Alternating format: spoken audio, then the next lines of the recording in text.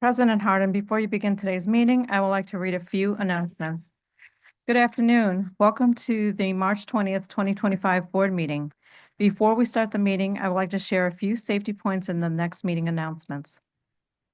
Please note that the primary exit and entrance to the boardroom is the door which you used to enter this afternoon. If you're leaving the room, please use this door. The restrooms are outside the boardroom doors to your left. During the meeting, we ask that you keep all aisles and exits clear. If you need any assistance during the meeting, please waive the attention of one of our security officers. Please mark your calendars for the next upcoming meeting. The next Agenda Review Committee meeting is scheduled for Wednesday, April 9th at 10:30 a.m.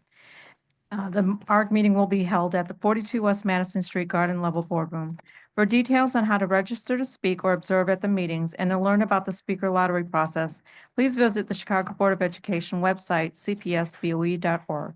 If you have any questions about the registration or public participation, please contact the board office for assistance.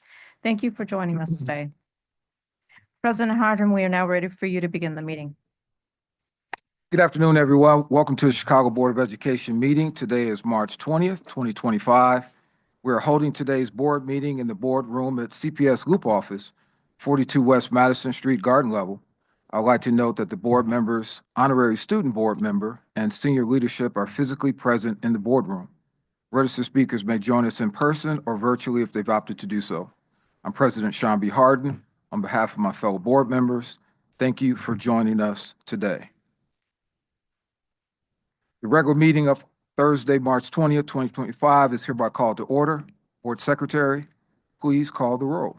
Thank you. Member Lozano? Present. Member Smith? Present. Member Lopez? Present. Member Thomas? Present. Member Boyle? Present. Member Wallace? Present. Member Custer? Present. Member Pope? Present. Member Rosenfeld? Present. Member Rivas? Present. Member Rio Sierra? Present. Member Brown? Present. Thank you. Member Bannon? Present. Vice President Bautista? Present. Member Gutierrez, who's joining us virtually via Zoom? Present. Member Biggs? Present. Member Thodakura? Present. Member Blaze? Present. Member Zakor? Present. Member DeBerry? Present. President Harden? Present. We have 21 members present. We do have a quorum.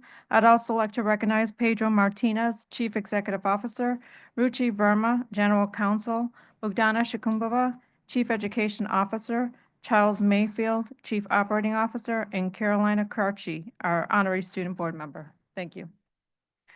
Before we move on, for the record, I would like to note that RS1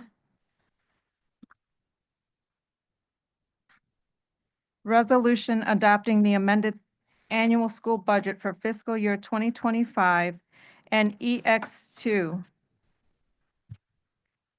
ratify the fourth renewal and amend the intergovernmental agreement with the City of Chicago for the Municipal Employees Annuity and Benefit Fund have both been withdrawn from the agenda. So before we begin, I'd like to state and first acknowledge our negotiations team this morning. They met and considerable progress has been made. We're very pleased about that. We're extremely close to settling the teachers union contract. So as a result, the budget amendment and related items have been withdrawn from today's agenda, and these items will be brought back to the board at a later date for consideration. We're very pleased with the progress, so steady the ship, and we hope to be able to come back very soon with that resolve.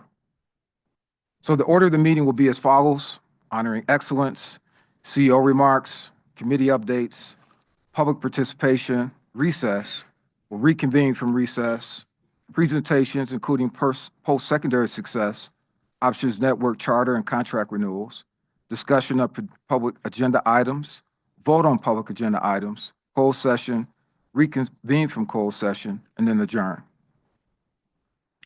Over the last year, we've been honored to have Carolina Karchi serve as our honorary student board member.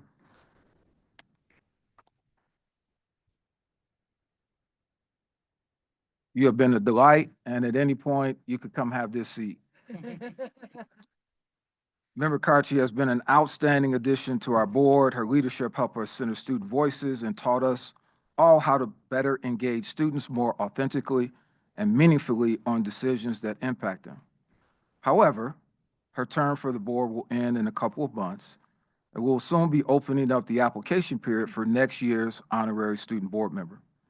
Carolina, can you please share the details of the application and share a little bit about your experience and what it's been like serving for us and how students who are interested may apply? Thank you, President Hardin. Good afternoon. The Chicago Board of Education is looking for its next student leader to serve in the role of the honorary student board member for the 2025 to 2026 school year. The selected student will represent the interests and perspectives of all Chicago public school students by attending monthly board meetings.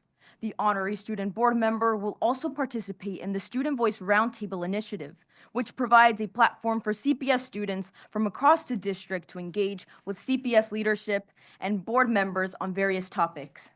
This student body representative will receive a $1,000 scholarship to be used to support enrollment in a 2- or 4-year college or university. To be eligible for this opportunity, you must be a rising junior or senior, current 10th and 11th graders, hold a 3.0 GPA or higher, and demonstrate proven leadership experience. The application period opens Monday, March 24 at 10 a.m. and closes Friday, April 25, 2025 at 5 p.m. Please visit cpsboe.org where you can review, complete, and submit the application. Good luck to you all. Thank you, President Hardin. You're very welcome. Thank you for serving. You've been a delight. Cito Chakobova, please proceed with honoring excellence.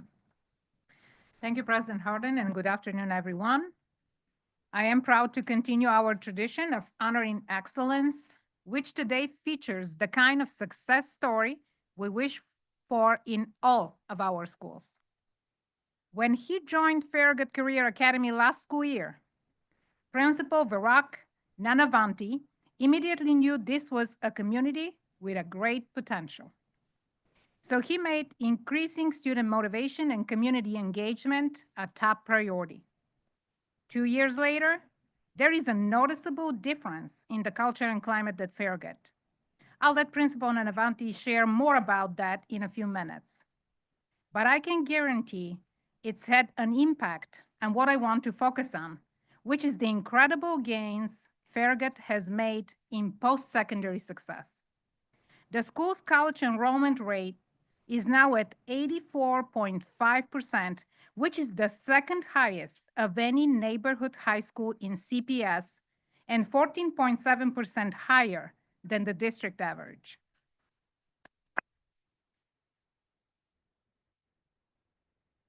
I have no doubt that the school's partnership with Hope Chicago has contributed greatly to this change.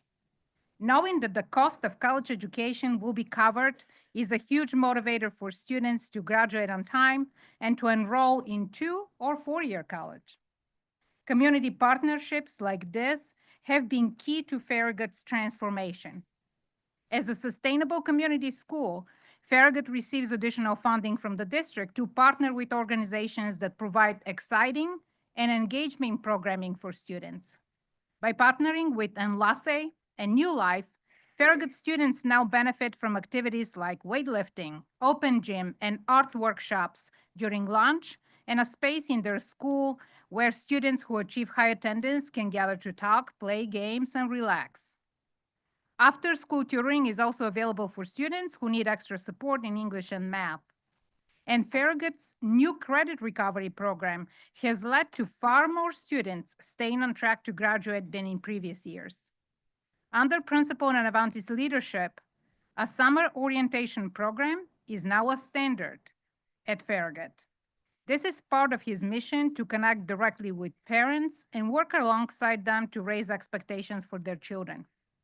We are proud to have Principal Nanavanti with us today, along also with his wife, Kirsten, who works as an SEL support specialist for CPS. I'm happy to highlight full family's dedication to our district. Also joining us are Assistant Principal Jeff Hereda and Farragut School Counselor Christine Argilon. And finally, we welcome Stephanie, who will be graduating from Farragut this year and who Principal Nanavanti says embodies all of the positive change that his school has achieved in the past 2 years. I'll now invite the team from Farragut to say a few words.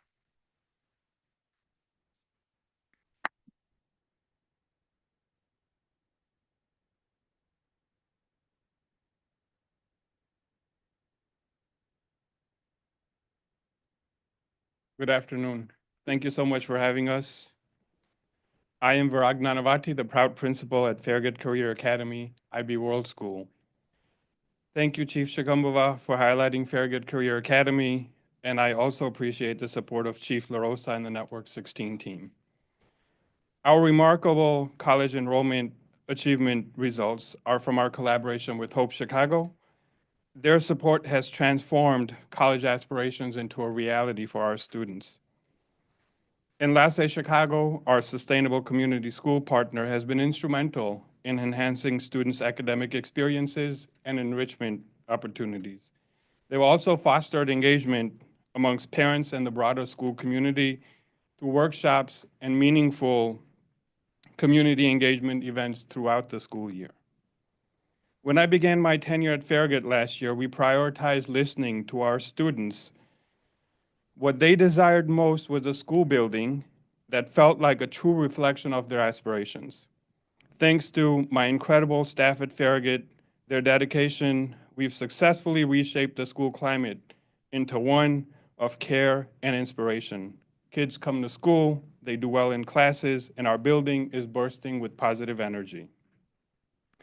This year, we changed our logo from an F to an A, proudly embracing the admirals. Along with this change, we redefined who we are as a school. The impact has been profound. A 22% increase in attendance, a 23% increase in our 9th grade on track, going from 66% to 89%, a 23% decrease in chronic absenteeism and chronic truancy, and a stunning 90% decrease in behavior infractions and suspensions. Thank you.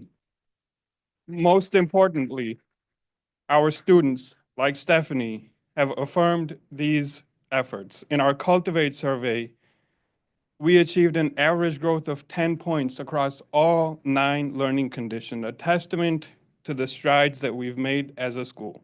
With that, I pass it along to Stephanie, one of our proud seniors.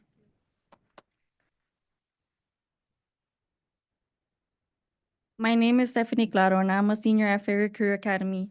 I struggled in my junior year when my mom learned about my grades, she asked me how was I going to get a job without a diploma. I realized no one was going to fix my problems. This year, things are different at Farragut. Security is making sure students get into classes, and there's events for us if we come to school every day. I use the student lounge to relax, doing puzzles or work on my credit recovery.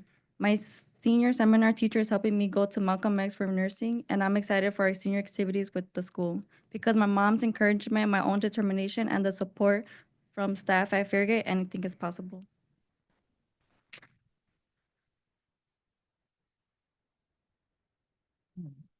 Good afternoon. My name is Kirsten Argelin, school counselor at Farragut Career Academy, where I've worked for the last 7 years and over 2 decades at Chicago Public Schools. Students like Stephanie are the inspiration for the changes Mr. Nanavati and our staff have made to improve our school climate.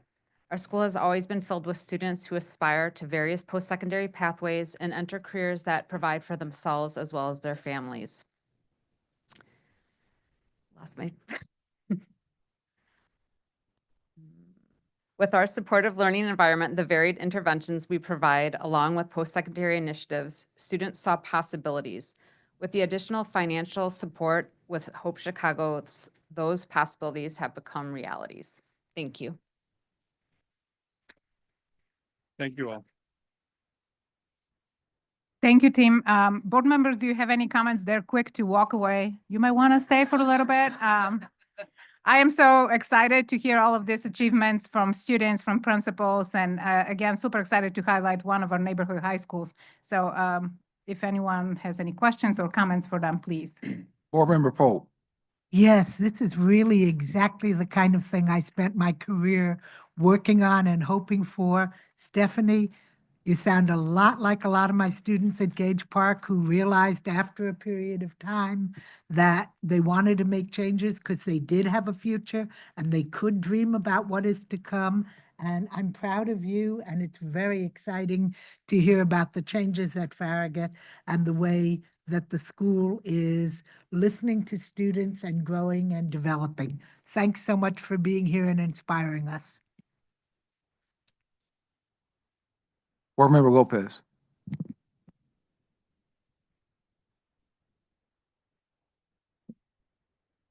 Okay, let's try this again. Thank you. Congratulations to the school.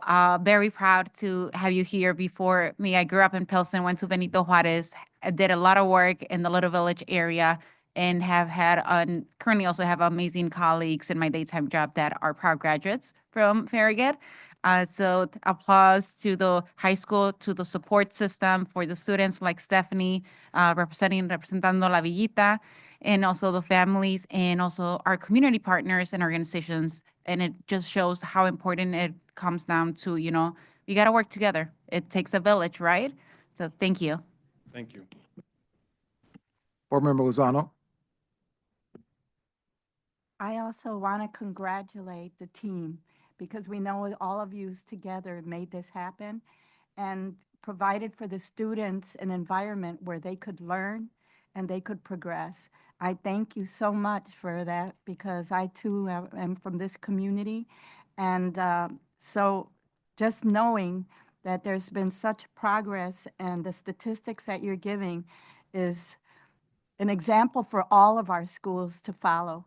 So this formula you're using of surrounding them with the resources and also the community organizations like Enlace and Hope and putting that all together really was the proper formula. I just want to congratulate you, and you know, you're really a testament of si se pudo. Thank you. Thank you. Board Member Gutierrez. I also want to commend the work that Farragut's been doing. In my daytime job, I work at Enlace Chicago, so principal is looked at as a big leader in our community and sits on our quality of life plan. So congratulations to everyone today. Thank you. Thank you again, Farragut team. Keep going, keep growing, go Admirals. Thank you.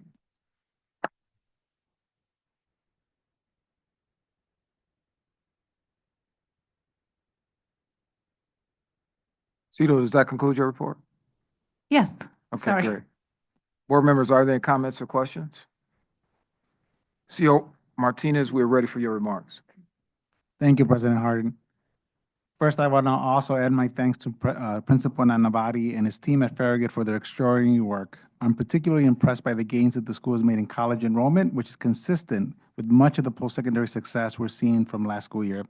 And just on a personal note, as a Juarez alumni, you know, when I first met Principal Nanavati, and in fact, we walked in the parade together last year, I didn't hide it, board members. I said, I am rooting for you. I know I'm going to get some looks. I had explained it to Juan Carlos, the principal of Juarez, but when I met the principal, I said, this is the energy. This is the leader that we've been waiting for. Board members, I remember when I heard that the Farragut team beat out Lane Tech in the baseball game, I thought, okay, something's going on at Farragut, you know? So again, congratulations, principal. Chief Yakumba will discuss also more of our trends around post-secondary a bit later in the meeting, but I want to highlight some of what we're projecting for 2025. After breaking district records in the last school year, CPS anticipates that the class of 2025 will be the largest group ever to earn early college and career credentials while still in high school. We are also on track to see a record of the number of students graduating with 15 or more college credit hours and with associate degrees already in hand. So again, just to remind everybody, these are students that are getting their associate degrees. They actually go to their college graduation before they go to their high school graduation.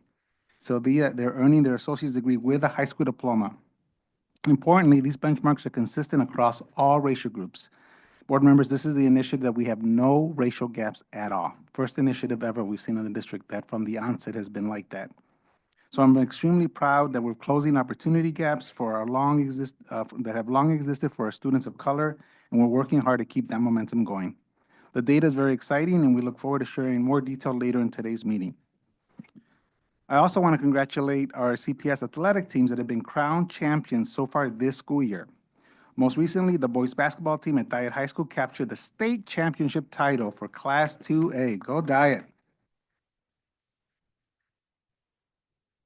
In Class 4A, the state title went to the girls basketball team at Kenwood Academy. This was a historic moment for the Broncos. It was the school's first ever state championship in girls basketball. Another historic moment came earlier this school year when the boys cross-country team from Walter Payton captured their own state championship, breaking the school's race time record in the process.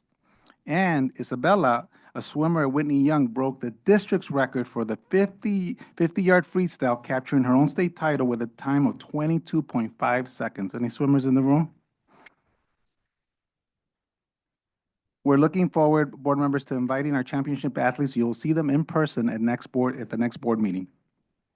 I'm also proud to recognize all of our as I'm proud of recognizing all of our state champion athletes, but I'm particularly proud of Isabella and the girls basketball team from Kenwood as we celebrate Women's History Month. I'm glad to see that schools around the district take advantage of this opportunity to uplift women and girls. Some of the schools have hosted hands-on events to help female students explore careers in STEM, where women continue to be underrepresented. Others hosted panels where students hear from successful women on everything from health to self-care to drive and resilience. And in classrooms around the district, students have been creating projects to highlight the contributions of female artists, athletes, activists, as well as those who have famously broken glass ceilings in various career fields. We want girls in CPS to feel inspired and empowered to achieve great things. Thankfully, they have tremendous role models in our schools to support them every step of the way. I want to thank all of the amazing, talented women at CPS, especially our in-school staff who make up the vast majority of our workforce. It is your hard work that keeps our district going every single day, and I am constantly impressed by your skill, dedication, patience, and empathy, and I feel grateful that my daughter has so many of these women as CPS role models. Moving on, spring break begins Monday, March 24th. Our staff and students have been working hard, and I'm sure they're looking for a little bit of time off. We want our students to have fun, but also to stay safe and engaged during their time away from school. Families can visit our website at cps.edu/spring break for a list of programs and activities that are available to CPS students during the break. They include our safe haven sites, and opportunities from the Chicago Public Library and the Chicago Park District. I encourage everyone to explore the spring break and the spring break webpage and to find options that best fit for your families. And I look forward to seeing all of our students back in class Wednesday, April 2nd, ready to finish the school year strong. So again, families, first school back is April 2nd. It's a Wednesday, so it's actually a 7-day spring break for our students. We also want to talk about something that's a concern that's rising across the country. We want our students to return to school as healthy as possible, which brings me to my next topic. We've seen in the news that cases of measles are on the rise around the country. Measles is an extremely contagious virus. If one person has it, up to 9 out of 10 people who have been around them will likely be infected if they're not protected. Fortunately, we have not seen any cases in Chicago, but we want to make sure that our CPS community remains healthy. The best protection against measles is the measles, mumps, rubella, and MMR vaccine, as it provides the lifelong protection from the measles virus. This is a required vaccine for CPS, and most people will have received it in childhood. But for those who have not, there are many ways to access this vaccine, including our district school-based and mobile health clinics, the Chicago Department of Public Health Immunization Centers, and local healthcare providers and pharmacies. The vaccine is free for anyone who is uninsured, underinsured, or receiving medical benefits through Medicare or Medicaid. For any family traveling internationally during the spring break, it is especially important to make sure you have protection against the measles virus before you travel. Visit cps.edu/vaccines or vaccines.gov for more information on accessing this potentially life-saving vaccine. Earlier this month, we also celebrated Social and Emotional Learning, or SEL Day, and the National School Social Work Week. These two things go hand in hand because providing emotional support to students is a big part of what our social workers do. From our students' early days in pre-K to the transition to and through high school, and our social workers strive to make sure that they have safe, welcoming learning environments where they feel valued and supported. School social workers touch all aspects of the student experience, from supporting students in crisis to shaping a positive school culture and climate, and to giving students as they make their plans for successful futures beyond CPS. I thank them for being such a trusted presence in our schools and for helping our students achieve a deep sense of belonging. At CPS, the emotional well-being of our children is always a priority. That is why we're proud to announce a new partnership with Hazel Health and United Healthcare to expand mental health services for our youth. Thanks to this collaboration, CPS high school students can now access high-quality counseling from licensed therapists at no cost. Again, I want to repeat that. Our CPS high school students can now access high-quality counseling from licensed therapists at no cost. All sessions are virtual, which means that students can access these services from the comfort of their homes. As we continue to roll out this program this spring, students will also have the option to engage in these sessions in a safe space at their school at a time when it will not interfere with their learning. As a public education system, our goal is to give our students the tools they need to be successful. We know that this commitment goes beyond pure academics. We need to empower our children by giving them the resources to navigate life's daily challenges and to help them build a strong mental health foundation.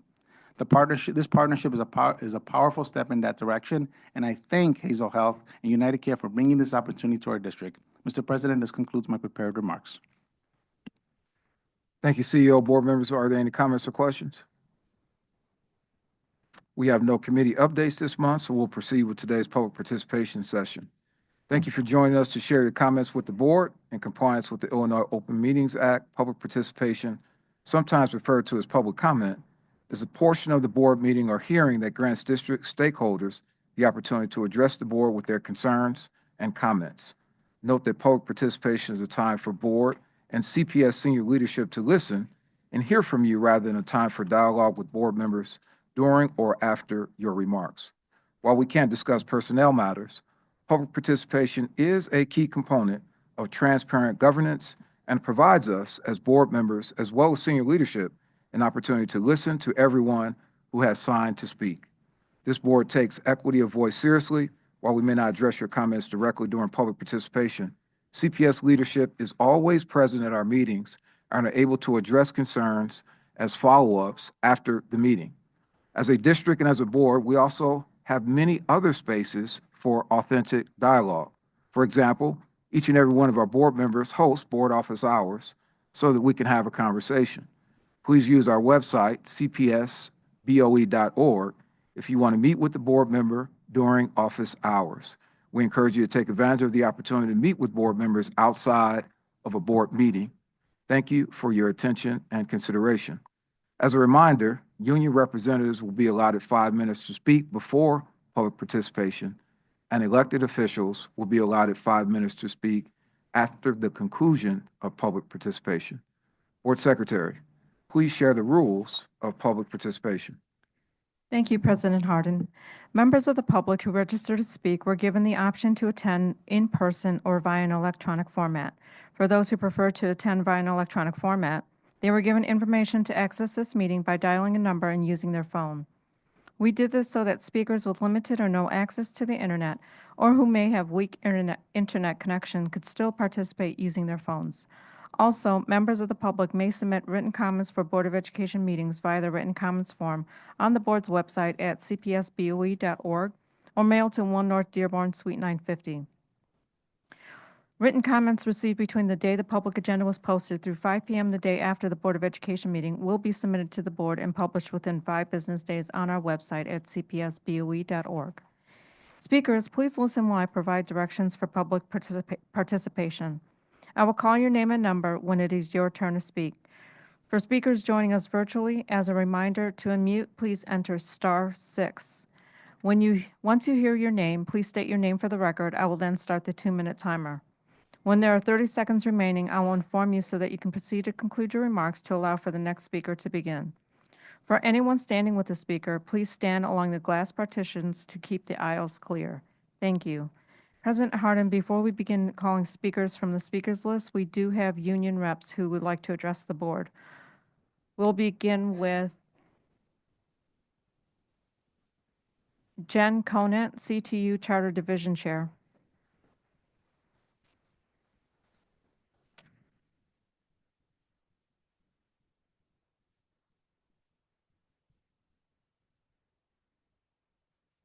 Good afternoon, members of the board. I'm Jen Conant, Chair of CTU's Charter Division and a charter school math teacher. I see that there are many charter educators and families signed up to talk about their schools today. The Acero moms you and they may have seen the last 5 months were also advocates for Acero during their renewals in the past. They were unfortunately betrayed by Acero and this renewal process when Acero announced they were closing 7 of our schools last October, despite a 3-year renewal by CPS the year before. Some of the educators and families here today may be scared that their charter will not be renewed because charter operators may have told them that they should be scared. To them, I want to share that this board has fought to keep schools open, including charter schools. This board stepped in to save 5 schools, protecting students and families. I also want to share that a delay in renewal votes on charters does not mean that this board will not vote to renew charters eventually. I actually believe that this board should pause renewals of charters, including alternative and contract schools, until this board creates new policies that improve accountability and protections for families in the contracts between the district and charter operators. Changing board policy to ensure that charter contracts provide more accountability to the district and to families is urgent. It cannot be delayed. Educators, families, this board, and this district cannot afford another Acero disaster. Our families deserve better. Here are some of the issues and questions that this board should tackle when it comes to district contracts with charter operators. Additional information and transparency. What additional information does CPS need in order to better foresee possible closures? Absorption procedures. What absorption procedures for students and staff should be outlined in contracts if a charter operator decides to walk away from the commitments they made to CPS and our students by closing a school? CPS shouldn't have to reinvent the wheel every time an operator closes a school.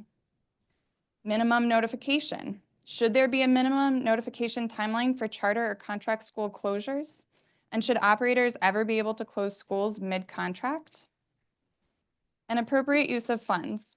How can this board ensure that public school tax dollars intended for education are not spent on campaigns against educators who choose to form a union, and that money is going into the classroom and not into management fees? I also want to speak to you today about the options alternative schools up for renewal. Concerns have been raised, including by the press and CPS, noting that schools who are killed or injured by gun violence have disproportionately been at non-district run alternative school chains such as YCCS. CPS has been investigating whether investment in district programs for at-risk students might lower the chances of them being involved in a violent encounter. What does this board know at this point about the effectiveness of these programs? Counseling students out of CPS neighborhood schools into alternative charter schools may not be what's best for these students. Unsurprisingly, those schools are not all the same, and some of them do a much better job of meeting the educational, safety, and support needs of students than others. YCCS is up for renewal this year and is a charter holder that farms out management of most of its schools to charter management organizations. This structure means that CPS sends money to YCCS for its schools, which takes a chunk of that money, then sends it to the charter management organization, which takes a chunk of that money, and then it finally goes to the school. This structure means that fewer dollars make it into classrooms than in the district or in charter schools that are directly managed by the charter holder. Beyond that, I want to flag that YCCS has failed to land a contract with us, with CTU, at YCLA. Our contract there expired in 2022. We negotiated an interim agreement on compensation for school years 22-23 and 24-25. But negotiations on the larger contract have been on hold for months as YCCS has not felt urgency to land an agreement. We also want to flag that while YCCS is supposed to be responsible for providing special education staffing and services at all of its schools, Latino youth has barely received any You have 30 services seconds at all. remaining. I have more concerns, but don't have time for them now. I also want to flag concerns about the Excel Academy and Camelot Network. These campuses are run as subsidiaries of a national for-profit, private equity-owned education corporation, which owns multiple for-profit companies. And an investigation by the state of Connecticut found that the network serving students with disabilities had grossly underserved students with disabilities and violated state and federal education, special education laws. Both the Excel Camelot schools considered for renewal today, the Excel South Shore and Southwest, were cited in their last renewal as having failed standards for special education students here in Chicago. Please conclude your remarks. Given all of this, I strongly encourage the board to delay any renewals until the board passes new policy on charter school contracts with the district to ensure that we never have another Acero-like school closure again. Thank you. Thank you for your comments. Our next union rep is Kia Banks, CPAA Chief of Staff.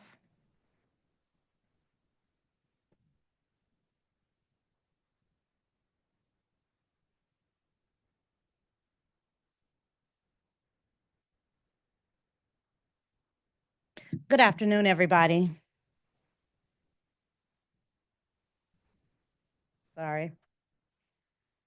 So we opened our meeting today talking about all of the accolades and the accomplishments of this district and our students that educators and school leaders have made possible. And while those things are awesome and we should celebrate those things, what's important for us to ask you all today is that we come to you today understanding that there are still some very important work and some very important discussions that have to be made.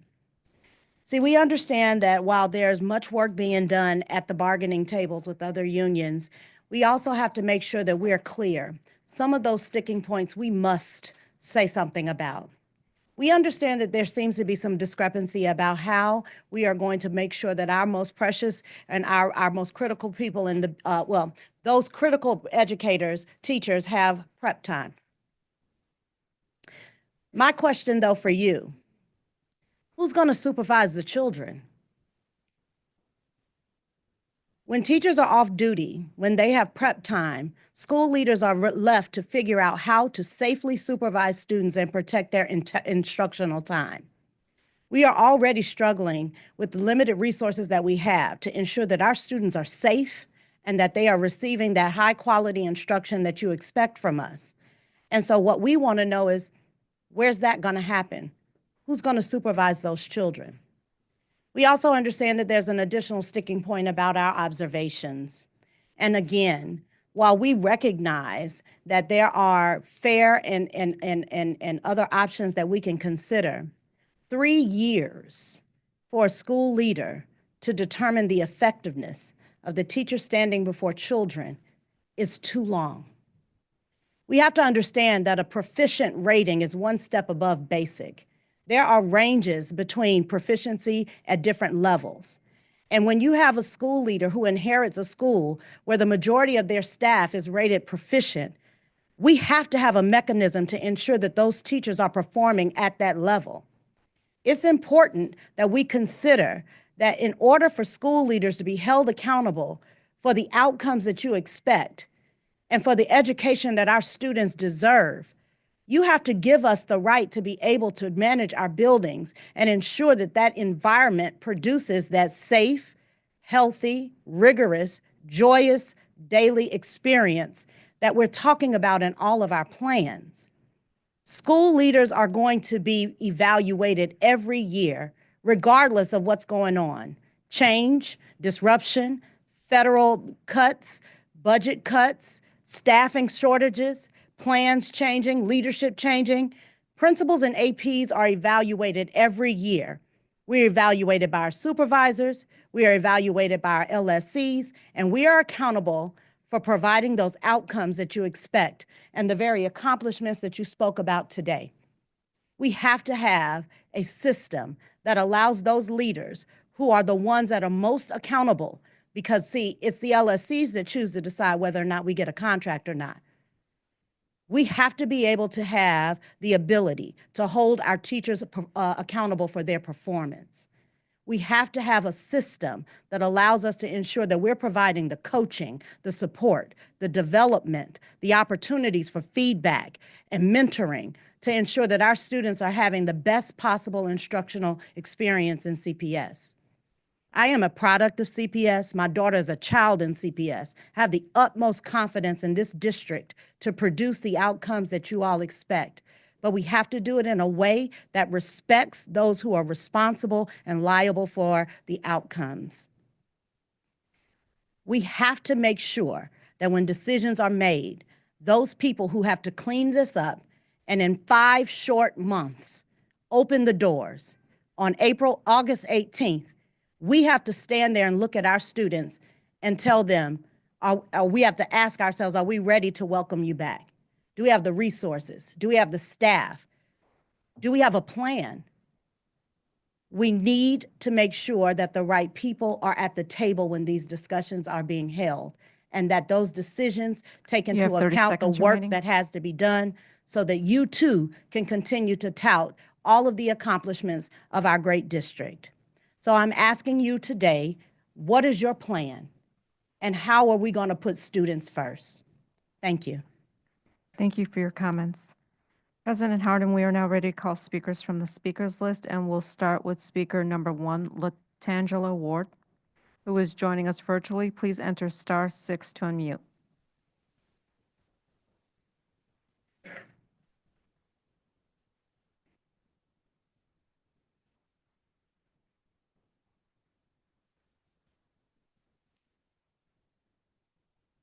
Latangela Ward, speaker number 1, please enter *6 to unmute.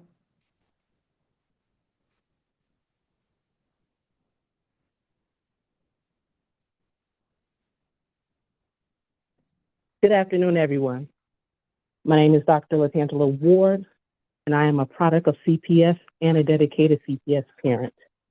Today, I urge you to reconsider supervision structure of Chicago Public School principals by repurposing the role of network chiefs. The responsibility of network chiefs, such as developing professional development plans, CIWP support, and fostering community engagement, are essential that can be handled by school-based personnel like an internal leadership team.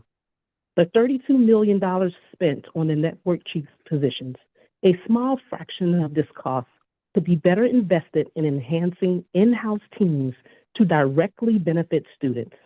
I propose that we revert to a more foundational governance structure, empowering the Chicago Board of Ed, the CEO, LSCs, and ILTs with supporting and holding principals accountable. I also recommend increasing the number of LSC voting members by adding 2 more teaching members to the team. By doing so, we can ensure a richer, more diverse representation of educators' voice in decision-making. The decentralization would not only enhance accountability, but would also infuse our schools with fresh ideas and perspectives, revolutionizing the way they operate. Let us invest wisely in our future by reallocating a fraction of these funds back into the schools. Not only will this save You a have 30 significant seconds amount of remaining. money, this will shift the foster a nurturing environment of our schools. I sincerely urge the Board of Education to embrace this transformative change. Together, we can secure a brighter future for our students and ensure our schools are a supportive place where all stakeholders can thrive. Thank you for your time and consideration. Thank you for your comments. Our next group of speakers are from Inter-American Magnet School. Anna Retamo, speaker number 2, joining us virtually. Lindsay Wood, speaker number 7, joining us virtually. And Jennifer Torres, speaker number 13, joining us virtually. Anna Retamo, please enter *6. Thank you. Please proceed. Hello, my name is Anna Retamal, and I come before you as an Inter-American alumni, former teacher, and parent to beg for your immediate action in addressing the issues of safety and community engagement at the school. As a student at Inter-American, I learned not only academics, but also about activism and advocacy. We were taught to speak up for those who cannot, to stand up when we see injustice, and to fight for what is right. Today, we are asking you to listen, to act, and to step up to protect our children. Under Principal Sayas, parents are terrified to speak up, fearing retaliation, being banned from the school, or even facing legal action. Teacher and staff morale is low, and it should come as no surprise that students also feel unsafe and unheard. Principal Sayas has steamrolled decisions about the school's budget, staffing, and class sizes. He has shown little regard for the input of the school community or even LSC protocols. Parents have been coming before this board for over 6 months, asking for help, begging for change. We are not going away. We will continue to speak up. Members of the board, you were elected to hold the system accountable. Mr. Martinez, you were entrusted with the responsibility of ensuring that our schools are safe, equitable, and supportive for all students. We ask you to honor those responsibilities and hold Principal Sayas accountable for failing to follow your own established protocols, policies, and procedures. The time for action is now. We need you to listen. You have 30 you seconds to remaining. intervene. And we need you to take the steps necessary to correct the injustices at Inter-American. Our children deserve better, and it is your duty to ensure that they get it. Thank you. Thank you for your comments. Our next speaker is Lindsay Wood, speaker number 7. Please enter *6 to unmute.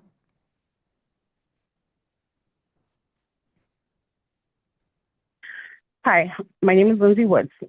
I never imagined I'd be speaking at a Chicago Public School Board of Education meeting to help spread the idea that parents are real constituents of their children's educational experience, that we have rights as parents to be informed, engaged, and supported within the school community to ensure that our children's experiences are positive, safe, and that we take an active role in the community.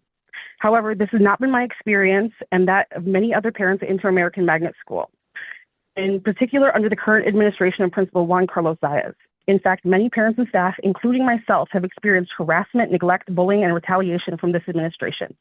In fact, much of this problem could have been avoided by seeing us as partners and sharing all aspects of our children's educational experience, including any concerns regarding behavior, bullying, social emotional support, academic needs up front. This would include responding to emails of all parents with concerns or questions, informing the school community about breaches of security, transparency about changes to school-wide curriculum, and so much more. Instead, parents have been stripped of their parental rights in education. Principal Zayas has neglected to communicate with parents far too often on important matters that have resulted in neglecting the rights of children and the policies in place to protect our children from such acts. As a matter of fact, on March 5th, a second incident occurred where someone tried to enter the school building. It is March 20th, and Principal Zayas has yet to communicate with parents about the safety of our children in the school community. Like myself, many parents have signed up in ways that would support the school community by volunteering, joining school committees, lunch and recess support, kiss and go, etc. However, parents who have been viewed as outspoken or voicing concerns have been intentionally removed from these opportunities, resulting in a shortage of staff and supervision during recess and lunch, and not only putting our children in danger, but neglecting to keep our schools safe. Let me take you back to the beginning of the school year. The LSC voted and pressed charges last October 2024, which resulted in an initial investigation against Principal Juan Carlos Zayas at Inter-American Magnet School. Since then, the Board of Education of the City of Chicago Law Department shared the following. The initial review has resulted in a formal investigation into mismanagement by Principal Zayas. We are working to bring this matter to a conclusion as quickly as possible, but also in a manner that ensures a thorough investigation. The investigators are diligently working to reach a fair and comprehensive conclusion.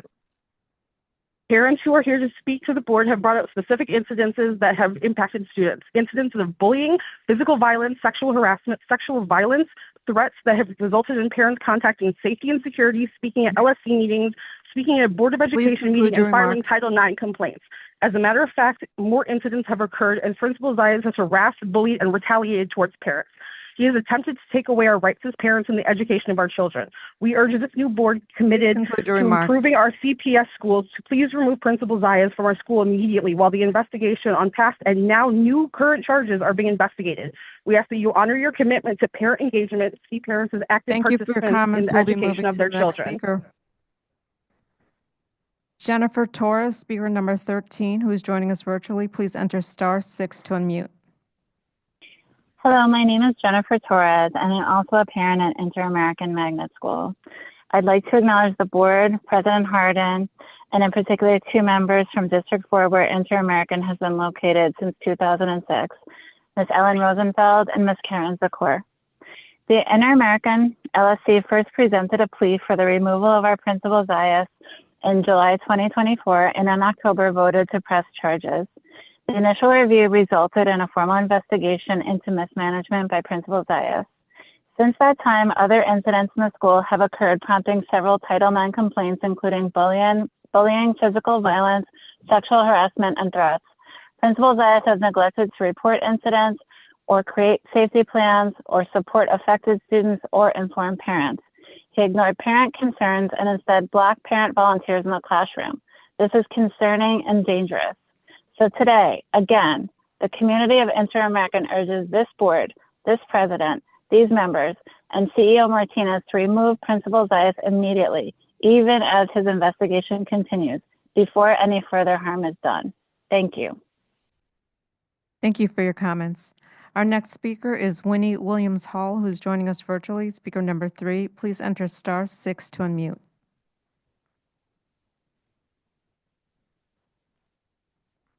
Good afternoon. My name is Dr. Winnie Williams Hall, and I'm here today as a CPS teacher, advocate, and community supporter. I have been employed with CPS for more than 2 decades. I currently teach at Nicholson STEM Academy, and I am deeply invested in the success of our students.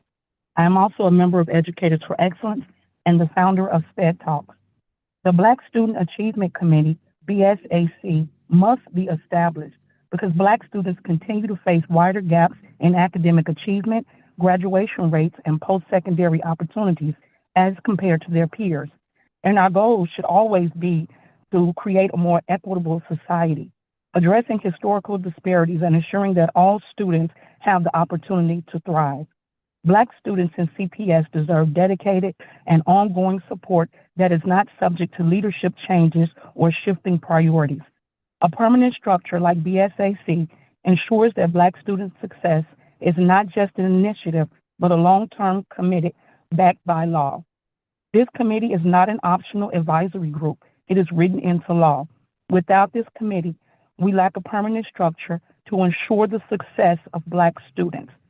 This should always be a priority, no matter who sits in leadership.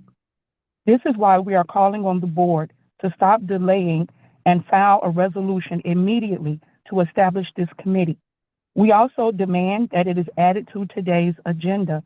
Our Black students deserve 30 seconds more than remaining. promises. They deserve our action. Thank you for your time. Thank you for your comments.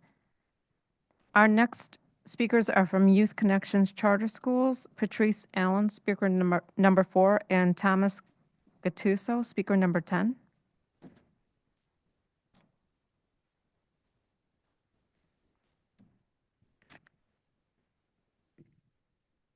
Good afternoon, CPS board members, colleagues, and community members. First of all, I'd like to give thanks to God for allowing me to be here before you guys. I come before you as one of the staff members of Youth Connection Charter Schools. I work at Progressive Leadership Academy located in the Woodlawn community as a college and career coach and as a mentor. I've been with Youth Connection Charter Schools for just about 8 years. As a whole, Youth Connection Charter Schools focus strongly on communities, youth, and partnerships in a holistic way. This approach acknowledges the deep interconnections between social, economics, environmental, and cultural aspects, ensuring that our students are not only resilient, but also thriving. We prioritize community-led initiatives and collaborations, and we create an environment that empowers our students as well as our families. Additionally, social emotional learning remains a You have 30 seconds remaining. Social emotional learning remains a cornerstone of our mission, recognizing that diverse backgrounds of our families we serve is in great need of those things. Through constant staff training, we equip our students with critical life skills, self-awareness, and self-control, and an exceptional ability to build positive relationships. We ensure they are successful in school, work, and beyond. We also edify life skills. Please conclude your remarks. Our commitment to these values is what makes us strong and successful. With your contribution, support, and continued renewal, we look forward to evolving and expanding our impact into the 21st century and beyond. Thank you. Thank you for your comments. Our next speaker is Thomas Gattuso, speaker number 10. Good afternoon, CEO Martinez, ladies and gentlemen of the school board, and other members of the CPS family. My name is Dr. Thomas Gattuso. For the last 21 years, I've been the proud principal of Sullivan House High School on the great south side of Chicago, and more importantly, a proud member of Youth Connection Charter School. I'm here to support the renewal of Youth Connection. It is a unique and successful charter, one of the most unique in the country. Our middle name is Connections. In order to succeed with students, you have to have those connections. Many of you are parents, many of you are educators, so you know the importance of connection, whether it be with a student or with your children. Those connections happen every day throughout our 17 campuses, happens every day since 1997. What makes us unique specifically is that we take students 16 to 21 who have been disengaged, discouraged, disconnected, disinterested, or just disappeared from school completely. We give them a chance to come back to school looking for a second chance, a better chance to attend a specialty charter like Youth Connection Charter School. We are successful not just with me saying so and not You have just 30 seconds because remaining. we have graduates, but on every CPS matrix possible since I've been here, starting with TABE scores, then SQRP, and then the option schools metric. Youth Connection has always performed at the highest level. I'm imploring you to renew our charter, to give us more money for our diverse learners as we are woefully underfunded, and because we take students in at different times of the year. We take students in whose IEPs are not current even when they're in our school because they weren't current when they came to our school. I'd like to thank the school board for your time and attention and your work towards our students. Thank you. Thank you for your comments. Our next speaker is Catherine Zamaron, speaker number 5.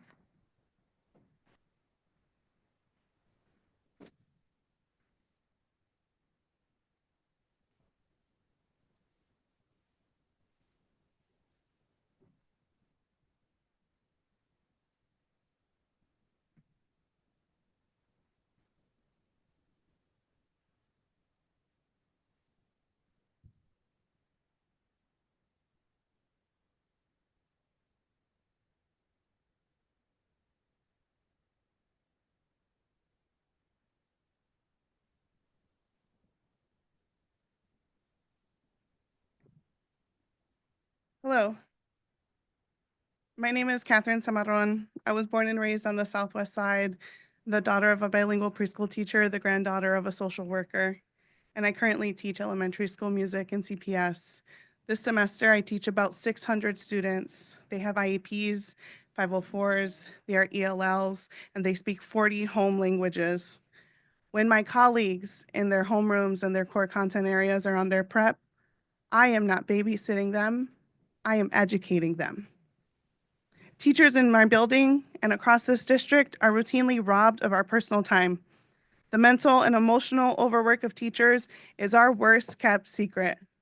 My partner knows it, my therapist knows it, TikTok knows it. This board knows it, and so does everyone at CPS.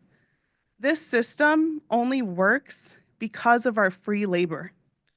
That's why we came into this contract proposing an additional 30 minutes of prep time, time that was taken from us by CPS and the Board of Education when these institutions bent to the whim of Rahm Emanuel. We know how to compromise though, and that's why we're counter-proposing 20 minutes, because we know what negotiation means. So I'm just a tired teacher who worked a full day today, who's a little sick, and comes through anyways. And I am asking you, Board of Education, You have 30 seconds elected remaining. and appointed, to talk to your CPS team, to tell them how to negotiate and how to compromise. Meet us in the middle. We are out here every day working, helping kids tie their shoes and blow their noses and let them tell us about their bad dreams when they have them and how much they miss their mom and why they're hungry because they didn't eat the school lunch. We're doing that work, and then we come here to do this work afterwards. And we go to negotiate, and we figured out how to compromise. And we need you to tell your team how to compromise. Thank Please you. conclude. Thank you for your comments.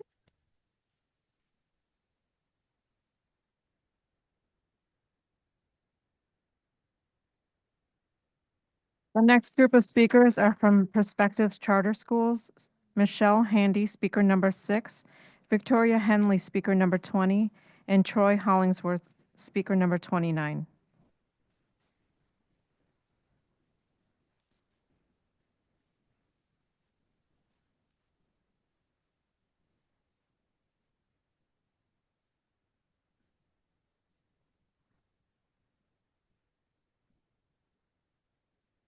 BTU. BTU. BTU. As the next speaker approaches the podium, I do want to note for the record that speaker 29, Troy Hollingsworth, is not here.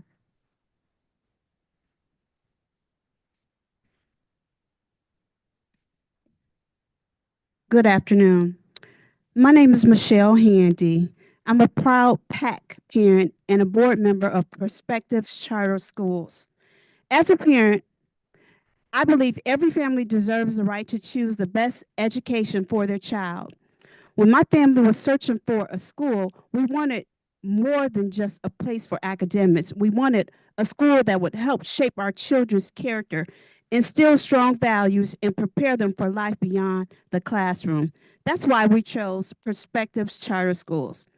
My twin daughters have been attending Perspectives since the 7th grade and now are high school seniors. They have been on the honor roll every year, and which I believe is a testament to Perspectives' student academic and character building foundation. As a parent, I've been involved in my daughter's education and the school community. I see the impact of the school's values and the dedication of the teachers and staff.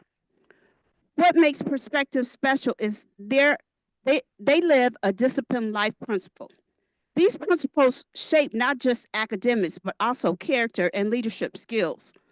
One principle that resonates with me is love who you are. It teaches confidence, self-respect, and the power of embracing one's uniqueness. I've watched my daughters grow in these areas. For years, 30 seconds Perspectives remaining. has given families like mine the opportunity to access high-quality education that meets our children's needs. School choice is about ensuring that every child, regardless of their zip code, has access to the best learning environment possible. For my children, the environment is Perspectives. They are thriving academically, growing in confidence, and learning valuable life skills that will serve them well into adulthood. This school has been a place of growth, excellence, and support for my daughters and so many other students. Please conclude your remarks. To continue providing this opportunity for students, Perspectives needs a 7 to 10-year renewal. A short renewal period creates uncertainty for families and teachers, making it harder for the school to plan for the future. By granting a long renewal, we can ensure Please that conclude your Perspective remarks. remains a stable, high-quality option for families for years to come. Thank you. Thank you for your comments. Our next speaker, Victoria Henley, speaker 20.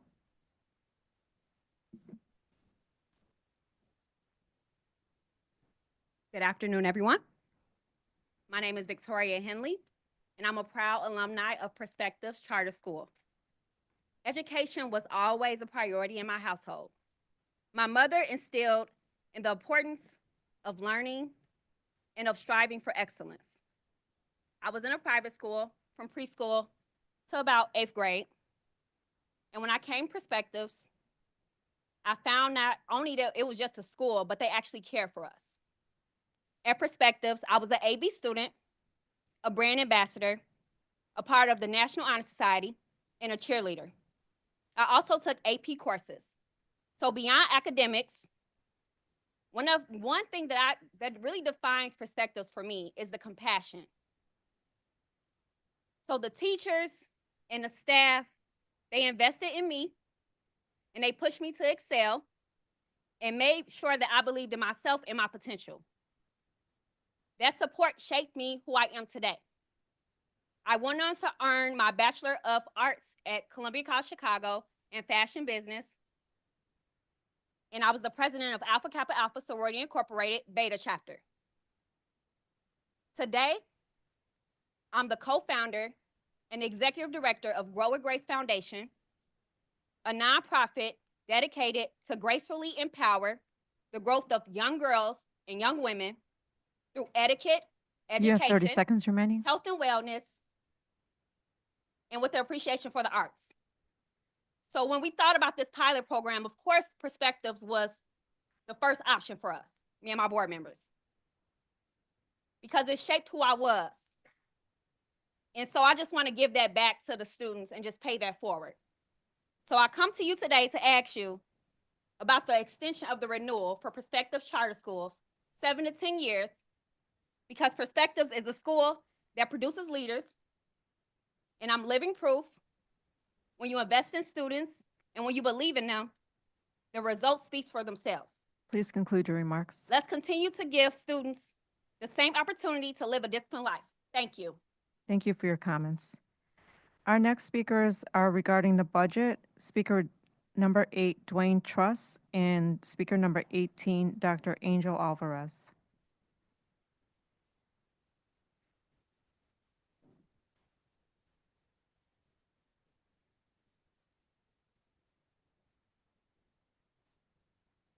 Right here, you want to stand here, you want to stand right here?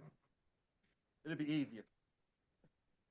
Okay, good evening, President Harden, board members and CEO Martinez and staff. My name is Dwayne Truss. I'm a former member of Chicago Board of Education. I applaud you all here for your service to our children and the families. But that being that, do not balance the city of Chicago's budget on the backs of our students and families.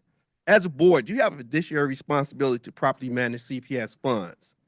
Do not borrow money or refinance any debt in which my grandchildren and great-great-grandchildren, I got plenty of grandchildren, will have to pay for.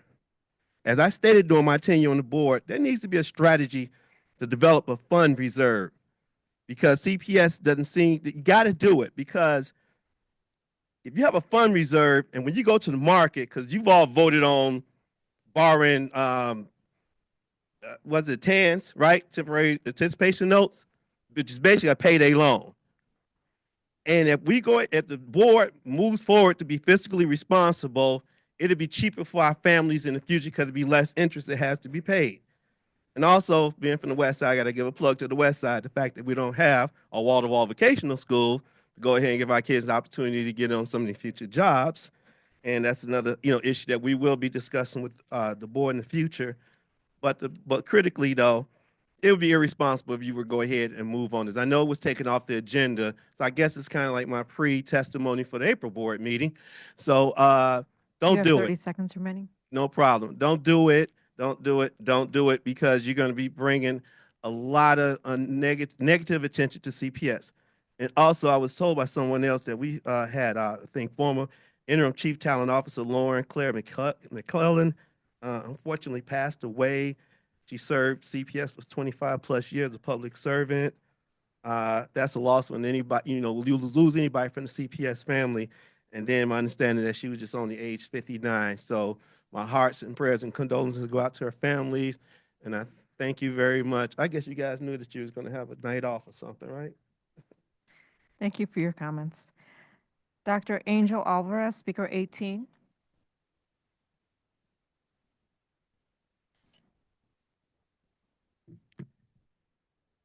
Thank you, CPS Board. It's my first time getting to address you, but hopefully it won't be the last. You will get to know me.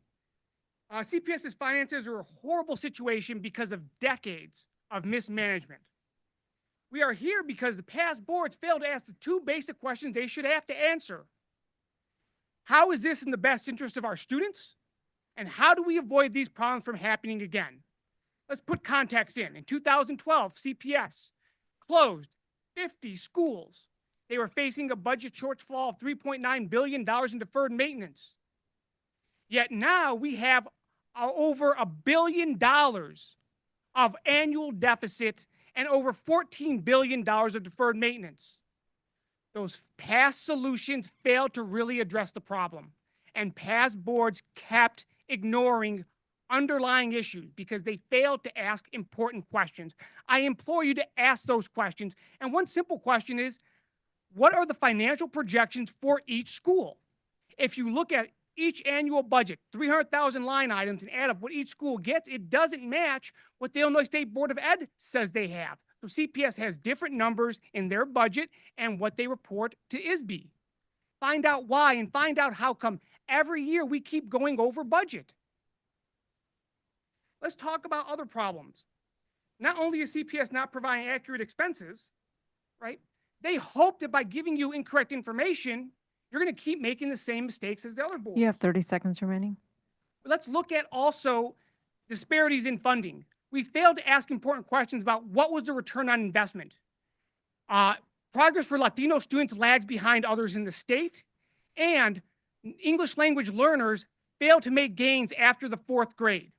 Essentially, the longer they're in the system, the more they fall behind. I implore you, I will send you all a report. You will get to know me, I assure you. Please do better than the past board, ask hard questions, and do right by our students. Thank you so much for your service. Thank you for your comments. Our next speaker is Janet Fernandez, speaker number 9, who is joining us virtually. Please enter *6 to unmute.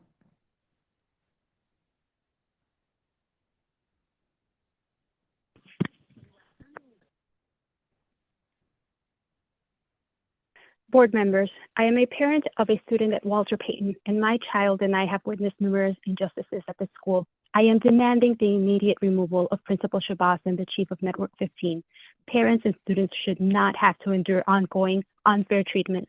I firmly believe these persistent issues stem from a lack of strong leadership and inadequate parent support. Many parents, students, and faculty members want to speak up but remain silent out of fear of retaliation from this administration. This is unacceptable. The fact that students and community members are using the Instagram account Payton.voices to express their concerns speaks volumes about the urgent need for change. Additionally, I believe that the principal discretion process at Payton must be investigated. There must be a greater accountability and transparency in how decisions are made regarding admissions and student support. I call for proper allocation of funding across the district to ensure students receive the high quality education they deserve. At Payton, thousands of dollars were spent at the start of the school year on unnecessary expenses such as balloons, decorations, and DJs. During the December LSC meeting, we were told that back to school funding could only be used for balloons, decorations, DJs, inflatables, and bouncy houses. Meanwhile, students are left fundraising for basic supplies and amounting in as little as $30 to $50 for extracurricular activities. Why is funding not being directed toward student needs? This misuse of resources must stop. Payton's high-achieving students deserve adequate academic support rather than wasteful spending on non-essential items. Finally, during this month's LSC meeting, I requested the removal of Principal Shabazz and stated that the chief of Network 15 should also be removed.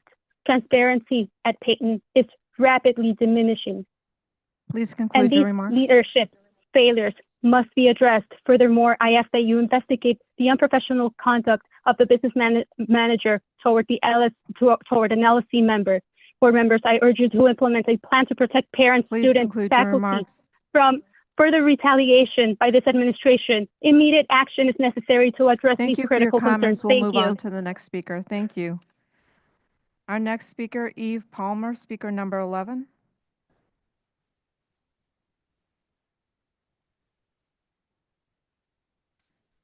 Good afternoon, everyone. My name is Eva Palmer, and I'm a parent and grandparent of 2 students at Elaine Locke Charter School. Can you speak into the microphone or speak?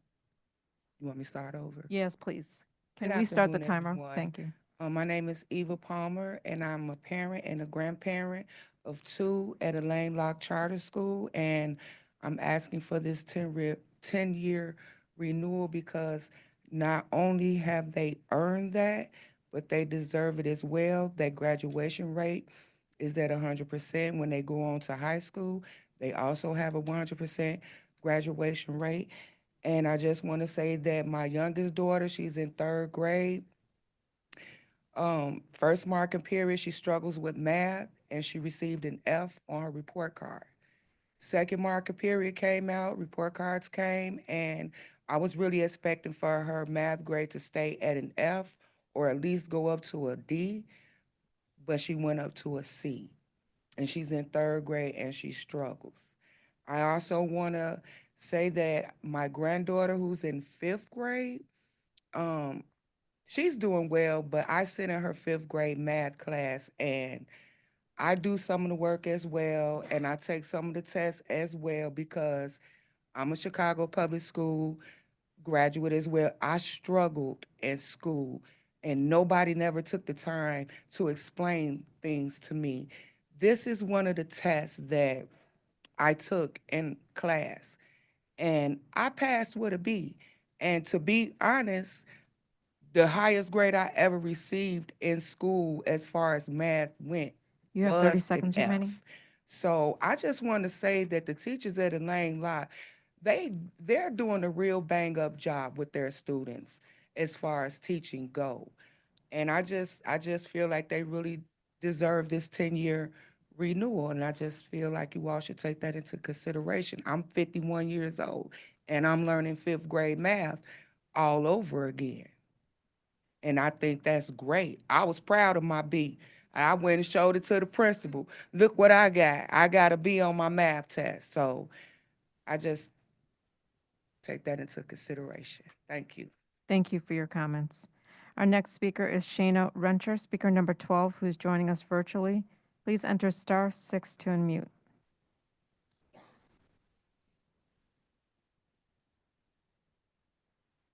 Good afternoon. My name is Shauna Renter. I'm a former CPS teacher of 16 years with diverse learners and a former CPS graduate. I'm a current teacher at Mentor Academy, Chicago South. Who I am as a teacher is making a difference in students, one student at a time. I'm deeply invested in the success of our students. I'm also a member and a teacher leader with Educators for Excellence. The establishment of the Black Student Achievement Committee is crucial to ensuring that our schools remain strong and supportive for all students, especially Black students. We must create programs and policies that protect funding, staff, and educational resources aimed at enhancing Black student achievement. Without this committee, I fear that many students will be left behind and opportunities for higher education and scholarships will be limited.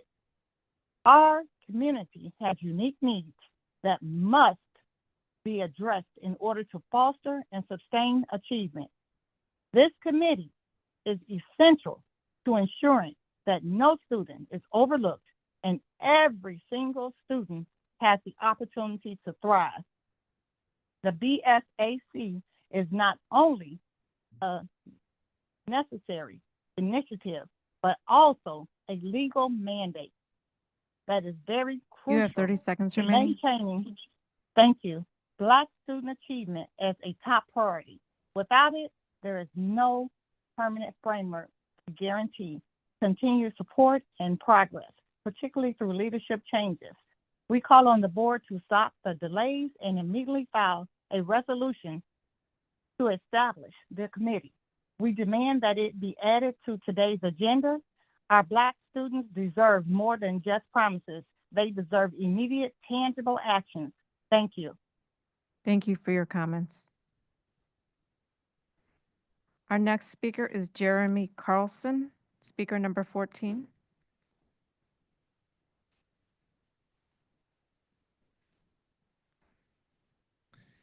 Good afternoon. My name's Jeremy Carlson, and I am a CPS parent. I have a kid at Kilmer Elementary School in Rogers Park, and my kids are watching on YouTube, so hi, Luke and Grace. I am coming before you guys here today because Kilmer is a great school, and it really needs a new playground. And so I just wanted to talk to you guys about Kilmer and about the playground and the situation, and ask for your help, and then also to voice frustration that we've had with the facilities department trying to work on this. This all came together just in a couple of days. Somebody mentioned it at the LSC meeting on Tuesday, and I feel like I won the lottery to get up here. I had a hard time kind of condensing my notes, but there should be a handout that you guys can look at. There's some pictures. Please take a look at it. A couple of things about Kilmer. It is the largest K-8 public school in Rogers Park. It has 810 students. 78.9% of those students are economically disadvantaged. 84% of our students are minority students. 25% of our students all have IEPs. 56% of our students are English language learners. We have a large number of new arrivals and refugees, really vulnerable kids, really vulnerable families. The school's opportunity index score, which I don't know what that is, but you guys probably do, is 39. The Chicago hardship score is 2, which is the 27th percentile. You have 30 seconds remaining. Thank you. Yeah, our playground, it's not ADA compliant. It floods regularly. There's sewage that the kids are playing in, sewage water. And we've been trying to work together. We've put in FOIA requests. We've got an architect work with us with Friends of Kilmer, and our FOIA request for basic plans, the basic layout of the school was denied, but we were told that they would work with us. Facilities finally, after 4 months, got our principal a copy of the plat, which was from 1958. And so we're trying to work on this, but we really need some help. So that's why I'm coming before you guys here today. So thank you for your time. Thank you for your comments. Our next speaker is Miguel Guevara, speaker number 15.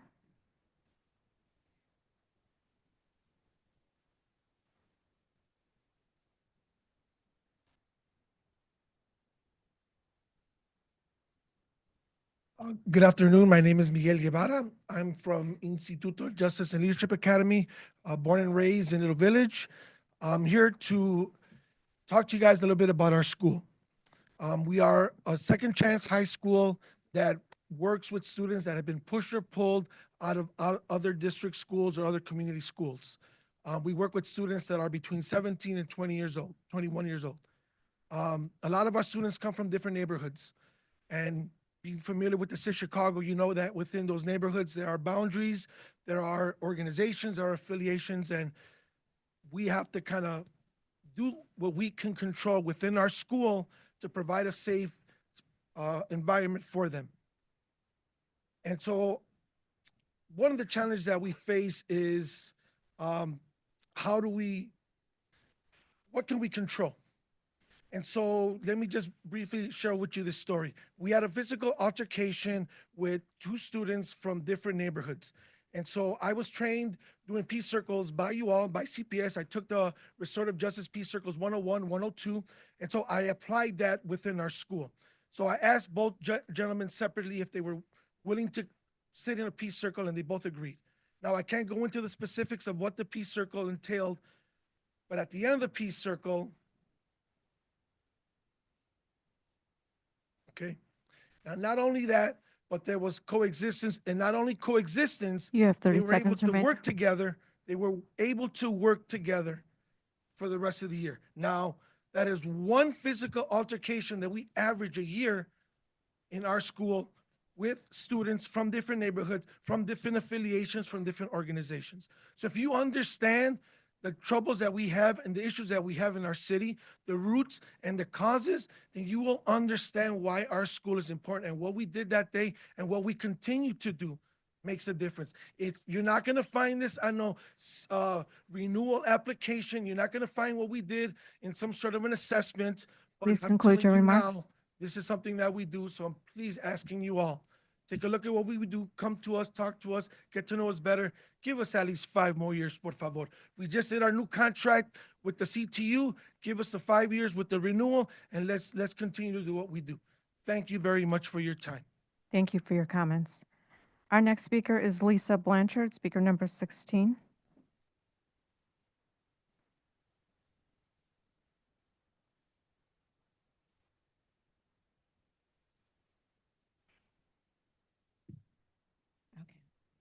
Good evening, everyone.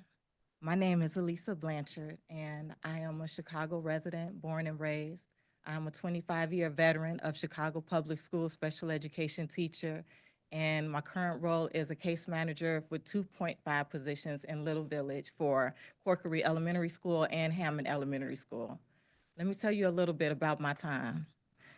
Right now, I'm on a full-time workload on a part-time schedule for 2 schools. And it's hard. It's really, really, really hard because we need full-time case managers in these buildings. We have our team day. I have one of my schools with 3 cluster classrooms, and those are our most significant populations that need the most support on a part-time schedule. I have 40% of my Mondays taken by holidays and school improvement PD days that I'm not there on a half-time schedule. Not on a full-time, 40% gone on a half-time. My Principal Gonzalez, she facilitates some of my meetings because I'm not there enough to facilitate the meetings for the students, for the kids, for the services. And she's a principal. She has whole principal duties and responsibilities, and she's supporting and facilitating meetings. We have 92 kids right now on our caseload. 12 coming down the pipeline in the last 50 days of school. I don't know how we're gonna get this You done. have 30 seconds remaining. We need more help with our migrant population. Our kids, we're trying to decide whether or not it's language acquisition or either a true specific learning disability. And we're being forced with, they need instruction in Spanish. We're being told, you can't provide that because we can't obligate the district to services that we can't provide, but then we can't violate their rights by not providing it, but then we still have to write the IEPs and the services to what they need and not to what we can provide.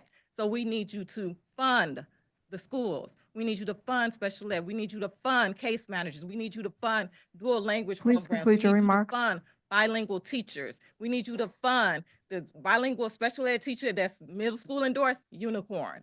Fund it. And I'm a veteran teacher. Pay me. I paid 25 years into my pension. Pay me. I shouldn't have to Please wonder where conclude it's your coming from. remarks. Thank you. Thank you for your comments. Our next speaker is Mark Kaplan, speaker number 17.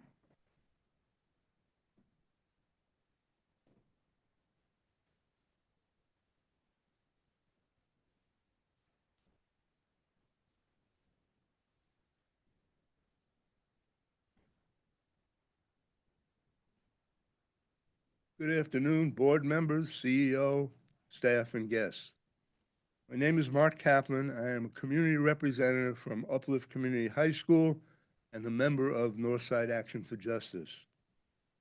I love Chicago public schools and I love public education. Both of my children are products of CPS, and my son has been a teacher for 26 years. My granddaughter just graduated from CPS last year, and my grandson is a junior in high school.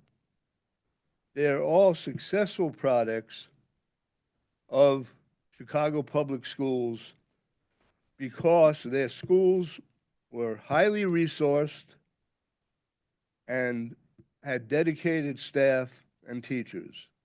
We're calling on you, the board, to do everything in your power to transform this district so that every child has the opportunity to attend schools that my children and grandchildren are able to attend.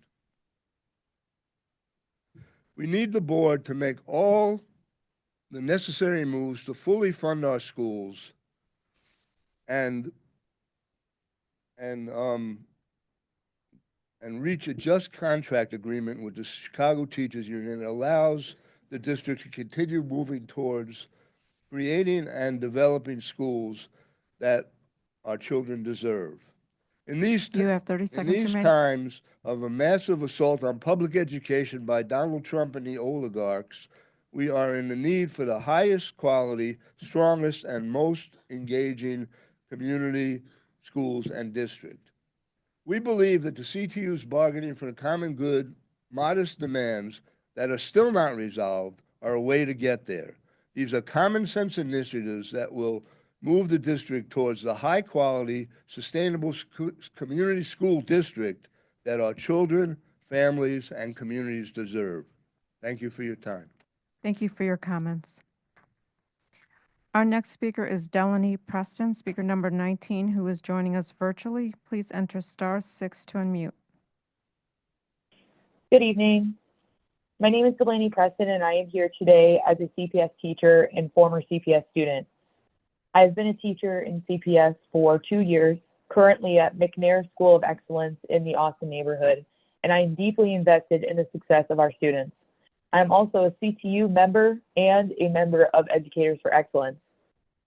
The Black Student Achievement Committee must be created because the current federal administration is working to dismantle DEI initiatives that safeguard the rights of people of color, those with diverse abilities, and individuals of all genders, both in the workplace and beyond. This poses a direct threat to our most marginalized students, leaving them vulnerable to the harmful impacts of these changes.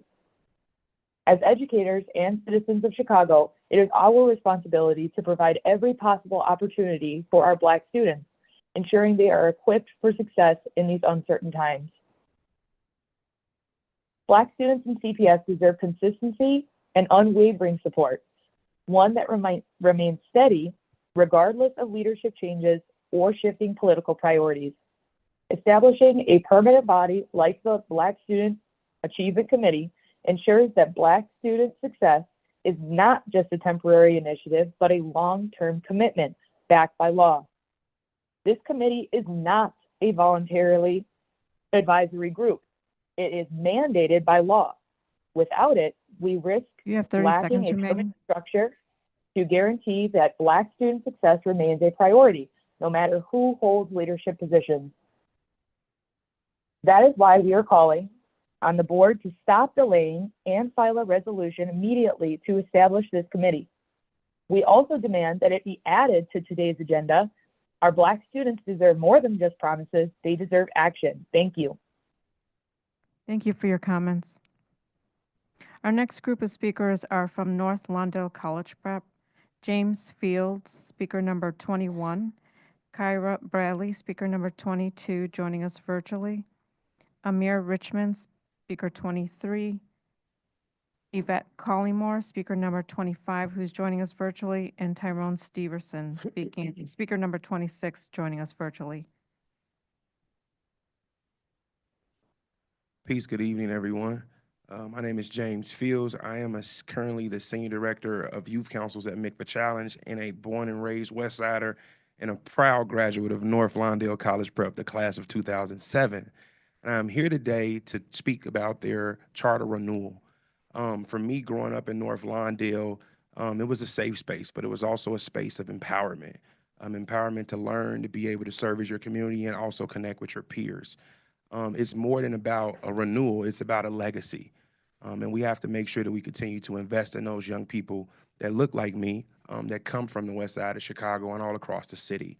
I've witnessed firsthand, because I have program at North Lawndale every single Monday with my middle schoolers, that's called a Neighborhood Leadership Initiative. But I witnessed firsthand Principal Bradley in the hallway, greeting young people, encouraging young people. I've witnessed firsthand administration in the hallway greeting young people and creating that space of belonging. I know that that's a part of CPS's 5-year strategic plan. I know it's also something that we want all of our young people to be able to experience. I've also seen and had conversations with the young people in North Lawndale about how they're feeling about their learning and how they're feeling about their experience. And one of the greatest things I've seen is that us as alumni continue to go back and service our school. Right now, I know that there's the class of 2018 who are currently teachers there, and they're giving it their all every single day. You have 30 seconds remaining. I know that there's a lot of things that have to go into consideration, but I do want to just uplift that, you know, our young people need a space like North Lawndale inside of North Lawndale. The community needs it. It's a safe space for everyone to be able to thrive. So I ask you all to really consider making sure that North Lawndale's renewal is approved. Thank you so much. Thank you for your comments. Our next speaker, Kyra Bradley, speaker 22, who is joining us virtually. Please enter *6 to unmute. Esteemed board members, my name is Kiera Bradley, and I am the proud principal of North Lawndale College Prep. As a Chicago native, I understand both the privilege and the disparities that exist in education. At NLCP, we are breaking down barriers to opportunity every day. For over 25 years, our school has been an anchor in the North Lawndale community, preparing students for college, careers, and leadership. We don't just educate, we empower. We are proving that access to excellence is not a privilege, it is indeed a right. Since opening our doors in 1998, we have empowered more than 1,900 students to enroll in college. Graduates of NLCP also earn college degrees at 3 times the rate of their surrounding communities. Programs like our innovative Phoenix PAC has provided more than $8 million in scholarships since 2015, ensuring students attend college with 0 out-of-pocket costs. NLCP is more than a school. We are cornerstone of North Lawndale. Many of our alumni, like James, return as educators or an influential leaders and serve the community. I joined this family 6 years ago, and I'm not alone in making it a home here. Our staff and educators are here because they believe in what's possible. Once people join us in LCP, they stay. We have teammates who have been creating general impact for 15, 17, and even 24 years. Our community deserves the promise of continued work. I urge the board to renew NLCP for 4 years. Such a vote will provide stability for our incoming freshmen. We cannot do this work alone, and we appreciate your ongoing support in keeping NLCP as a beacon of community opportunities for Chicago's West Side. Lastly, I would like to extend my gratitude to board members Blaze and Brown for their visit yesterday and the meaningful dialogue they shared with our scholars. Renewing NLCP for 4 years is an investment in our city's future. Together we will rise. Thank you. Thank you for your comments. Our next speaker is Amir Richmond, speaker number 23. Good afternoon, board members. My name is Amir Richmond. I am a proud junior at North Lawndale College Prep, and I'm a dedicated member of Peace Warriors. I stand before you today because at NLCP is more than just a school. It is a home, a community, and a place of transformation. At NLCP, we are not just taught academics, we are taught leadership, resilience, and the power of peace. As a peace warrior, I have learned how to diffuse conflicts, uplift my peers, and create a safer environment for my school and my neighborhood. In the community that faces too much violence, NLCP stands as a beacon of hope. Our teachers and staff see us more than stewards. They see our potential. They push us to grow, to dream bigger, and to believe in ourselves. The support we receive goes beyond the classroom. It's in the mentorship, college readiness programs, and the unwavering belief that we can succeed. We need NLCP. The students who come after me needs NLCP, and our community needs NLCP. I urge you to renew our charter because when you invest in NLCP, you invest in the future leaders, peacemakers, and change makers of Chicago. Not only did NLCP positively impact my life, it impacted others. You have the power to impact others' lives if you invest into us. Thank you for your time. Thank you for your comments. Our next speaker is Yvette Collymore, speaker number 25, joining us virtually. Please enter *6 to unmute. Good afternoon. My name is Yvette Collymore. I am a proud parent of Nevaeh Washington, a junior at North Lawndale. From the beginning, Nevaeh knew she wanted to attend NLCP. It was her choice, not mine, but I trusted her. Looking back, I am so grateful I did. Since she started at NLCP, I have no worries. The school provides structure that keep her on track. They are consistently open doors for students to pursue dreams. Most important, they prepare her for college, not just with academic. Through the Phoenix Pact, Nevaeh has the chance to go to college without me worrying about how I will pay for it. Knowing that North Lawndale is helping means everything. Nevaeh is determined to be success. She's involved in cheerleader, participate in leadership program with the CEO, and even training with Chicago Police Academy because she's determined to become a homicide detective. She will be the first in my family to pursue a career in law enforcement. I am confident she will achieve the goals because of the support she gets at North Lawndale. When Nevaeh needs help, I know she has support. Chief, staff, Ms. Miles, she's always there for her to help Nevaeh to push her to her full potential and guide her and keep her on task.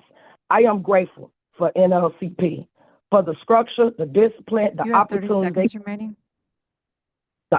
they provide to students like Nevaeh. Because of this, she's not just dreaming of a better future, she's achieving it. It takes a village to raise our child. North Lawndale is changing lives. That work must continue. Please renew North Lawndale Charter School. Thank you. Thank you for your comments. Our next speaker is Tyrone Steverson, speaker number 26, who's joining us virtually. Please enter *6 to unmute.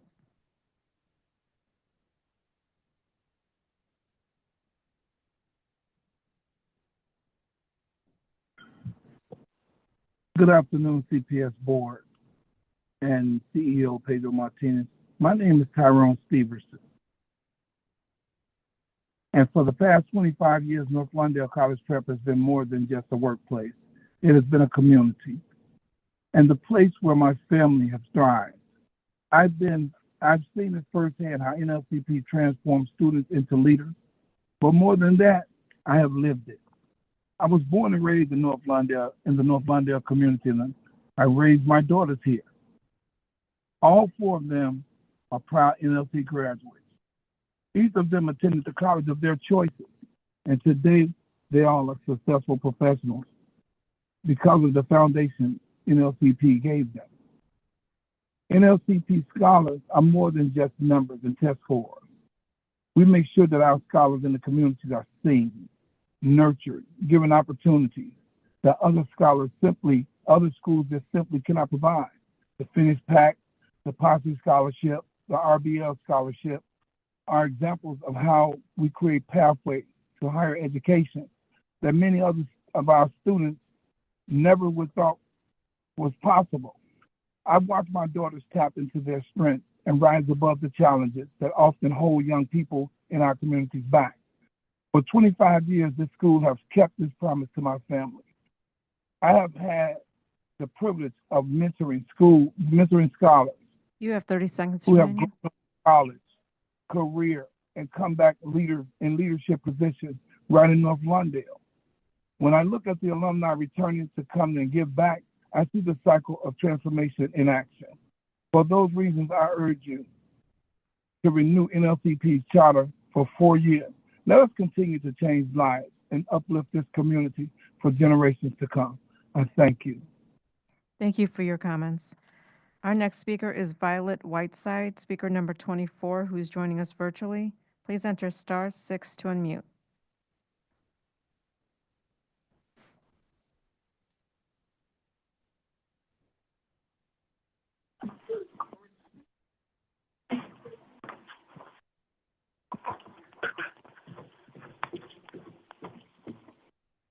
Good afternoon, members of the board, esteemed colleagues, community members. I stand before you today to strongly advocate for the renewal of the charter school of Catalyst Circle Rock.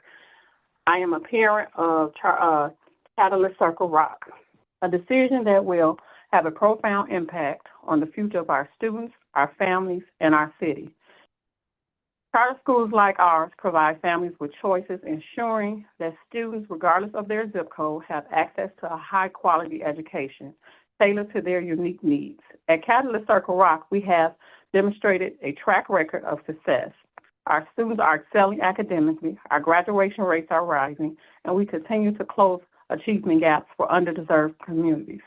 Beyond test scores and statistics, our school is a hub of opportunity. We offer specialized programs in STEM, art, college readiness, and other unique aspects, equipping students with the skills and knowledge they need to thrive in an evolving world. We foster a culture of invocation, leadership, and community engagement, elements that are critical in preparing our students for success beyond the classroom. The demand for our school speaks volumes. Parents choose us because they see the results. They see their children engaging, inspired, and achieving at levels they never imagined possible. Our dedicated teachers and staff go above and beyond to ensure that every student receives individualized attention they deserve. Renewing our charter is not just about You preserving have our 30 seconds institution. remaining. It's about investing in the future of Chicago. It also reaffirms our commitment to education equipped to empower families and strengthen our workforce with well-prepared graduates. I urge the board to consider impacting our schools has an impact on the lives of countless students. Let us not disrupt the progress we have made. Instead, let's continue to build upon success and reaffirm our shared belief that every child in Chicago deserves access to a great education. Thank you. Thank you for your comments. Our next speaker is Lori Turner, speaker number 27. Good afternoon, President Hardin, members of the board, CEO Martinez. My name is Lori Turner, and I'm with the Illinois Network of Charter Schools. We are disappointed to see the renewal vote punted to next month. Our schools still don't know their renewal term lengths. More than 20,000 kids and their teachers' futures are hanging in the balance. I will reiterate what we've shared before this board the last few months, that schools should have no fewer than 3-year renewals to ensure schools have stability and families have assurances their schools will remain open. In the last 3 months, I have visited the city's charter public schools with many of you. Thank you. And together we have seen nurturing cultures, engaged students, and families who are committed and choose to attend our city's 119 charter public schools. Along with you, I've been amazed by the dozens of alumni who have come back to work in the schools that served them and afforded them amazing opportunities.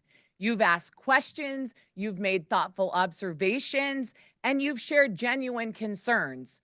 One of the biggest concerns we've heard is around the issue of accountability for charter public schools. Charters are held highly accountable, not just during renewal, but annually through submission of financial, operational, and academic data. You have 30 seconds remaining. Concern you've shared with us that this board cares about are about English language and diverse learner accountability. However, there's no public data in district-operated schools to rate on these same metrics. So it makes it difficult for us to know which issues we could be working on with you together, such as teacher shortages or funding challenges, whether those are at the school level or citywide. To shorten renewal based on citywide issues is overly punitive. In recent months, Please we've heard conclude your remarks. board members stand firm to keep charters open, while in public comment, we've heard pleas for short renewals. This is counterintuitive because short renewals hurt schools, which ultimately hurts kids. We ask you for renewal terms no fewer than 3 years. Thank you very much. Thank you for your comments. Our last two speakers from the speakers list are from Jones College Prep, Speaker 28, Nathan Ewan, and Edward McNally, Speaker number 30, who is joining us virtually.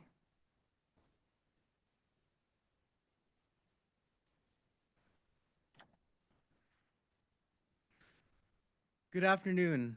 My name is Nathan Yoon, and I'm a junior at Jones College Prep High School. I'm here today because we were recently, the issue has recently come up of staffing with our band department. Our current band director, Mr. Samuel Frosch, is being replaced by our previous band director, Mr. Michael Block.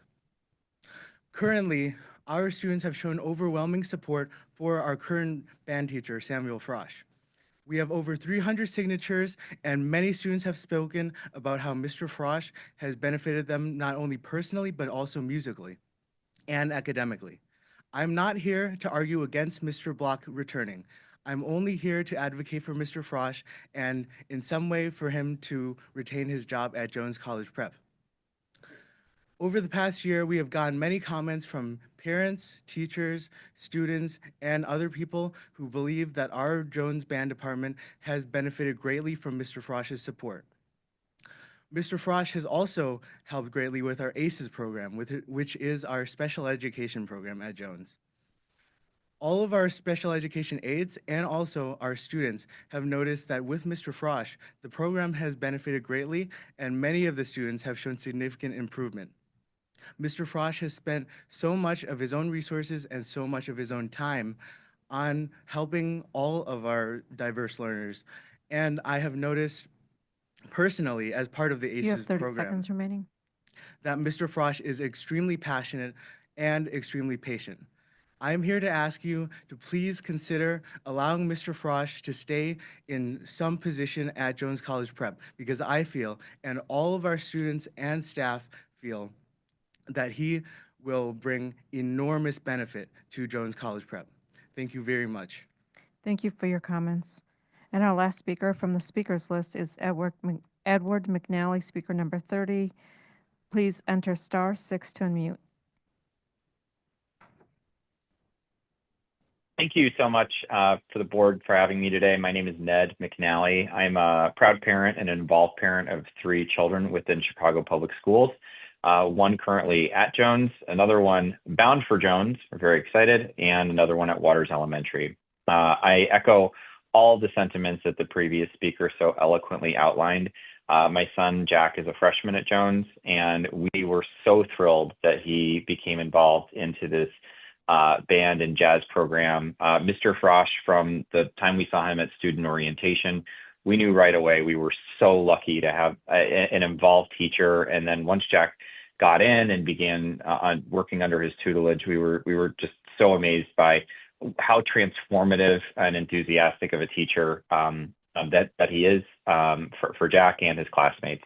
We were really saddened on March 12th, got an email from Principal Dolan about Mr. Frosch being replaced by the previous band director. We were really taken aback. We had no idea that it was a temporary position, and we're just saddened. I think for the reason that the previous person mentioned, that he's an amazing teacher. The kids all love him. He's transformative. He's literally in the middle of transforming this program, and it really just feels like the rug is being pulled out from under these kids that just admire him so much. So it's with nothing against Mr. Block. I don't know him. I didn't know anything about him until this You have 30 email on the seconds 12th. And we are just so impressed by Mr. Frosch and really hope that there's an opportunity for him to continue to work at Jones and help these kids, because they look up to him so much. And it would be an absolute shame for him to not be involved with their academics moving on. Thank you so much for the board for our time today. Thank you for your comments. President Hardin, we also have an elected official who would like to address the board. Alderwoman Stephanie Coleman from the 16th Ward, who is here in person.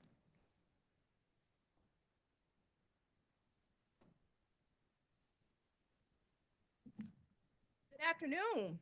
Good afternoon. Thank you for responding back to our board CEO Martinez, to President Hardin, to this very distinguished board members. I am the very proud alderman of the 16th Ward. And in the 16th Ward, I represent 20 Chicago public schools. And as an alderman, there are a few institutions that no alderman or community should lack: schools, hospitals, grocery stores, and Walgreens. Now, this quite isn't the platform for a closed Walgreens. However, of the 20 schools, 3 of those schools are in the charter network. That is Catalyst Maria, Providence Inglewood, and Ombudsman South. You all, Catalyst Maria is the only school in the 16th ward that serves kindergarten through 12th grade. Ombudsman South, up until last year, was the only high school of those 20 schools in the 16th ward. And Providence Inglewood is one of the few schools in the West Inglewood community. You all of those schools have strong community partnerships, especially Maria Catalyst in the Chicagoland and Marquette Park neighborhood, with institutions like Holy Cross and St. Bernard. Their motto of teaching minds and touching lives has been a true testament of communities like Marquette Park, Inglewood, Back of the Yards, New City. I urge the board to please demonstrate your commitment to equitable education and strong community partnerships. Board, I know you have some important decisions to make.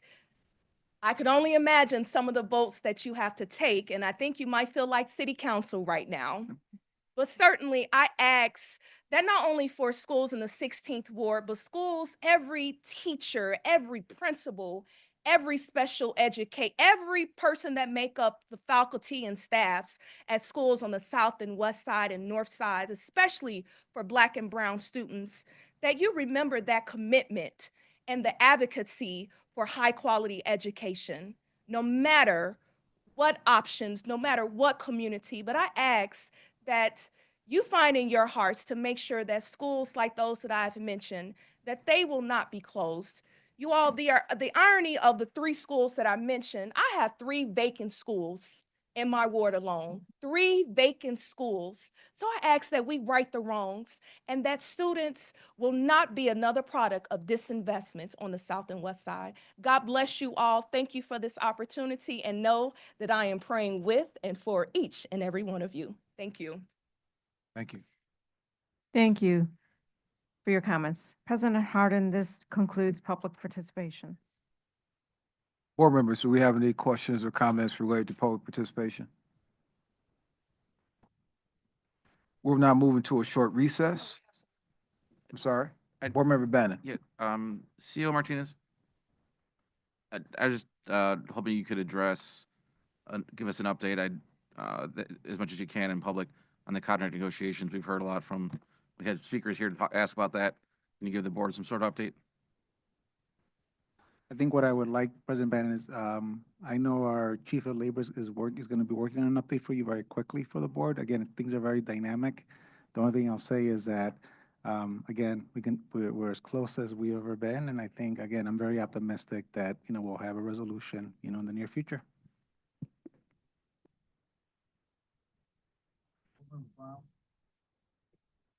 Thank you, President Harden. First, I just want to congratulate the excellent work at Farragut, and make sure it's not lost on the public that it is a sustainable community school. I want to congratulate the girls basketball team at Kenwood. As a graduate of Kenwood in 1990,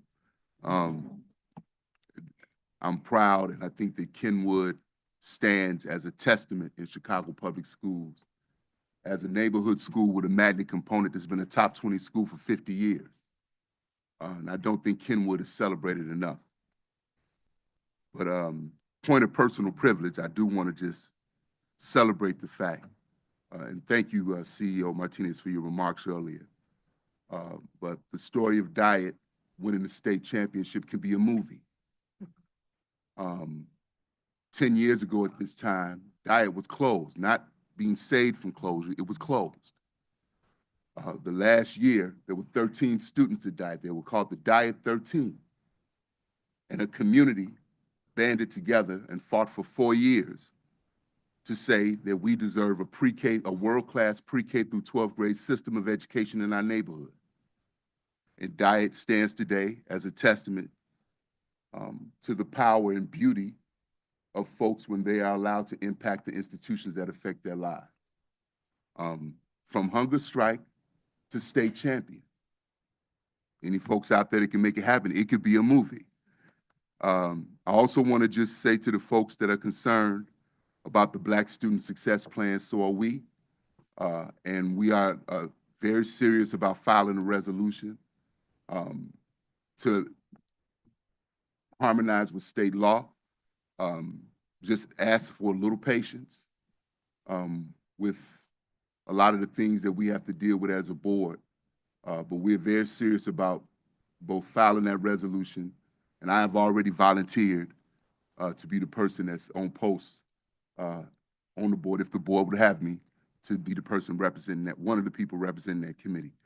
Last thing I want to just report to the public, in the midst of, as you know, contract negotiations and everything going on, a team of 7 board members went to Springfield this week to begin to meet with legislators around how could Illinois become the education state. In 10 years, being in with Chicago being a global city, it's inexcusable that for decades we were 49th in public education. And so we met with several legislators, and I just want to report that we'll be going down every 2 weeks on post to build a campaign to make sure that the state is paying its fair share to fund public education, not only in Chicago, but in the state of Illinois. The last thing I would say on that point, that folks may have heard today that President Donald Trump did file an executive order to disband the U.S. Department of Education.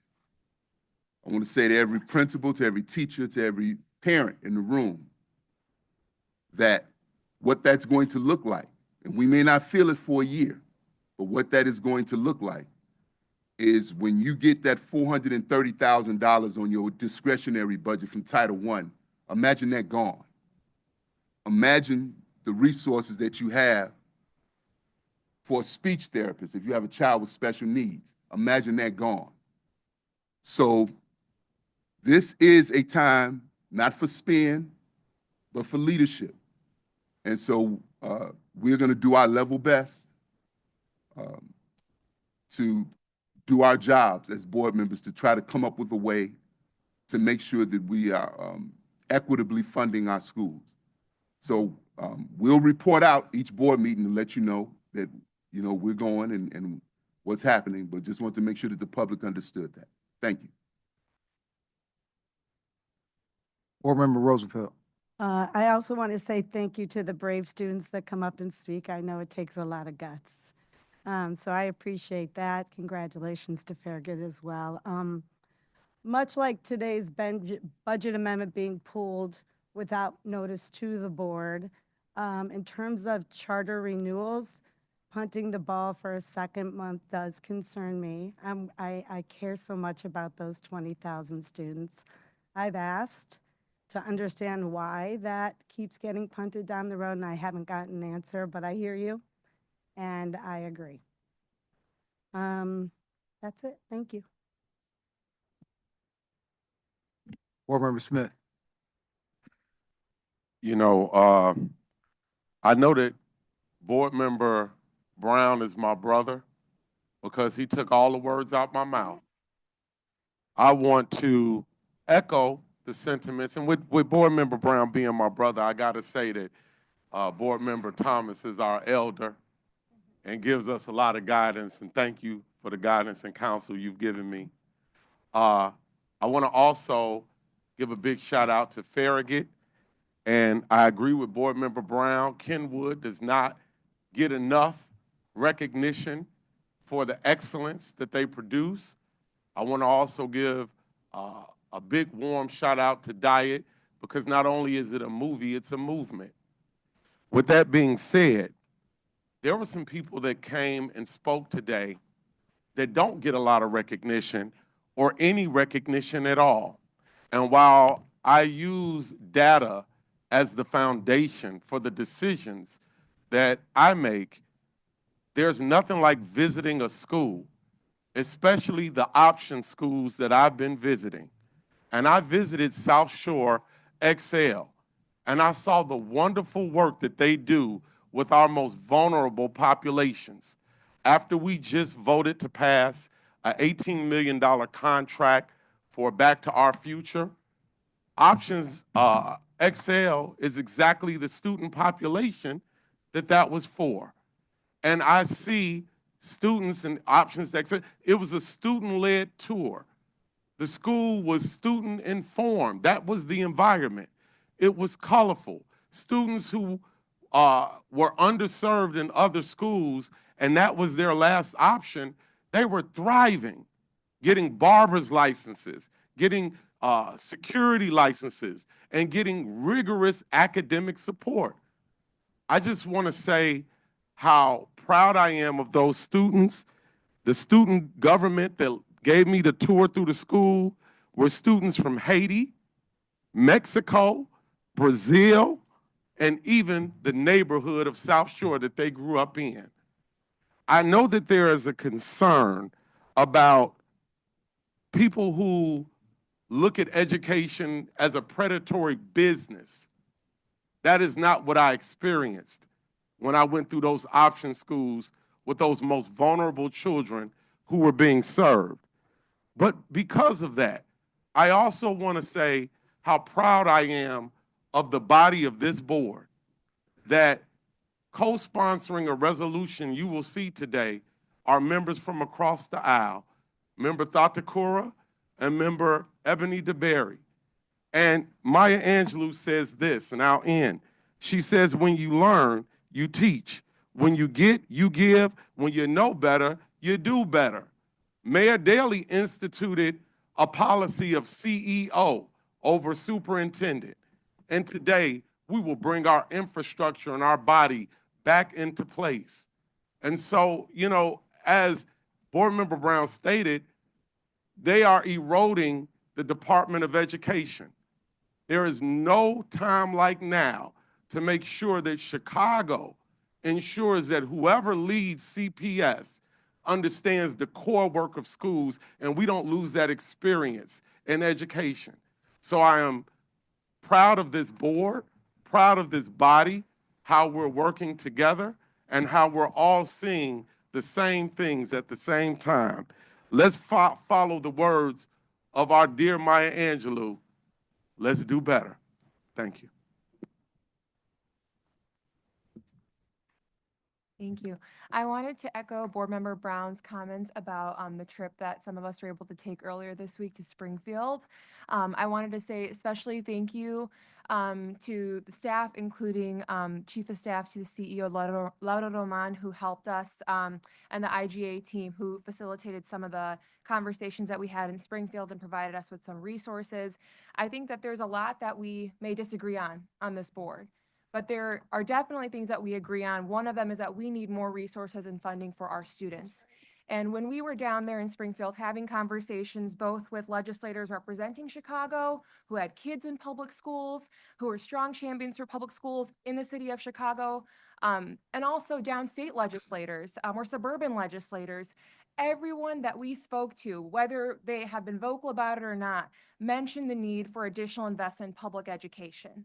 And right now, there's a lot of competing priorities because the Department of Education is facing cuts. We're also seeing cuts to Medicaid and to housing and to Social Security. And so in this tight of a budget year, to prioritize education, there's a lot that we are going to have to do and a lot that we're going to have to do in coalition with others. So really appreciate the folks that were able to come down this week, the legislators that were able to speak with us.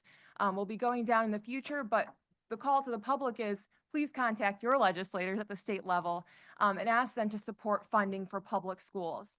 No matter if you're a teacher, if you're a principal, if you're a parent, if you're a student, that really matters because in a world of competing priorities, there needs to be some pressure to advocate for education first because education is truly an investment. And the other piece of that is when we're competing for limited resources, we also have to advocate for the additional revenue to make sure that we meet our budget needs in a sustainable way, not just a short-term fix. So again, thank you so much to the CEO and your team that supported this, and thank you to board members for making this a success.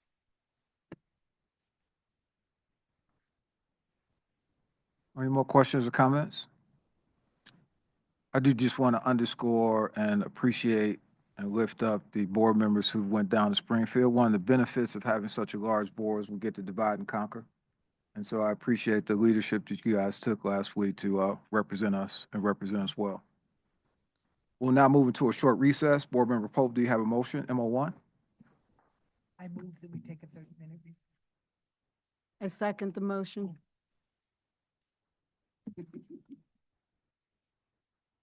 Board Member Pope, can you read that motion back into record? Yes, Thank you. I move that the board take a 30-minute recess. Now that my mic is on, I'll say it again. Thank I you. move that the board take a 30-minute recess. Is there a second? I second the motion. Thank you. I'll proceed with a roll call. Member Lozano, Yes. Member Smith, Yes. Member Lopez, Aye. Member Thomas, Aye. Member Boyle, Yes. Member Wallace, Aye. Member Custer, Aye. Member Pope, Yes. Member Rosenfeld. Yes. Member Rivas, Yes. Member Rio Sierra, Yes. Member Brown, Yes. Member Bannon, Aye. Vice President Bautista, Yes. Member Gutierrez, Aye. Member Biggs, Aye. Member Thodakura, Aye. Member Blaze, Aye. Member Zakor, Yes. Member DeBerry. Yes. 20 ayes, 0 nays. This motion is adopted by the board. This meeting will now go into a 30-minute recess.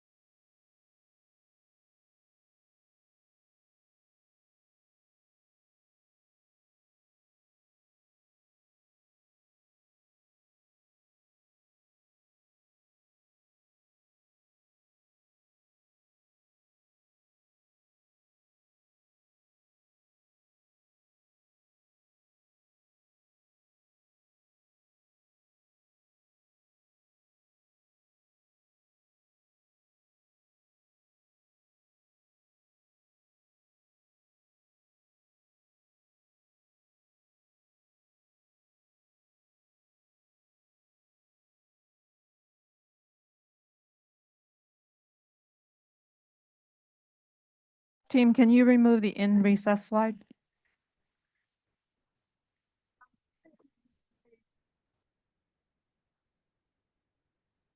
The meeting of the Board of Education is reconvened. We'll now proceed with the business portion of the meeting. CEO Martinez, we're ready for your presentation.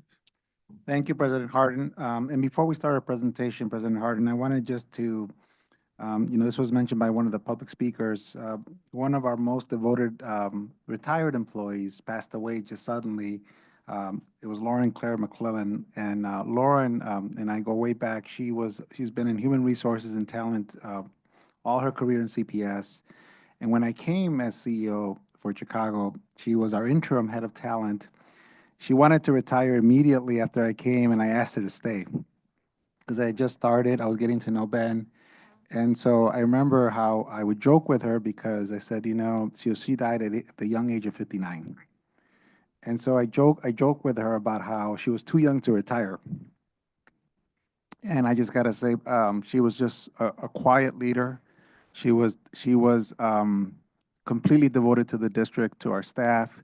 She was responsible for all the amazing recruitment gains that we gained over the last 20 years. So again, if you don't mind, President Harden, if we could just have 30 seconds of silence for her and her family.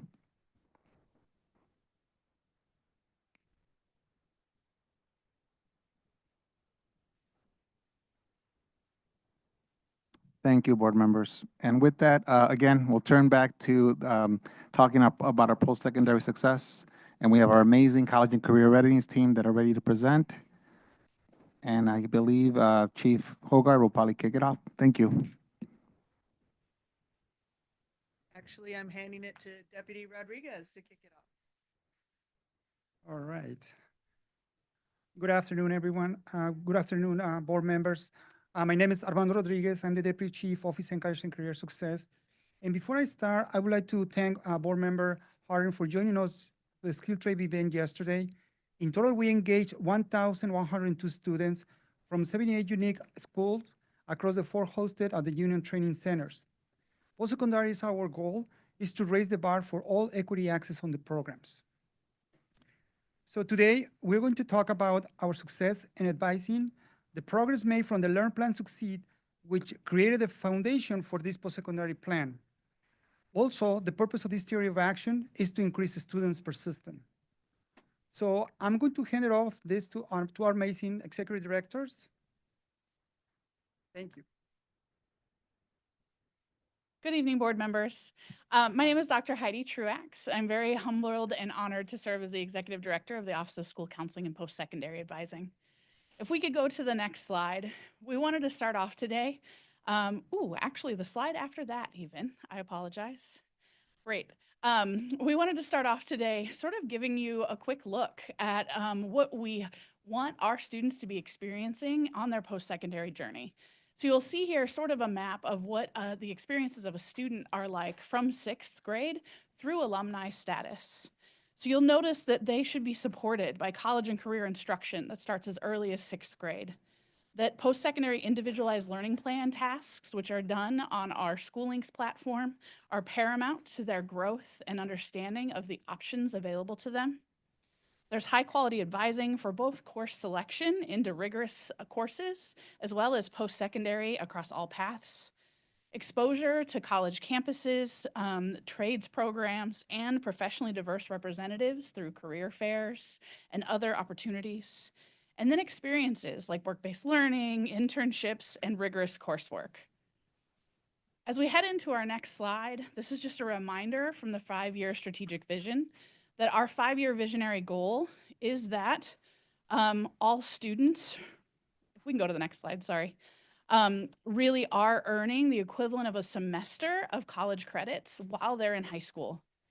That way we can ensure that each and every student in our high schools are aware, ready, they have the access and the success in life beyond high school, whether they're seeking to do that through college or a non-degree pathway, such as enlistment or trades or another experience.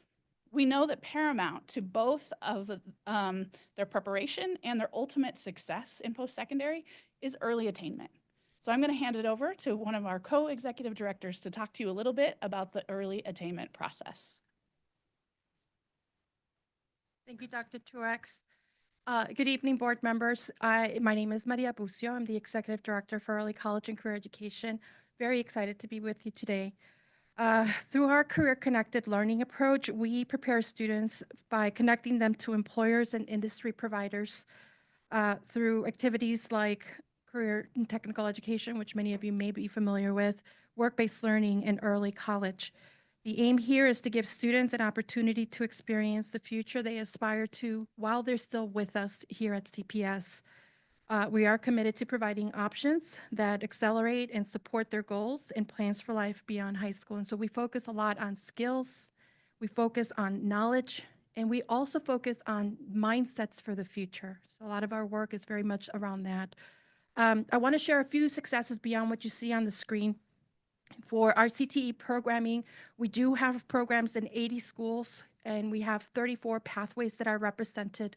We are currently working on expanding the types of certificates and certifications that are recognized under our programs, and we're working very closely with industry providers to ensure that those certifications that our students are earning are industry aligned. We're also working on ensuring that our students have an opportunity to participate in team-based challenges while they're with us. In terms of work-based learning, very exciting work there happening as well. We have recorded over 8,000 experiences so far this year, and we're gearing up to kick off our summer internship programming. Last year, we were able to place over 1,400 students with workplace providers, and we hope to be able to do a lot more this year, and we're already moving in that direction. This week, we concluded a 4-part series of skilled trades events. We did this in cohesion with Hire 360, Leuna laborers, the plumbers, and also carpenters. We just did that yesterday, very exciting. And like Deputy shared, we were able to impact over 1,100 students. Very exciting work there. We have also just launched our second year with the Laborers Training Program, and this is through a relationship that we currently have with Leuna Chicago Laborers District Council and the Department of Streets and Sanitation. What's really unique about this program is that our students get to participate in a 2-week training program that feeds into essentially work through the summer with the Streets and Sans team. And then our students who then bid for the positions are able to get positions with the city. What's really exciting is that last year we were able to do this with 75 of our students, and 55 of them did get employed by Streets and Sanitation. Very exciting work. And this year we'll be able to do 100 students with the hopes of doing the same and replicating even more impact and more jobs for our students. Most recently, we also just graduated our 3rd cohort with the Plumbers Union, where our students spent 10 weeks with the plumbers. They sat for interviews with general contractors, and they've got letters of commitment, and they just sat for the test for the apprenticeship with plumbers. We're very excited and waiting for the results on that. What I'm hearing from the plumbers folks is that our students do really, really well, and I'm hoping that our students will get picked up. We started with 33 students this year. 30 of them went through the entire program, and 29 sat for the test. One of them got picked up by the elevator union, so that's why he didn't sit for the test. Very exciting work. And then this year, we are reaching our 5th year anniversary with the relationship that we have with City College of Chicago through our Chicago Roadmap, and we're getting ready to kick off Chicago Roadmap 2.0, which will expand beyond just city colleges. It will also now include UIC, Chicago State, Southern Illinois University, Carbondale, NIU, and there are more colleges signing up to work with us in creating a smooth transition from Chicago Public Schools to city colleges and beyond. IIT being a model to follow, some of our students are working towards that master's, and they started while they were with us. Very exciting. Next slide, if you will, please. Thank you. In terms of the ECCC, for us, dual credit, dual enrollment, and the CTE certifications do play a key role in this metric, and we have seen slight increases, slight growth over time. We're currently working with networks and school leaders to course map and to connect with partnerships that will increase options for our students and quality programs. We are also seeing some growth in the dual credits across all communities and all schools. Happy to report that. That's a big gain for us. One of the things that we have been working on the last couple of years, and this started really this May, is this new thing that has come through ISB. It's a statewide movement. We call it a statewide movement, and it's a college and career pathway endorsement. Again, very exciting work happening there because it allows us to expand district-wide our career-connected learning options. And in the visual that you have on screen, it shows a lot of the work that you're probably already familiar with here at Chicago Public Schools. But what's unique about this is that it brings it all together. And the focus here is to prepare students across Illinois to confidently take on life beyond high school. And it also allows us to retain our workforce. Last year, we were approved by ISB to provide the endorsement in 5 programs. I'm happy to report that as of this morning, we did apply for 18 programs, and we have been approved for 16, and 2 are pending. We are hoping that those 2 will also be approved, but very exciting to be able to share those news. Again, in our desire to make career-connected learning available to all students, we have organized our supports by shifting staff to the schools. We are very committed to having supports closest to students. In the next slide, I did want to share a little bit with you about the early college progress that we are making.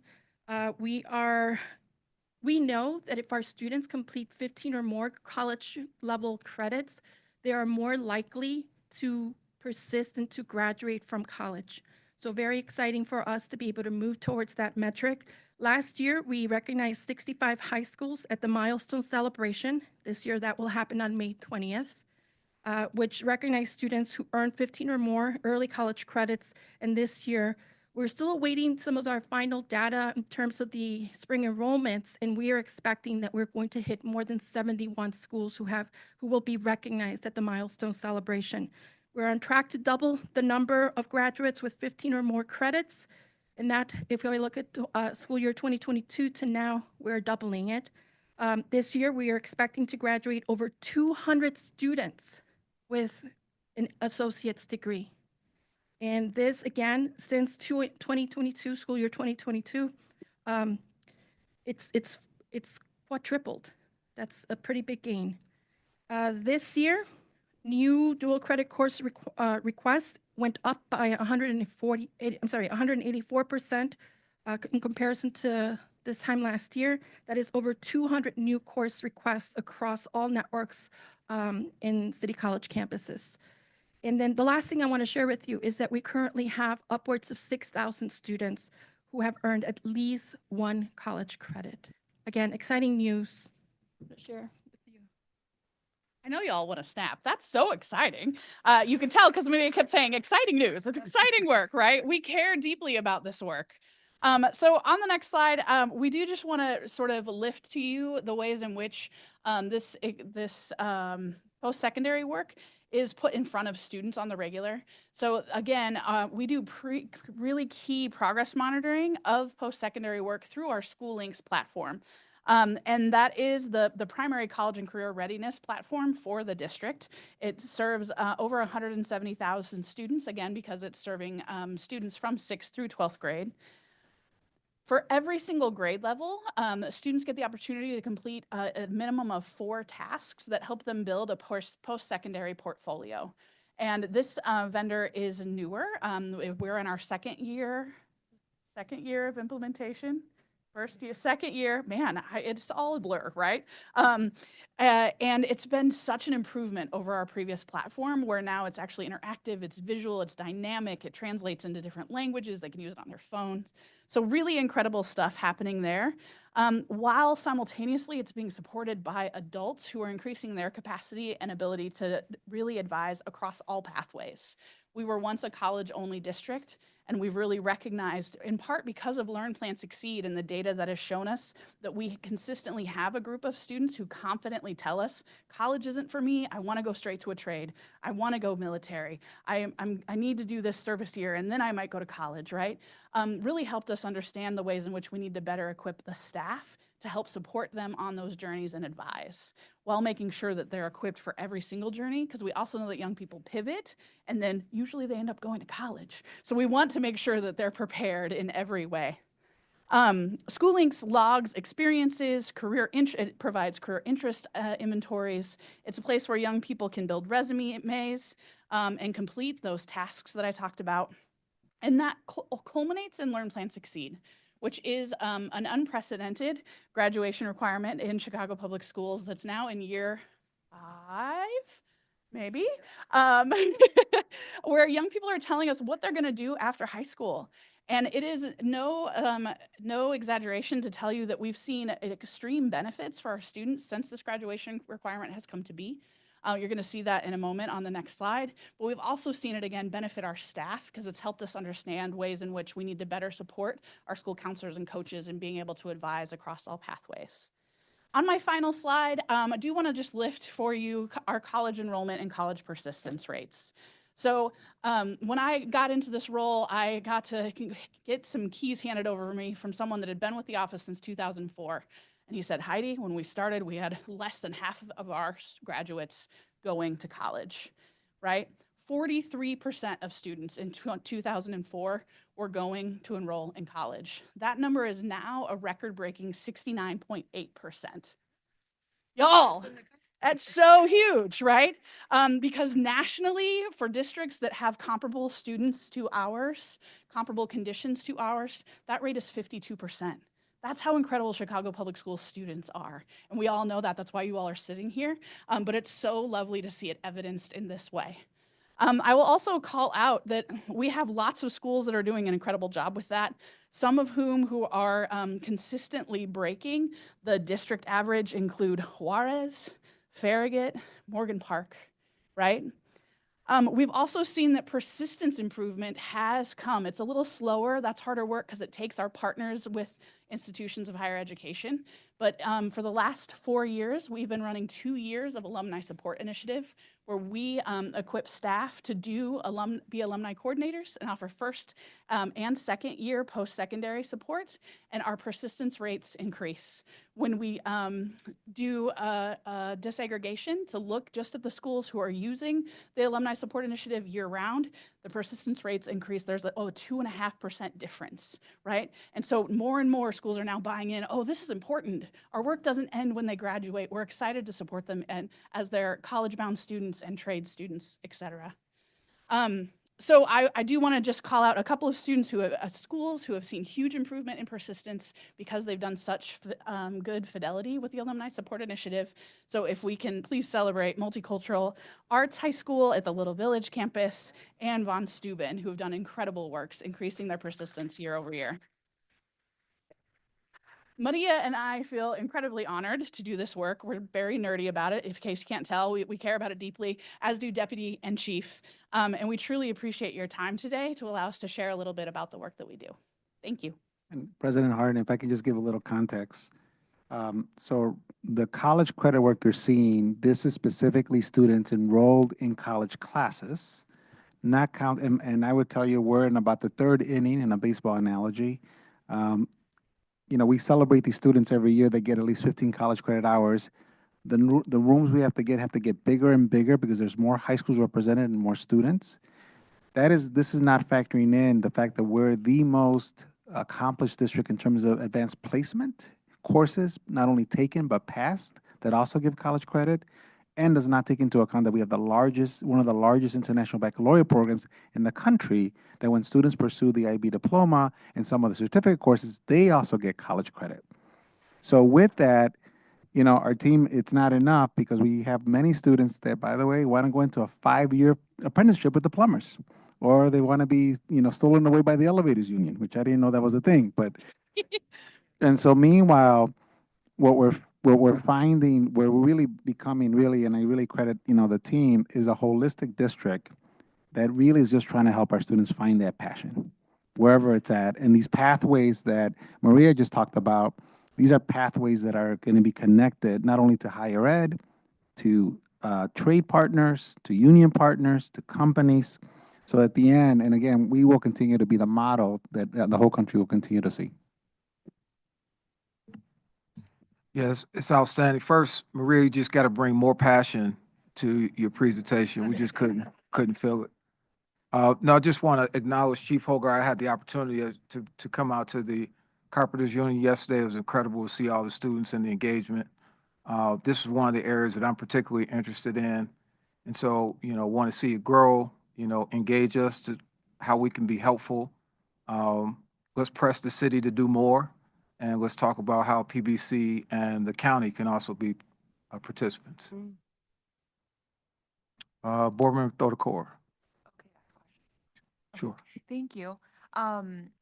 This is amazing. I think even back in January, when we had training and we dove into the strategic plan, it was great to see. For me, this was a highlight, the post-secondary goals that we had, because they're incredibly ambitious goals, and you're giving students opportunities and resources to meet those goals and surpass them. So this is incredible to see. I have a couple questions. One is around, I see you're tracking persistence, so not just college enrollment. How far along do you track our students? Is it through college graduation? Is it beyond? That's the first question that's connected to another one. Thanks. So we track, as far as what we publicly report, we use enrollment and persistence so that they show up for the second year, right? Internally, and what we use to help support staff and advising, we're following them the whole way, because that completion piece is what we're absolutely interested in. We just have to, at some point, empower those post-secondary partners to really support our students through the journey. So we have some key partnerships. We have a college compact with our 35 top attended to really engage universities in how to best support CPS students, because they're not designed for CPS students, to make sure that they're persisting, and we've seen improvements from that. But that's our key focus, is on the persistence piece, always an eye towards completion, and then looking at that to help guide our advising. Thank you. And then my second question is how GED programs for our parents fit into that strategy, for students that may not complete college, but later they have kids in CPS and may be able to participate in GED programs. I know there's only so much you can focus on, because if you focus on everything, you're not focusing on anything. But how does that, or could that fit in? I think that's a great question. And for one, our partnership with City College includes continuing education and GED education. So we're able to work with our family and community engagement team, and then schools that are sustainable community schools or community schools initiative that have parent programming to make that connection as well. We don't have the adult education funding in our office per se. There's some districts that are organized that way, and that's based on the state. But in terms of our partnerships with all of the GED providers and city colleges is really an amazing opportunity, because the way that they're organized, once you start in the GED or the adult ed program, it can convert to college credit or the certificate programs. So GED in and of itself doesn't open as many doors as if you're in that pathway and it converts directly to college credit. Yeah, so board member, just to, so the chancellor and I have always this agreement, and we go out to community meetings together, and we talk about how CPS will, in partnership with, the community colleges or universities, we will continue to support our students. But he always says, the chancellor says, I will also support your parents. So don't just limit yourself to the students. Students, bring your parents along, bring your uncles and aunts, whether it's a GED program, whether it's helping them partnering with us to get their high school diploma to continue to college, because it's not just a high school diploma. So just know this is a passion that the chancellor and I have, but he literally says, I will take care of the adults, Pedro. You help me with the students, and then we'll do it together. Thank you. Board Member Rivas. Thank you, Mr. President. So first off, all of this work is my jam. If you know anything about my background, I spent 7 years as an alumni counselor at UIC College Prep, one of the Noble schools, where that programming around alumni supports, persistence, retention has a long, deep history, and I'm really, really proud of the success we've had. And so one of the things about alumni coordinator, I also was called an alumni coordinator when I started that role in 2015, and we do so much more than coordinate things, and I would love for them to be called counselors. But that's just a little nitpicky of me, but it's definitely incredibly important work. I'm so proud to see this. We know that the data is out there and that we have the ability to be able to track our students through the National Student Clearinghouse and all the other ways that we get this data and information. So I'm so happy to see, as someone who worked at a high school, also doing the dual enrollment, that's a really hard piece because it's a lot harder to track a student once they're enrolled in a class at Malcolm X or whatever other city college, and making sure that they're actually showing up, especially if it's an online class. And so kudos to you to be able to continue to support those students and ensuring that they're getting those credits, because it makes a huge difference. As someone who is, a first generation college graduate, having back in my time in CPS, it was called College Bridge with Marsha Boyd way back when. And so College Bridge, having those classes from NEIU allowed me to be able to strategically drop classes in college to keep me on track to graduate in 4 years. And so that's all, part of this work that you've been building upon here in CPS. And then I also just want to really shout out Maria Bucio, who I've known for many years, another Enlace alum through Northeastern Illinois University, that Enlace program that helps more Latinos get into higher education to support our students, our Black and brown students graduate from college, because we know that college degree or that trade program or whatever that certification is going to really make that difference to help you build that generational wealth to be able to lead choice-filled lives. So thank you, Maria. Thank you to the whole team there for the amazing work you're doing for our kids and our families. Board Member Custer. I too am just going to echo the thank you sentiment. I think it's wonderful that we have so many different options and choices and great partnerships for our students. I know when I have been going around and visiting schools within my district, the principals are very excited to show me their CTE programs, very excited to take me down and show me what the students are doing, and the students are engaged, they're excited. I don't even think they know I'm standing anywhere near them because they are just very focused on what they're doing. So it's great that so many of our kids have so much choice within the district. And I just also want to thank all of you for your passion. Like, it is so clear, and that feels very good too, knowing that we have people that are super passionate and super excited about what they're doing, and want to build and expand on that program for the benefit of our kids. So thank you so much. Board Member Lopez. Thank you, President. I'm also going to be adding to praises. I love hearing about the partnerships that we have with the labor, making these opportunities accessible to individuals in the community. In particular, hearing about all the schools, the ones named in the 7th district. And also, I agree with the point about the GED for the parents. I've seen this in some of our community schools, thinking about the Pochcali in the Little Village area, and also the Little Village South Lawndale high schools. That being said, I was wondering if you can share, because I know it's difficult to track because we don't track students' immigration status. How are we supporting those students that don't have, the proper documentation to, right away go into a paid internship, or more difficulty getting into a 4-year because of how much they got to pay out of pocket? Let me start, team, and then please add on. So one of the wonderful gifts we have in our community is that every student who is a CPS student, and I don't remember if there's a grade requirement of a B or, but regardless of immigration status, free tuition at the community colleges, point blank. And then, of course, there's several programs that we try to connect students with, special scholarships, and I'll let the team focus, so that's an also focus area as well. But the number one thing I tell, especially in any student who shares with me in confidence that, look, I'm a senior, I'm worried because I'm undocumented, the first thing I say, and especially with our recent arrivals, I go right to them, I say, you realize when you graduate, free college immediately at the community college. And you can go into medicine, technology, manufacturing, whatever, in teaching, and you'll continue from there. But team?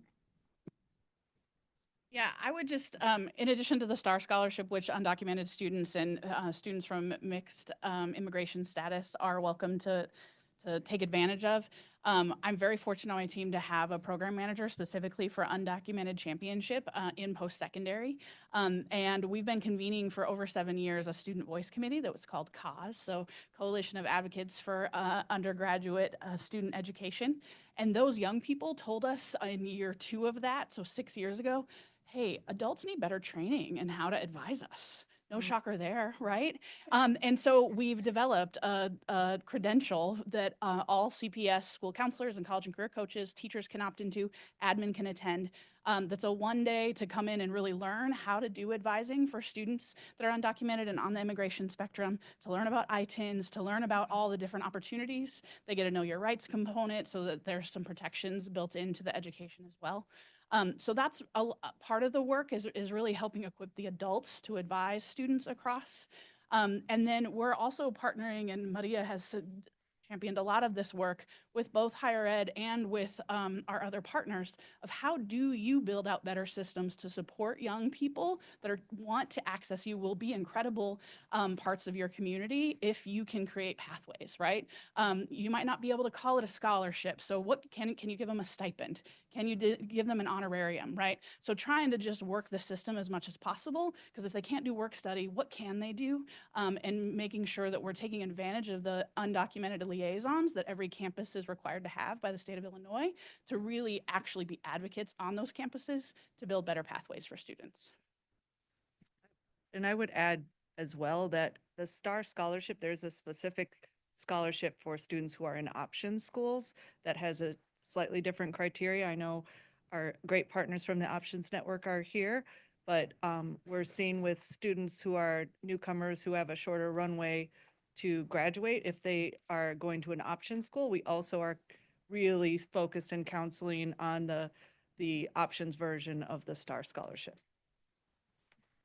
Thank you so much, and I appreciate the response and also some, very thoughtfulness of how do we engage the families and the community. So thank you.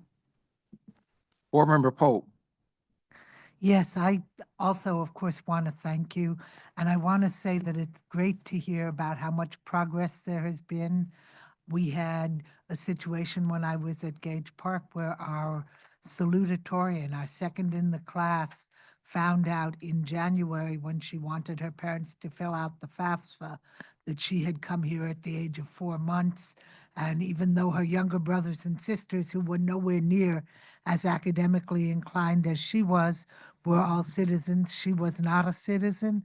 And it was just heartbreaking to see what she went through and how few alternatives there were for her, and that she literally ended up working at the dollar store on Kedzie Avenue. Just broke my heart more than almost anything else. And it's also great to hear about the partnerships that you've developed with different unions. And I'm wondering if you've done any work with women in the trades. I have some friends who are very actively involved in women in the trades, and they're a great organization for supporting our young women who may want to go into non-traditional but very well-paying careers. Yes, thank you for raising that. And I'd love to talk about women in the trades, especially in Women's History Month. They were at all 4 of our trades events, our skilled trades events. And then with all of the unions we currently work with, because Women in the Trades is not a hiring organization, they provide the connection.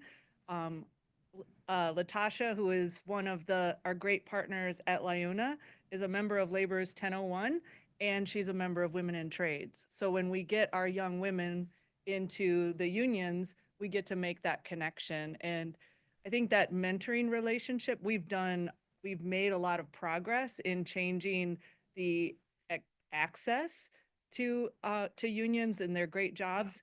And we still need to make sure there's mentoring. So Women in the Trades does a great job with that. Hire 360 does a great job with the mentoring, because we are still always going to think about persistence. And just like we think about college persistence, maintaining that pathway in the trades is a really important point. So we definitely, Women in the Trades is a great partner. And we appreciate all of those workforce development partners that are at the table with us as well. I'm going to break protocol here, and I just have to say I didn't talk about the CPS Dream Fund, and my team will literally kick me in the shins if I don't remind you that CPS also has our own Dream Fund scholarship. Every year we award more than 70 students. Last year we honored students from, I think it was 21 different countries. The need is so great. So if you know people with deep pockets, send them to Chicago Children's First Fund, have them to look at the CPS Dream Fund. We need y'all's help because that is another primary way in which we are supporting our students. And it's a last dollar scholarship that we award directly. So VB Bautista. Thank you. And I mean, hats off, Chief Hokard. I'm so proud of all the work that you guys have done. Your team is incredible. I come from a blue collar family. I have so many electricians, plumbers. My husband works for the railroad. And this is such just like what an opportunity for our students, our CPS students. Um, and I do have one question. Do you have the ratios of like male and female students who enter the program? for the trades Yeah. programs, we have to manually assemble that because we don't have a good mechanism with employment data. So That's okay. something- I'm not, yeah. I don't want to put more work on your already very No, but it's full on our- plate. yeah. But it's something, yeah, that I'm also really interested in. My comadre is a electrician at Ford, a single mom, and is also a graduate, a participant of the Women's in the Trades. And so we, also want to talk to our women. There's a lot of the new economy, like renewables, like solar and wind and all the other things that are on the horizon, well, were before Trump, but there's opportunities for like also blue collar workers to work on these like kind of sustainable jobs in the trades. So I'm really excited about that, and I'm really happy that you have been able to accomplish so much. Thank you. Thank you. We do recruit intentionally for all of our events. We look at our demographics, we look at the network so we can see part of the city, we look at types of schools, and the trades where we've gotten, we had a great cohort of young women who were successful in getting into the plumber's apprenticeship right out of high school graduation. And this year at that event, one of the first year apprentices who was leading was one of the young women. So we are getting a great reception from the trades. Where we need to continue to grow is having young women apply. So that's definitely an area that we want to focus on. And we do know our college data is skewed more female as well. So I think making sure that we're really making sure everyone understands all the opportunities. And we've had great response with build. I think part of this too is we need to build those opportunities. So all of these partnerships we need to build. We need the unions at the table. We need the industry partners at the table. And then with us as the education component. And I think that's the place where when we say where we can use additional support, it's making sure we get the industry partners at the table. The unions have been great and responsive, but they can't hire. So when we're talking about the Southworks development, and which is also my community, we're saying we want to make sure that these construction jobs are representative of our community, and then we need all of the contractors at the table to do the hiring, but then we also need the project to be funded and the unions to be there. So it really is a dance of getting us all at the table. Wow, and just please lean on me. I would love to support you in that effort, and also with the Dream Fund. Anything that I could do if you need me to attend a meeting with you guys or anything like that. My door is always open. Thank you so much. This is especially a program that is really close to my heart. So I will definitely support in any way that I can. Board Member Rosenfeld. I, like my fellow board members, want to give you all the praise in the world. I really appreciate the work that you do. Learn, Plan, Succeed becoming a graduation requirement was a game changer. As a parent of 3 graduates and a junior in high school, it's nice to see programs that are created and then implemented in a way that I hear from the principal, and then I hear from the school counselor, and then I hear from my own child. So there's accountability, which leads to success. So one of the big successes isn't just that it became a requirement, but even at the school level, at the student level, it's being implemented. They understand why they're doing what they're doing. They're given the checklist. It's really simple, easy to use, and look at the success. So kudos to doing something and taking it from the beginning all the way through to my own daughter telling me to sign it off. So I appreciate your work. Yes, you deserve the applause.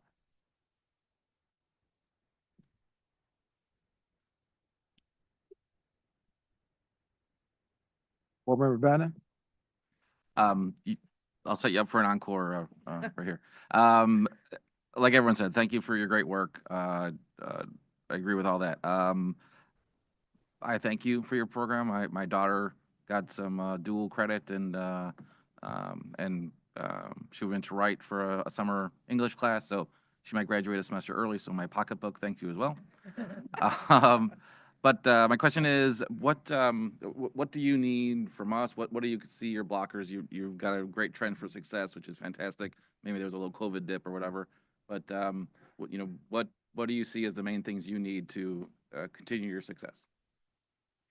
I mean, first we need all of your partnerships at the table with us. I think that's really important. We're doing a lot of we're looking a lot at policy and where there's potentially barriers for student access. So that's something we'll be coming this summer and the early fall and talking about some policy pieces. I think the 70% of students reaching a semester or more is a very ambitious goal. And like Learn, Plan, Succeed, there's some folks who think it doesn't apply to all students or shouldn't apply to all students. So we need the backing that we can do this. We can put the intentional supports in place. We don't want to lower the bar for any students. And so I think that as a place of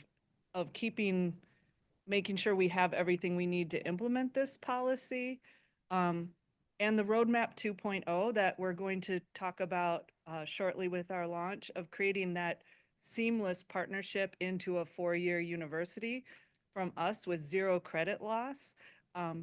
Is the early college credit is free, but the support that we need to have within our office to make sure we can progress monitor and get all those students over the finish line is something we need to maintain. That I think that the points around it's not just a mandate of like you need to graduate with this requirement, because if we would have done that without support, it would have eliminated a group of students who didn't have what they need. So I think always keeping the needs around post-secondary success. The reason why we are successful is because we have college and career specialists, we have CTE specialists, we have more counselors in schools than we've ever had. And we are thinking a lot about what are those supports along the way, every step. So what we really need is to maintain this isn't we've built the capacity and now we can walk away. And we know we're in, I think we all know where we are with the budget and the national conditions. But this is an area where our students need us to be there in partnership with them all the way through graduation. Yeah, and I'll just add, Megan, because you're trying to allude to it, but I'd rather be direct about it. So, board members, not only in Chicago, but in every district, everybody likes to marginalize our central office departments. They feel like it's bureaucracy, it's wasted funding. And I've always been really clear that everything we do in CPS, it's not perfect, but it always has a purpose. And so there's always areas that we can improve on. We'll never say that we don't, but these additional supports for students, the systems and structures we create, we have wonderful counselors in our schools, but without a leader like Heidi, they're not going to be as effective. Without leaders like Maria, Armando, and Megan, they're not going to be as effective. So all that to say, as we think about future budgets, being protective of our infrastructure, because that's usually the first thing that people like to cut and marginalize. And they don't realize that they're not independent with the structures at schools. They actually are together. And the reason we get our success is because we've been at this for so long, improving the structures and investing. These are all extras.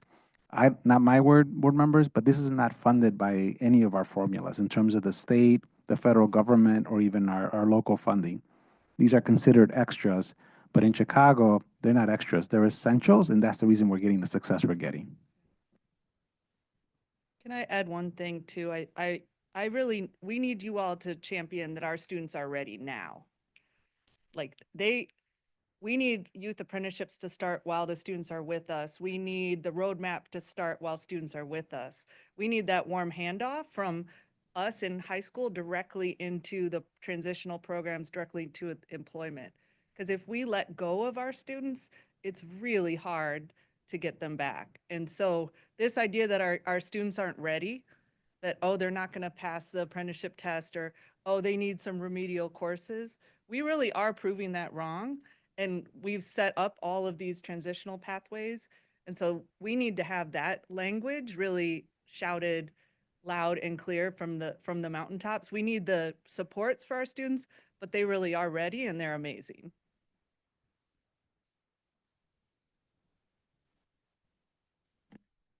Thank you very much. President Harden. Oh, I'm sorry, Board Member Brown. I appreciate the work that you all are doing. It's critical, and I guess as I'm listening, I'm reflecting on my father. My father was a machinist at Wisconsin Steel, and he had a 9th grade education. He allowed us to move out of low-income housing and buy a little 2-bedroom house on 103rd Street. And you couldn't tell me that we weren't the Jeffersons, right? You couldn't tell me we weren't moving on up. But I grew up in a community where the person that owned the gas station looked like me. There wasn't a corner liquor store on every block owned by somebody else. Because in the African-American community, there was this system of economic development because a lot of us knew how to work with our hands. My father taught me how to work on cars, right? When the steel industry collapsed, my father was an alley mechanic. But, you know, we've seen over the last couple of decades, a lot of the services that used to be at places like Dunbar, right? Diet used to actually be a middle school that prepared young people to go to CVS or go to Simeon or go to Dunbar. So I guess I just want to commend you on that work, because I think losing that type of self-sufficiency in your neighborhood has disastrous impacts. The loss of economic development, living in a state of like colonialism in your own neighborhood, because the things that you used to know how to do for yourself is now being done by somebody else. And they do those things based on their opinions of you, not based off what your real needs are. So I am interested in thinking about like how are you all rebuilding that infrastructure even better for the 21st century that used to exist in our neighborhoods. So one of the investments that Maria talked about is shifting central office staff back to schools. So our big CTE high schools and our early college STEM high schools all have a staff member that is working directly with those schools, because we really do believe the school is the unit of change, and the partnerships and the relationships are at the school level. So that's one of the areas. We submitted our capital budget last year, and we're in the midst of some of those capital repairs, and we're submitting our capital budget for next year with which CTE program spaces need that capital attention. I still think of Simeon as a new building. It's been there about 20 years, right? And where I think the other place that I would add is, where should we support programs with city colleges, and where is it brick and mortar in our buildings?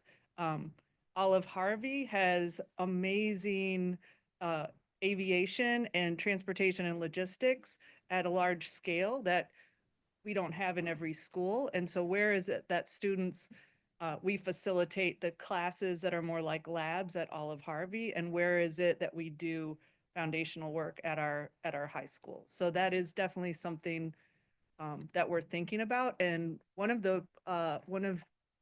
you all also spoke about student agency and really student decision making with support. I think that's another area that we want students to be able to, if you're at Builds, you get to try all the different trades. So thinking about where are places that we can have cross training within those CTE programs. I think one of the other areas, and I don't know if anyone wants to jump in on this, is that we've got a lot of interest now from students who are not in CTE programs at all to go into trades pathways. So that's another place where really the idea of the Chicago roadmap is that you had a lot of on-ramps and off-ramps that were flexible. And if anyone came to the laborers event that we had at Lyuna, we had 3 young people, or 4 young people that are first year employees in the city of Chicago. And they were, the panel, when they stopped speaking, they were like swamped, like they were rock stars by all of these young people coming up to talk with them. And it was a student from Bogan, a student from Kenwood, Good, and oh my gosh, I'm forgetting right now, but it was really representative of students from around the city who had not come out of CT programs and they told the other students, like, this is my career. Like, I'm coming back to do the solar training, and then I'm gonna move into working for this other city department. So I think us thinking about where are all of those flexibilities and opportunities, and it really is students from across the city that are showing up for all of these opportunities. Board Member Gutierrez. First and foremost, I want to thank you guys for all the great work that you guys are doing. But one of the things in my day job, I think a lot about marketing and how do you connect those dots. And I think one of the things that in conversations that I've had with unions is how do you connect how being in the trades or in different career pathways is cool. And it would be great to figure out in our schools, how do we work with both the unions in making promotional videos and bringing in those experiences that you just talked about those laborers who were once in those seats to make it real. And, you know, the ability to be able to talk about what an electrician is making on average in Chicago, right? Because there's not many, right? And talking to them in pure economics, right? And that I think spurs people the opportunity to do those types of things. And look, I'm not gonna put my my colleague, my board member Smith, but I'm sure that there could be some music in this video that we can kind of get together to do, just that because I think it's really important, the work that's doing. The other shameless plug that I will put in, board members, is that, you know, we have a project in the development in the 8th district at Hubbard, kind of looking at an addition that would add some additional space for this type of work. So more to come on that. So thank you. Thank you. Thank you very much. Thank you.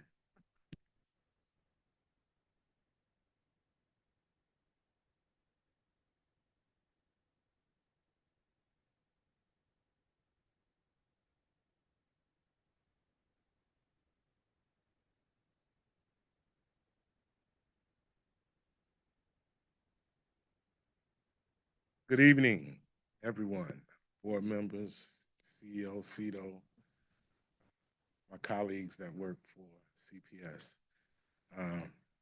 My name is Richard Smith. I am the chief of the Options Network.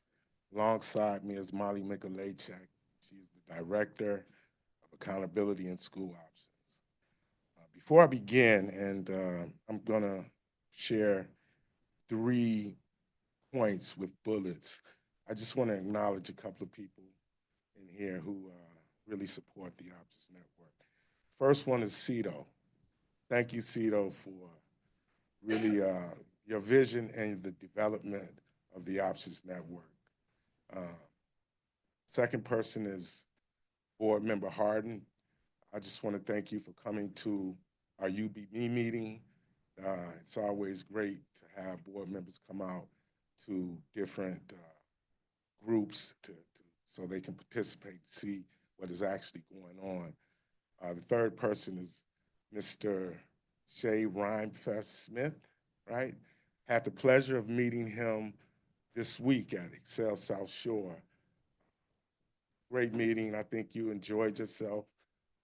Kids were, I hope it changed the perception what option schools look like, and students who attend option schools. So thank you for giving up your time to come to that school. Last but not least, I want to acknowledge my colleague here, Molly Mikulajczyk, probably one of the smartest people that I've worked with in the last 32 years. So I just want to acknowledge you with that. As the chief of the Options Network, you know, I work with very smart group of people. And sometimes when we're there, you're tasked with what to do. So I've been tasked today with going over 3 different things, what typical characteristics of an option student, the transition from I&I to the Options Network, and options academic accountability. I will begin with the transition from I&I to the Options Network.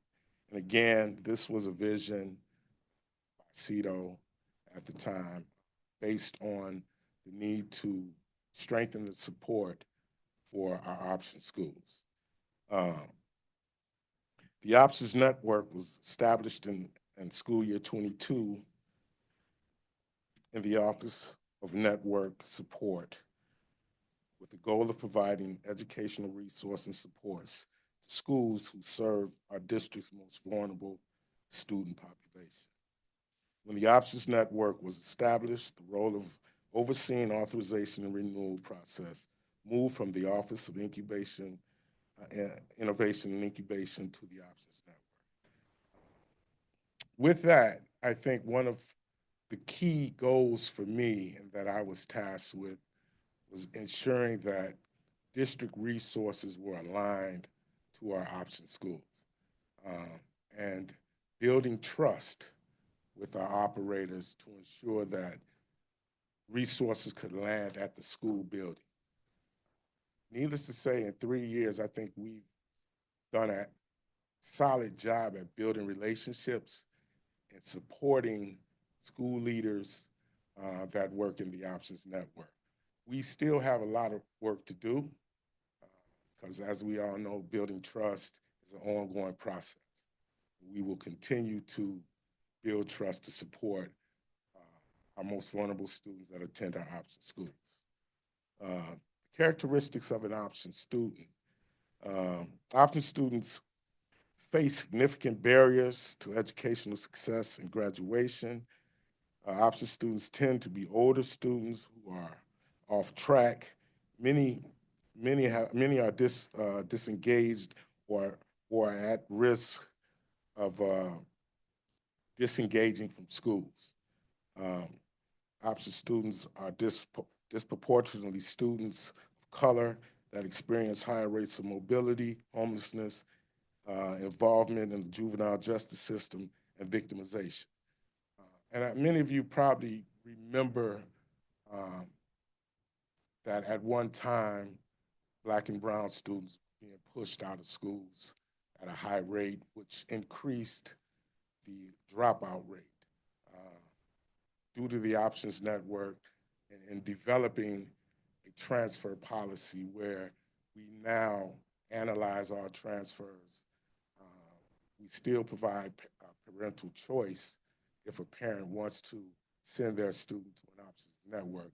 But we also make sure the parents have options, the student have options based on, sometimes it's not a good thing for a student to transfer to an option school because they have all of their credits.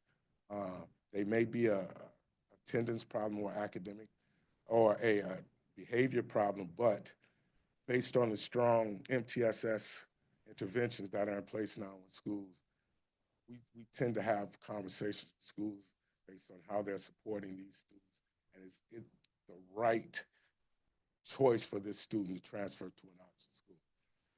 So last but not least, options accountability.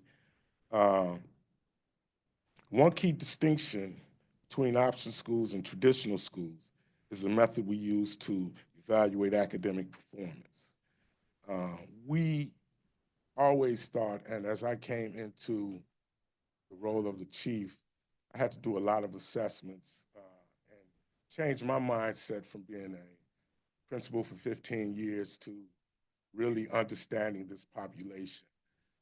And I always wondered, how are these students being assessed and how are these students being really educated? And I came to the conclusion, along with the team, that we have to really look at how we are holding schools accountable, and it cannot be equitable if we are using the same accountability system that traditional schools use with our option students based on the problems or struggles or situations that they face every day. ISB summative designations, which are used to evaluate traditional charter and contract schools, cannot be appropriately or equitably applied to option schools. And last, in partnership with school stakeholders, CPS has implemented the options accountability policy, which uses a set of metrics that are designed to accurately evaluate the academic performance of this unique student population. So what you will hear today is a 3-year process where we had to develop different processes of going in and evaluating schools, developing what school visits and school site visits look like to really come to this day. We talked about this 3 years ago as it relates to renewal of for our option schools and our charters and district and our ALOPs and things of that nature. So at this time, I will pass it over to Ms. Tamali so she can further indulge you guys in the day. Thank you. Thank you, Chief.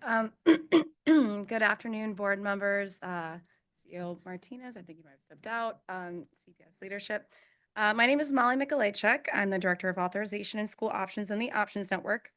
To piggyback off of what Chief said, I want to address a narrative that's been circulating regarding students that are killed or injured due to gun violence who are disproportionately enrolled in option schools.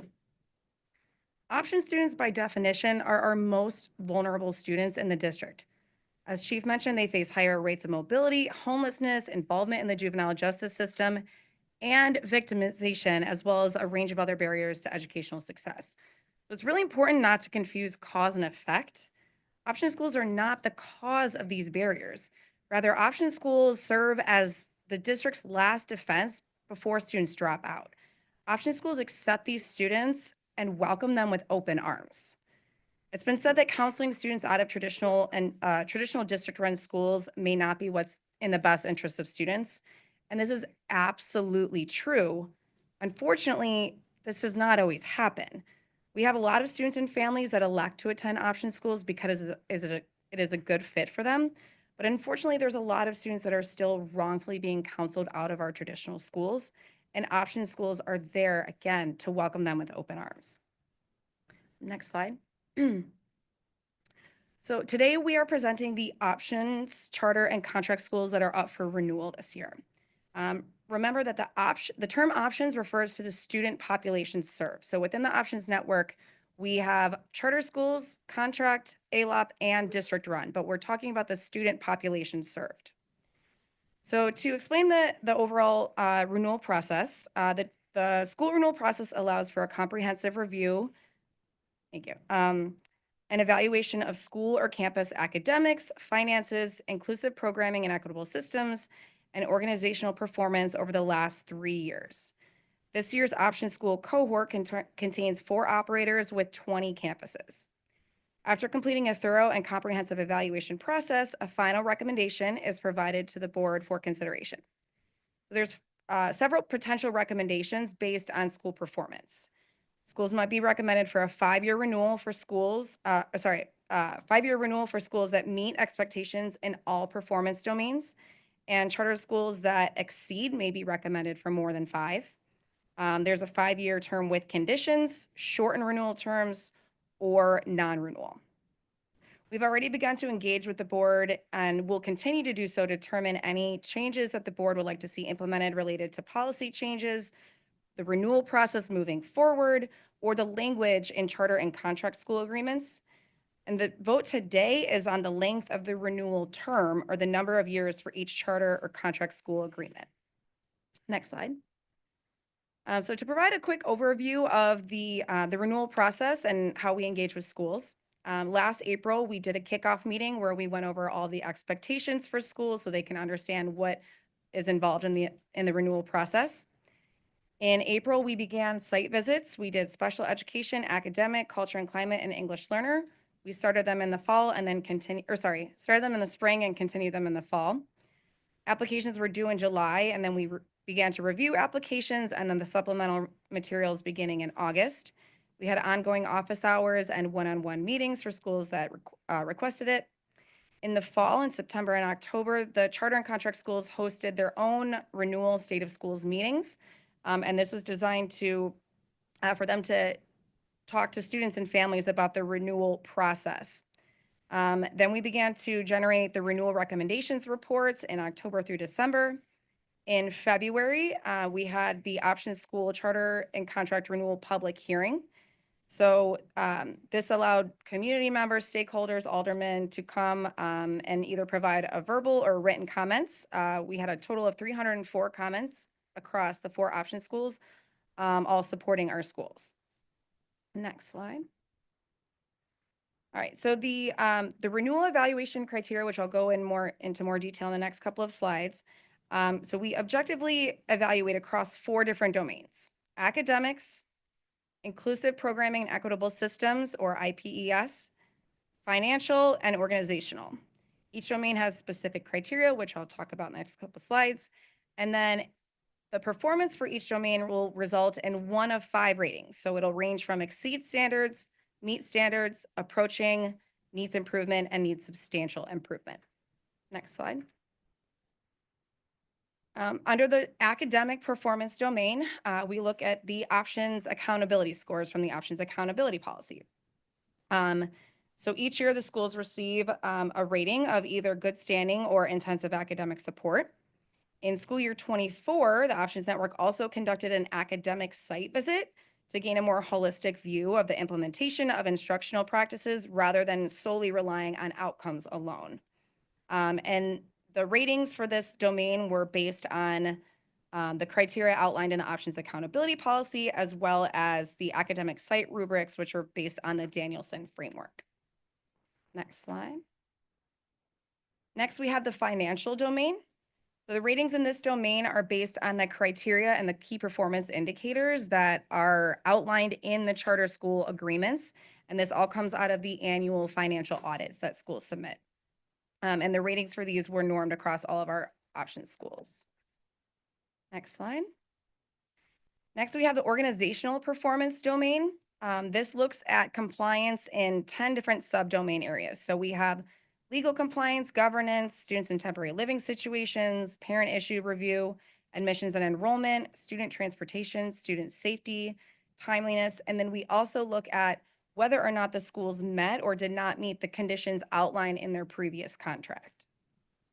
Next slide.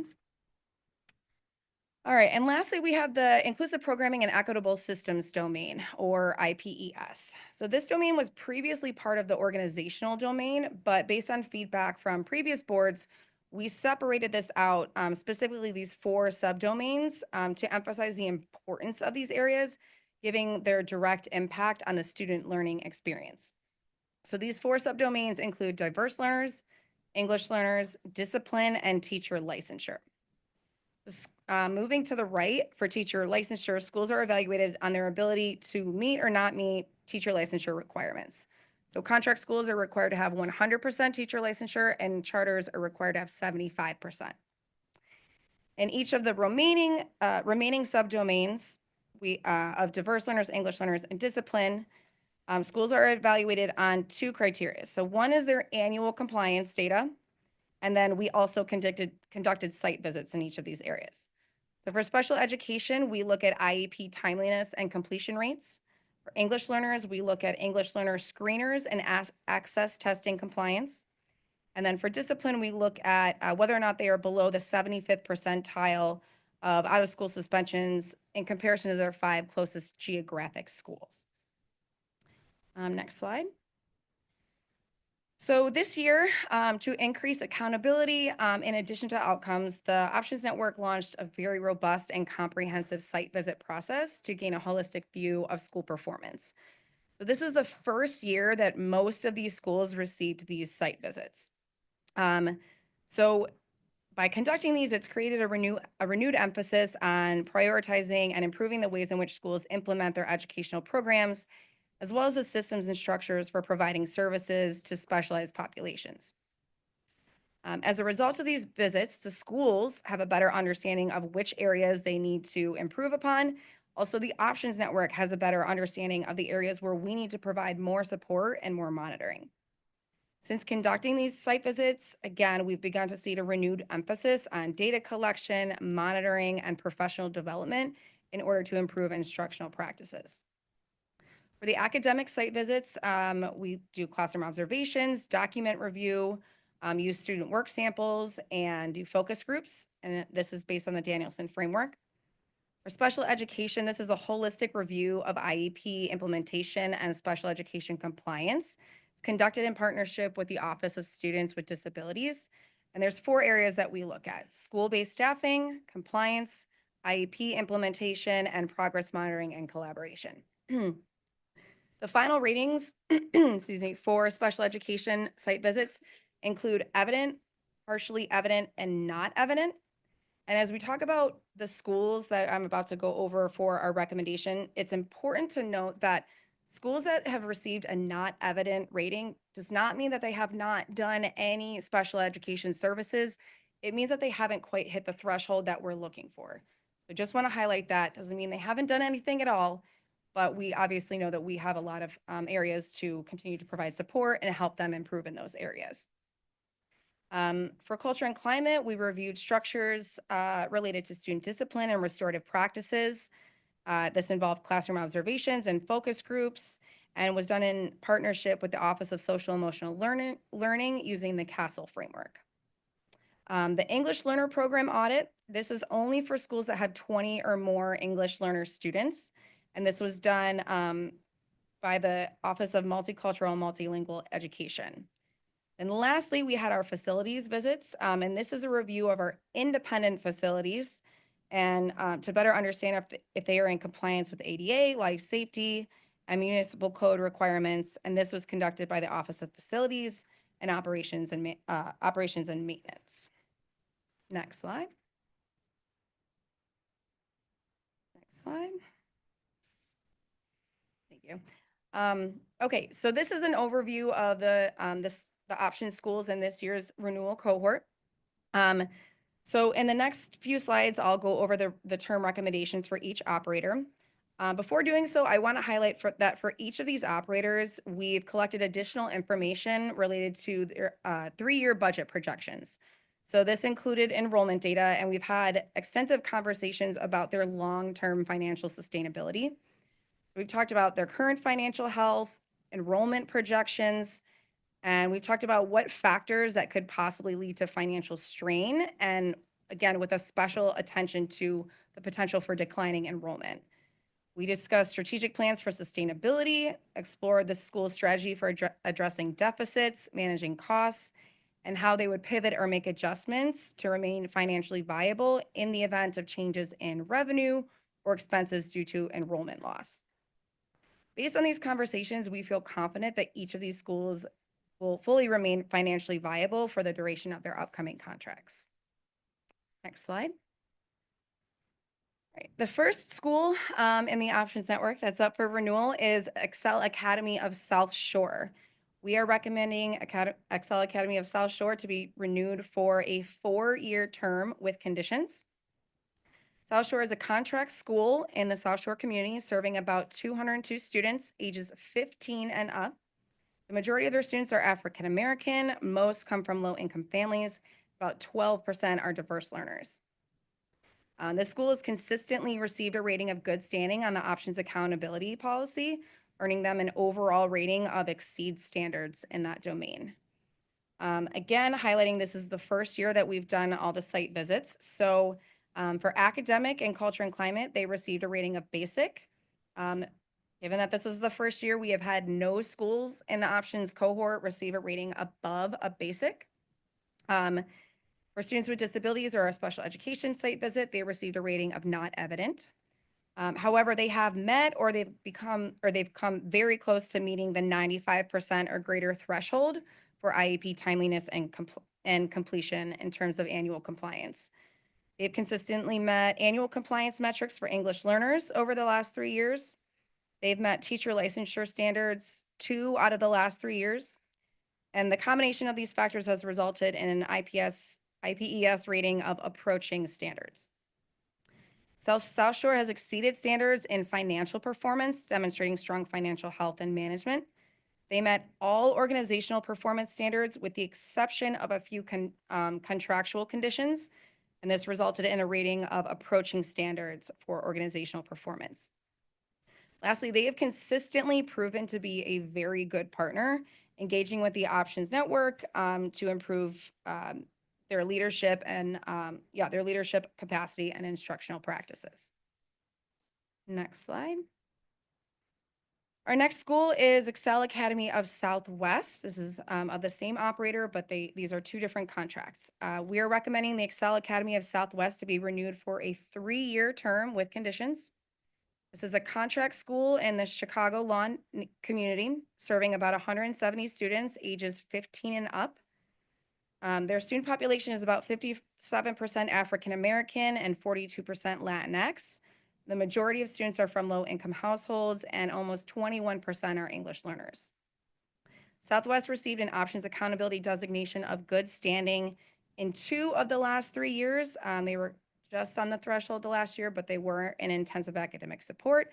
But overall, they received a rating of meet standards in the academic performance domain. For their site visits, they received ratings of basic for academic and culture and climate. They received a rating of not evident for their special education visit and a rating of minimal for the multicultural and multilingual learners visit. They have met standards for English learner annual compliance 2 out of the last 3 years, and they have met teacher licensure standards 2 of the last 3 years. So the combination of these factors resulted in a rating of needs substantial improvement. And so we know that we have a number of areas that we'll be working to support these schools and improving. Southwest has exceeded standards in financial performance, demonstrating strong financial health and management. They have met all organizational performance standards, again, with the exception of a few contractual conditions. And this resulted in a rating of approaching standards. Also, Southwest, they have consistently proven to be a good partner. They've engaged with the Options Network, have attended Options School leader meetings, and have been focusing on building adult leadership capacity. Next slide. Next, we have Institute of Justice and Leadership Academy. We are recommending Institute of Justice to be renewed for a 2-year term with conditions.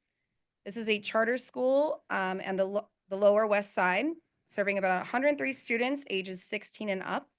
Their student population is almost all Latinx, about 79% of the students from low-income households, and 55% are English learners. Before providing details about their performance, I want to highlight a couple key caveats about Instituto. So they're previously coming off of 2 one-year contracts in a row. So despite the difficulty of showing improvement while in a one-year contract, they have shown improvements in a range of areas from curriculum and instruction, culture and climate, and financial oversight. The Options Network has worked very, very closely with the school. We've provided a lot of additional support not afforded to other schools. And while some of the improvements may not be easily captured in the performance evaluations, there's clear performance improvement that you can feel when you walk into the building.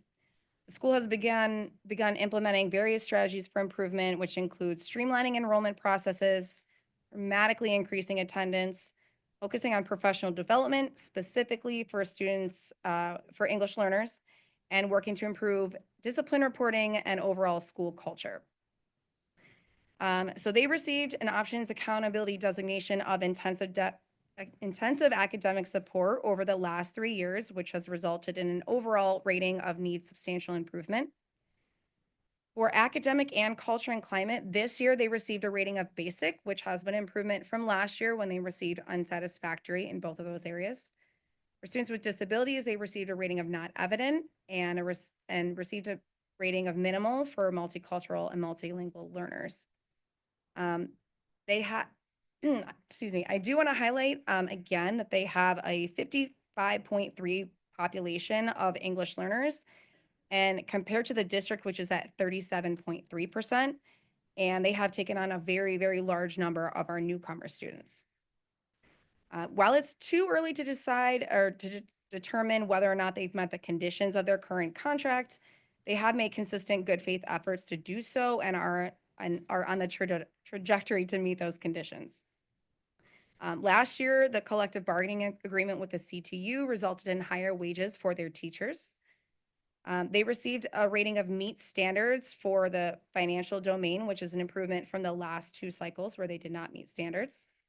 And we're very excited to see the improvement that's been made, but we also understand that there's still a lot of work to do to ensure that Instituto is meeting the needs of the students and providing a high quality education. So within the next 2 years of this contract, the Options Network plans to continue providing the high levels of support to achieve this goal. Next slide.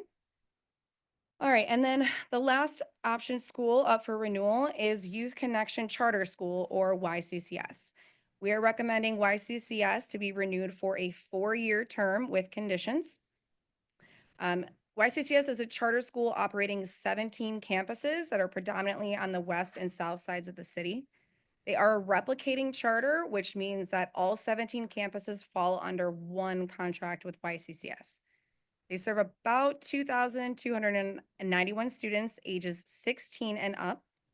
Their population is about 67% African American, 30% Latinx, 97% of students from low-income households, with 17% diverse learners and 15% English learners. The YCCS charter was established in 1997.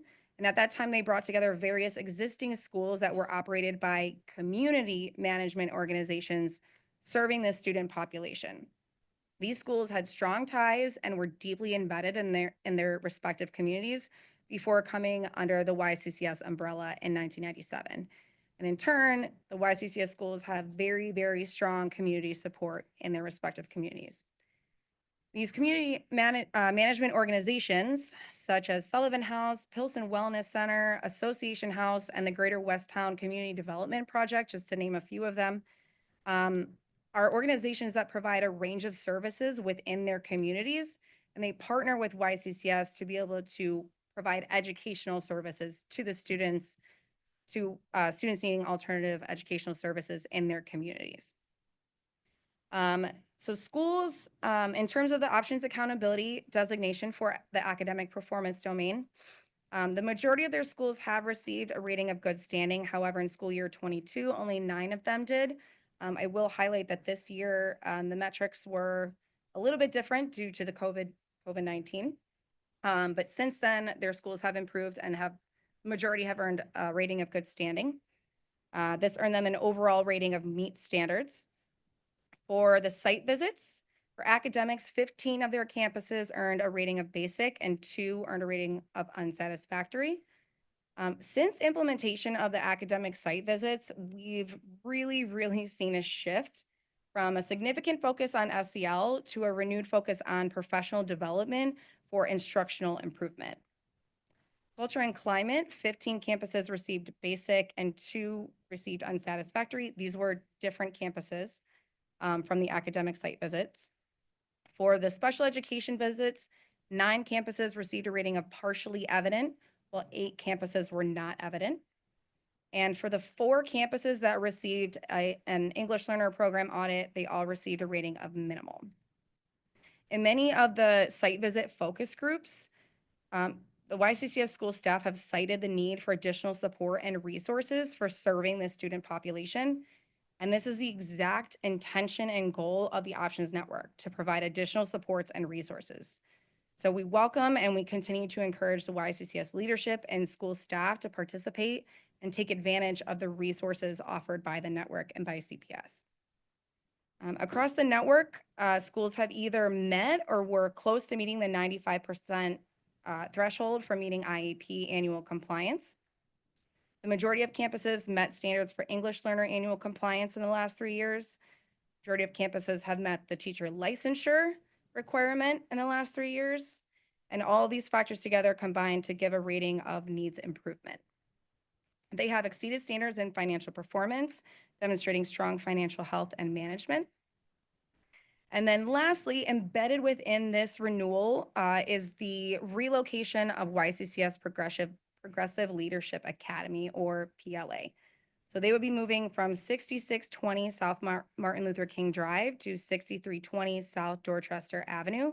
It's located about 1.5 miles away in the Woodlawn neighborhood, and this would be for the start of next school year. There's no attendance boundary, so there's very minimal disruption to any neighborhood schools. YCCS and PLA have hosted several town halls and events in which they're communicating to students, parents, and the community about the proposed relocation, resulting in lots of letters of support from students, parents, community members, and older people. The new facility, while it is a little bit smaller, it does offer distinct classrooms. Their current location, they're sharing classrooms, they're sharing office spaces, and so this new facility will allow a distinction there.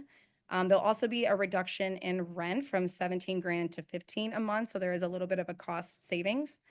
And with the Options Network oversight, YCCS will coordinate student and parent communications, making sure all safety and transportation needs are met, and ensuring that students are successfully enrolled and ready to attend classes at the new location on the first day of school. So that concludes our presentation. We will turn it over to the board members for any questions. Board Member Smith. Thank you, Mr. President. Yeah, I visited the South Shore Excel campus. One of my biggest concerns right now in terms of CPS is safety and security for our students. I was very proud that when I asked the Excel students, well, are there a lot of fights in this school? And they said, no. They looked at each other confused and said, our teachers are counselors. We have counselors everywhere. If we have a problem with another student, we can actually call that student for restorative justice mediation, and we usually handle it like that. And I thought that was very great for this population of students. My question is, in terms of children with disabilities, we heard earlier there was a critique. What do you find is the biggest challenge with the option schools serving this population of students? That's my first question. And the second question is, we just approved $18 million with Back to Our Future for students that will probably eventually attend option schools. What is the best way that MFS and Back to Our Future can work with your schools for optimal results? Yeah, thank you for that question. We're very excited. We're very excited to really begin this second process of working with Back to Our Future. I've received emails and communications from Chief Hogard, but we will begin to meet about what does this structure look like and how does it best serve students. My direction solely for Back to Our Future is the Options Network will ensure the educational component students that are enrolled in the Back to Our Future program. It's my understanding that students will spend 9 months in the Back to Our Future program. During those 9 months, it's going to be very important for us as the Options Network to really be the liaison between Back to Our Future and our option schools, because we want our option schools to understand when these students transition from Back to Our Future to our schools, we want to make sure that we're monitoring the process. Students have wraparound services. They are, treated equitably, where they can be in a place where they can be very successful. So as soon as those meetings start, I'm going to really push that piece for us as an options network, and then help out any way that I can. We didn't really have that opportunity in the first session, Back to Our Future, but this time we're all in, we're vested. We just want to do what's right for our disengaged students. And what about your biggest challenge with working with your population with disabilities? As it relates to disabilities, understanding the governance model, we do have 4 district schools which comply to all special ed directives, things of that nature in terms of co-teaching models. For our ALOP charter and contract schools, they do have a sense of autonomy where we do send our DR there for support, and they know they can call at any time to request support from our DR and our special ed department. But there's a thin line between autonomy and providing resources. Resources are there, can't make schools take advantage of them. Our role is to make sure that they have the opportunity to use it. And that's what I'm big on. I want to make sure that all of our partners understand that these are CPS students. They're attending your school. They're all of our students, and the resources that are in place from the district that support every other CPS school support your schools. I think a big challenge is the nature of our students, the nature of our schools. They are highly mobile. So a lot of them may have already dropped out. Some of them are coming in with an IEP that's out of compliance. And so our schools really have to be flexible in terms of being able to provide those services to students that are coming in and out of their doors on a regular basis. So I would say that's a big challenge.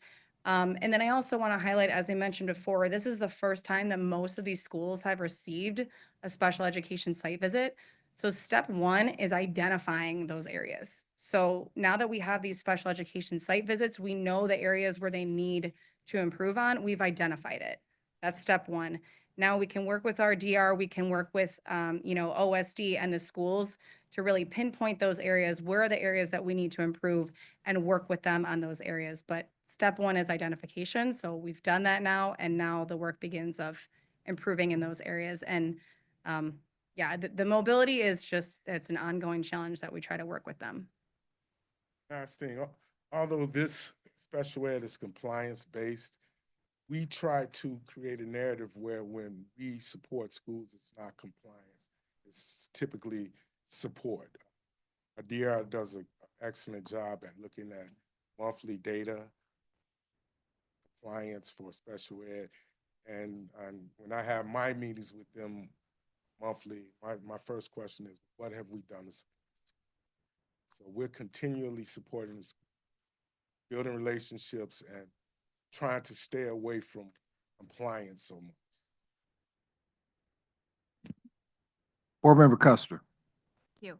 My question is actually about the site visit, and this is just a curiosity, honestly. Since you guys have implemented the site visit, has it helped inform some of your previous data collection on accountability scores, like, are you seeing that reflected in what you're seeing when you go to these places? Are you seeing even more sometimes than what's being collected in the data when you go to visit? Like, how has that really helped, add to how you're evaluating these schools and what you're actually physically seeing? That's a great question. And at this point in time, since we just started these, we won't be able to see how it's affected the outcome, like the options accountability scores, until they come out next August, September. I mean, we've seen changes in how schools are approaching the CIWPs and what kind of professional developments they're engaging in, just discussions that we're having with them in terms of focus groups. So while we've seen improvements anecdotally, we don't have that, like the data yet, because we haven't had the first round of accountability scores to come out. Our goal is to, have the resources to continue doing these so that we continue to see this focus on it. But just unfortunately at this point, we won't know until we get the next set of scores. Well, I think it's a great added component, because it's one thing to collect a bunch of data and look at it and make a decision versus really truly being in there and seeing it. And so I guess in this case, it's almost in reverse. Like, you can see it firsthand and now you're waiting for the data to support that. So ultimately, I think it's a great addition to the whole process. Board Member Pope. Yeah, thank you for your very thorough report, and I do have a couple of questions. I understand that YCCS has 17, I think you said, campuses, and that each of those campuses is basically separately administered. Is that my understanding? Rather than really by a central body? So If you can answer that, then I'll go on with my next part. yeah, so YCCS is the charter holder. And then of the 17 campuses, 14 are managed by community management organizations. So yeah, so 3 of them are managed directly by YCCS, and then the other 14 are community management. Okay, so I'm trying to figure out how that affects what resources are available in the schools, because I assume that YCCS gets a certain portion of the money, I guess, that's allocated, and then is less money therefore allocated to each of these community holding organizations? Because I know we have limits on the funding that we can provide, and if so, what kind of an effect does that have? Is this a good model to be following? I'm a little sort of, I know it's not a Ponzi scheme or anything like that, but it just seems like there's a whole middleman component in there that might siphon off some of the money that would go otherwise to these students who are, as everybody has said, some of our most vulnerable and in need students. So maybe you could explain that a little further? Yeah, so as I mentioned, prior to 1997, all these different schools existed. They all serving this population. And so they all came under the YCCS charter. That was kind of a unifying act. So yes, YCCS, we give them the funding directly to YCCS. They do a lot of administrative things. They, I know, for example, they hire all of their special education staff, and they are responsible for making sure all of that compliance is in order. Yeah, they do a lot of different things in terms of overall oversight, ensuring the schools are doing what they're supposed to be doing, and general, like, educational management. Then within each of the community organizations, many of them have different funding sources from their communities. As I mentioned, several of them offer other services to their communities. So some of them, I can't speak to whether they do or not, but some of them may, provide some additional funding to those schools. But they're the ones providing the educational services, where YCCS is kind of oversight management, making sure schools are in compliance across the board for all educational purposes. I'm still a little baffled by exactly how that works. So does YCCS function basically as the network for them? I'm sorry, can you say that one more time? Does YCCS function basically as the network overseeing them in that way? And then you're overseeing both YCCS and the individual campuses in your department, or? So, so YCCS is the charter holder. Right, I understand. So yeah, so we oversee YCCS, and then, I mean, as we mentioned with site visits, different things, we do interact with the schools, but ultimately YCCS is responsible for making sure that each individual school or campus is in compliance or providing a high quality education. Right, and clearly some of them are in compliance on some things and not on other things, et cetera. Thank you. Board Member Rivas. Thank you, Mr. President. Thank you so much for this thorough information. Earlier, this month, last month, a few weeks ago, a few of us were able to meet with YCCS and learn about their model and how it works. And I actually have a few YCCS campuses in my district. So Association House, which is right down the block for me, which is really beautiful. That we have this alternative option there, and they have so many other opportunities available there. And then Greater Westtown. So that was a really great opportunity to be able to visit these campuses. One of the issues that I learned about that evening was related to the funding model. And so from my understanding of how finances work with the district, it's based on when we're looking at, I'm assuming the 20th day funding rate. Because this population is so highly mobile, we're talking about students who are, we're trying to get them re-engaged. You saw how much money we're putting into, to MFS and Back to Our Future. One of the things that was brought up is that, sometimes students stop out for a semester, a few weeks. They're have a job, have a baby, something's happening that they stop out and then come back to the school. And YCCS takes them back because that's their home, that's their student, and this student has the motivation then after whatever happened to be able to come back and complete their education and hopefully gain some type of certification afterwards. So I'm wondering then, what is it that we can do to support to ensure that, if the student's not there for the 20th day and enrolls in October, stops out in December, comes back in March, but is still working toward credits to get to, graduation or age 21 when they're aged out of the system, what are we doing to ensure that we're not missing out on funding? Because I'm also assuming this is coming from not just from CPS, but how we get money from the state, federal, things like that. What can we do to ensure that we're getting as much funding as possible so that we can provide those services to those students? That's a great question. I think ultimately we would have to, circle back with the board and figure out, are there ways to change the funding structure, which is, a bigger conversation with the budget team. I do want to highlight a couple of things just for contextual help. So for all of our charters, it's 20th day. It's also 10th day of semester 2. So there's 2 enrollment counts that we use. For our district schools, it is just 20th day. So I just want to highlight that because we do have district-run option schools that have that same, the same thing that we're talking about, where it's kind of students coming and going, and they don't benefit from that 10th day count. They're only captured with the 20th day count. With that being said, I mean, yes, it's definitely an area where I think we could improve, talk with the board, talk with the budget team to see, are there different ways of funding it? I'm also going to be very transparent and highlight, we have, in the past year, we've begun to look at those enrollment trends to really understand what's happening with the student population. Unfortunately, we do see a large number of students that are withdrawn right after enrollment counts are captured. So that's actually one of the things that we want to address in the conditions, because we are seeing a pattern where a lot of these students are being dropped right after they get money for them. So we want to understand what's going on here.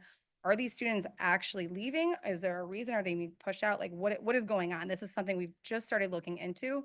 So just transparently, yeah, I think it's a conversation we need to continue with the board, but we also need to continue looking at the data and the trends that we're seeing and the enrollment patterns with our schools. And I would also add that these same questions have been asked to me by CCS leadership. And I've, as the liaison between CPS and YCCS, I've always suggested to them that if a meeting needs to be set up with CPS leadership to address these concerns, I can do that. But a lot of the questions concerning 10-day and 20-day funding, these are questions we can't answer at all. So I'm a liaison, and my job is to support YCCS leadership. I'm open to setting up something so they can talk to CPS leadership about this. Thank you. One of the other things I wanted to mention that Board Member Smith brought up is just, again, this idea of how can we ensure that what we're putting into that Back to Our Future, that we're working together side by side, so that we're not necessarily competing between, Options Network and Back to Our Future, and spending double the money on the same number of kids, but rather how can we work together to ensure that we're putting all those resources towards supporting students. Yay, thank you. That's all right. I'm glad I'm still here. No, I'm Thanks for here staying because late. I believe in this work, but so Back to Our Futures is not a school. It's not an educational, students are not enrolled into Back to Our Futures. It is the funding and the programming to stabilize them to ensure they get back into a school. So it is not a competition. It's With the majority going to an options school of the few that were serviced last time. Could you repeat the? With the few that were serviced last time, a lot of them went to the options schools. Correct. Yeah, so I'm just trying to figure out a way where we can work together as opposed to working separately to enroll the same students. So we did work very closely with the Options Network, and that's why we're continuing to discuss how we build that partnership even more strongly. There wasn't competition last time. It really was individual, just like as Chief Smith was talking about the transition process, that is the best practice where individual meetings and conversations are held and a transition plan is created. So we really are, our intent is to continue to build that transition process for what's best for each student in partnership with the options networks and the transition specialists. Thank you, appreciate it. That's it for me. Thank you, President. Board Member Gutierrez. So one of the questions that I have, given the last 2 months where we had some issues with the CERO, and the whole issue of short renewals and not really giving agencies a runway. If one of those schools that has a lower renewal rate decides to, you know what, we're not going to do this, who serves those kids? Who serves the hard to serve student that we're trying to connect, right? Because they're disconnected youth, right? How do we connect them? What would be the plan so that we potentially wouldn't end up the way we almost did with the Acero closing? Can you clarify that question one more time, please? What my question? So what plans are in place if one of the current renewees that will renew tonight decides that they don't want to renew because they don't have enough runway in terms of the renewal term? The renewal term, a 24-month term versus a 4-year term or a 5-year term. Where would those kids, who would serve those students? Well, I want to start by saying we're not anticipating that. I think specifically talking about Instituto, which is a school that we've recommended for a 2-year. As I mentioned, they're coming off of 2 1-year renewals, and we've worked very closely with them. I just anecdotally, we don't have any reason to believe that they would back out last minute because they got a 2-year renewal. With that being said, one of the option schools, Little Black Pearl, decided to voluntarily close last year. So we worked with that school. Fortunately, I guess the option schools are smaller. We don't have, it's not the size of a Acero. So we have about 100 students that we would need to work with. So we work with the school. We look at how the students are doing. Would they benefit from going to a traditional school, from going to another option school? We work with students and families to figure out, transportation, can you get to this new school? Is it a good fit? We've also worked with other network chiefs and traditional schools to say, you know, we had this school closure. Can you help us with finding homes, schools for these students? I mean, it would look very similar to how, you know, what we did with Little Black Pearl. And as I mentioned, it's because there's fewer students, we're able to engage a lot more time and effort in each and every student, making sure they find a good fit. And then digging a little deeper, I think with the Little Black Pearl situation and understanding different neighborhoods that students were coming from to attend the school, we reached out to the different principals in neighborhoods and, you know, gave them a forefront of, you may be receiving these kids due to closure, voluntarily closing of Little Black Pearl. So we monitored that process very closely, and I think we had about 97% success rate in placing schools across the district. I appreciate your thought. You guys do have a plan, so that's what I wanted to make sure. Thank you. Board Member Boyle.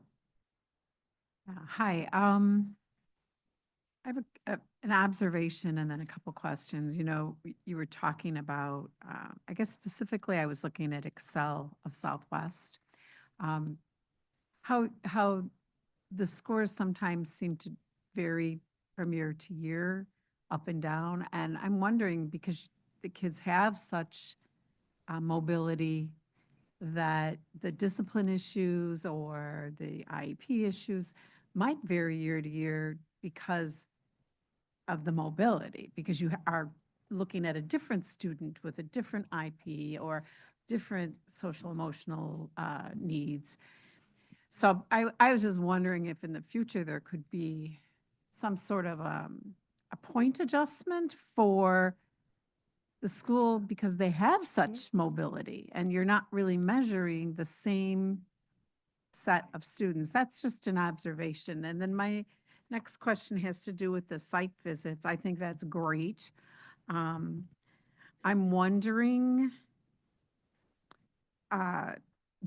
does your department have the capacity to do follow-up site visits for schools that you identified that were having, you know, more difficulty, and that you want to go back and see again, give them another opportunity to demonstrate growth? Or, you know, like, what are your needs in terms of kind of building on the site visits? Because I think that's super important.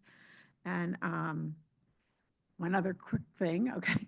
The other thing would be, are the schools aware of the points and the thresholds and where they're falling? Sort of like a progress report, and then they have time to address the issues? So I'll comment on your observation, which is an excellent idea. We're going to start working on a new version of the options accountability policy in the upcoming year. So that's definitely a great point that we will, you know, take into account and think about how we can kind of factor that in. Because you're absolutely right. I mean, it's a whole different set of students, and we really try to tailor that policy to the student population. The second question was About your ability to do site like the visits. site visits. Do you have the manpower to do the site visits? I think we questioned it at first, but we spoke with leadership, and they provided the funding to really provide us with extra bodies to do site visits. We had to do 18 of them. It was a monumental task, but in order to do it fair and have an equitable process, we had to get in those schools to see. So it was important to us, and it was very important to Cito and her team that funding was provided. If I can just add something, some components of the site visit actually are conducted by other teams and departments. So Office of Students for Students with Disabilities does a special education visit. If we have bilingual students, the Office of Multilingual and Cultural Education. So it's a really cross-functional team effort. but definitely the option schools network been kind of holding the bigger burden on that. And just piggybacking off of, you know, these, she's saying SEL, special education, counseling, these people are part of our staff. They sit in our offices every day, but they're from OSCAPA, special education department. So they've hired someone and they are solely working with the options network. So in terms of site visits, those are our key people that look at special education, SEL work, and the post-secondary. Thanks. And the third part of my question was, do the schools have an awareness of where they are falling on the point scale and what they need to work on for their next renewal? Yeah, so each year on an annual basis, we have 3 different scorecards that come out. Well, one's not a scorecard. One is the options accountability designation, so they can see how they did on each of the metrics. We have an operations scorecard, which has most of the components of the organizational domain, as well as some of the special education compliance. And then we have a financial scorecard. So that's based on the financial audit that they submit. So we release that on an annual basis. We are actually working on an updated version where it's updated on a quarterly basis, and we're giving them more immediate feedback so they can address those things right away. We're still working on that, hoping to get it out for fourth quarter. So they are provided with that information. In terms of their overall ratings, prior to this, a little bit before this meeting, we didn't have the final recommendations. Part of it is because we had to, again, this is the first time we did all the site visits. We had to complete those. We had to get all the scores back. We had to figure out how those are going to be embedded into the overall process, because again, this is the first time. And then we had to kind of norm that across the board and like what makes sense based on how the schools have performed. So everything, with the exception of the site visit scores, the schools receive to understand how they're doing on an annual basis.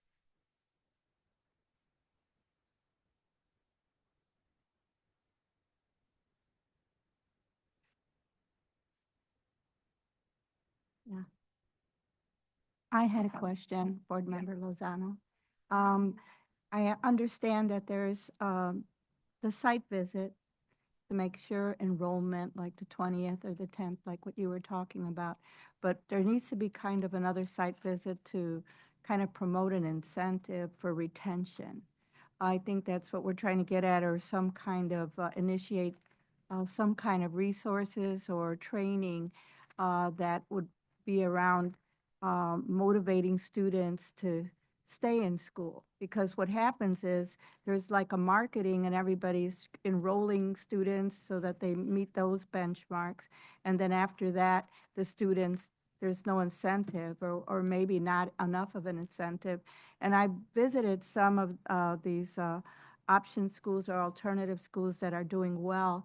And there's incentives have always been like after school jobs, summer jobs, like stuff like that, where that they could also keep the students motivated by using other things, sports or things like that. But I was just wondering if that was something, maybe another site visit would also encourage the schools to look into how they can have incentives for retention. Yeah, that's an excellent point. So we do have a couple things in place. We have within the options accountability policy, there is a stabilization metric that looks at, currently looks at, are students currently enrolled at the end of the year, or have they graduated? With the new work with CIDT, we're actually looking at expanding that. So it'll be students, are they enrolled or have they graduated by the end of the year? Are they enrolled in the same school? And then we're also looking at another version of the metric that looks at students that were previously inactive. Were you able to pull those students in, and were you able to hold on to those students for, until graduation? So with CIDT, we are working on expanding some of that. Also, all of our schools except for our charter schools, so 17 of our campuses have receive OST funding, so out of school time. So our schools are engaging in a lot of, after school programs and activities to get students more engaged and more connected to schools. But yeah, oh, go ahead, no. This is your area. I mean, well, I would also, in addition to out of school time, all of our option students have access to all of our post-secondary programming and support. So at the skilled trades event, we specifically invited option schools. We have post-secondary specialists in the network. The option network, Chief Smith is a great advocate for these opportunities. So the jobs opportunities, and especially with workplace experience and work-based learning, which is during the day programming, is open and accessible to all options students. So that's a place where we work very closely together. And it fits really well because of the place where most options students are kind of age and fit. And mentioning builds as well, we have students in the option network that are able to access builds. We have students in the options network for the first time in CPFTA, which is the police and fire training.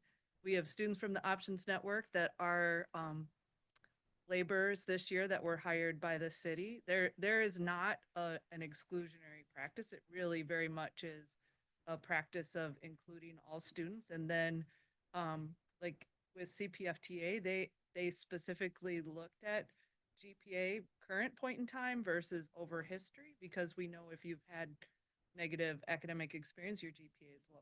So this is a place where we partner very, very strongly together and want to continue to expand. We have Anusha.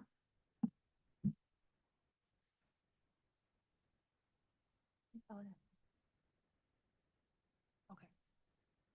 Okay, thank you. I have a few questions. So my first one is, are any of these schools that are up for renewal for-profit or related to for-profit entities? Yeah, the two Excel campuses are. And do you see, like, in in your accountability work, a difference in how that for-profit structure influences the education that our kids receive, or any of the incentives that they have? Honestly, not at all. I will say Excel is one of our best partners. So yes, they are for profit. The district decided to engage in a partnership with them about 13 years ago. Since then, they have strong outcomes for students. They're serving students well. They're a very good partner. They're very great to work with. So to honestly, no, they've been a great partner. Thank you. I really appreciate that. Sorry. And I would add that they also take advantage of several district resources, which makes them a stronger school. That is great to hear. Just doing some Googling, and I saw that a former advisor to their previous company that turned into Full Bloom is Barbara Bird Bennett. So wanted to ask another question, not related to Excel, to YCCS. Are the community management organizations for profit? Don't believe so. I would have to look to be sure. I'm fairly confident that none of them are, but I would have to look. I'd have to get back to you on that. And what exactly are the functions? I know board member Pope asked this question, like, what are the functions that the community management organizations provide exactly? And can you tell how much money flows through the community management organization and how much goes to the students at the schools? Like, do you have oversight on that? Sorry, what was the first part of the question again? What are their functions, the community management organization's functions? So they're hiring staff, they're running the school, they are bringing in external partners that provide additional services. So, if there's work-based learning programs, if there's, mentoring or counseling services that they bring in. So they're bringing in those outside services, hiring staff and, kind of running the school. Like the day-to-day operations, whereas YCCS is serving as like oversight, compliance, special education staffing, providing like money for Power School, things like that, like administrative stuff. So they'll get resources from ASN, Alternative Schools Network. Evan, I'm sorry, what was the second part? I'm sorry, I question? started to ask two questions in one. It's okay. Can you see how the money flows, like how much is taken out by the, CMO, Community Management Organization, and how much goes directly to each school? So CPS gives the money directly to YCCS, and then every year we do collect a budget, and then we get quarterly updates where they report out how much money is going from YCCS to the individual campuses. I don't have those numbers in front of me. I No. also don't It's know that public, we. though? I'm sorry. It's public, though? Uh, I would have to check. I don't know. I think it is, but I think one component that I feel like may be helpful, these individual community-based organizations do not hold charters. So they're basically taking the licensure, if you will, from a charter organization. The charter that is issued is to YCCS. And these individual organizations, they're very involved in the management and the running of the school, but technically they can't even receive the funds from the district because they're not charter authorized organizations. So I hope that helps a little bit.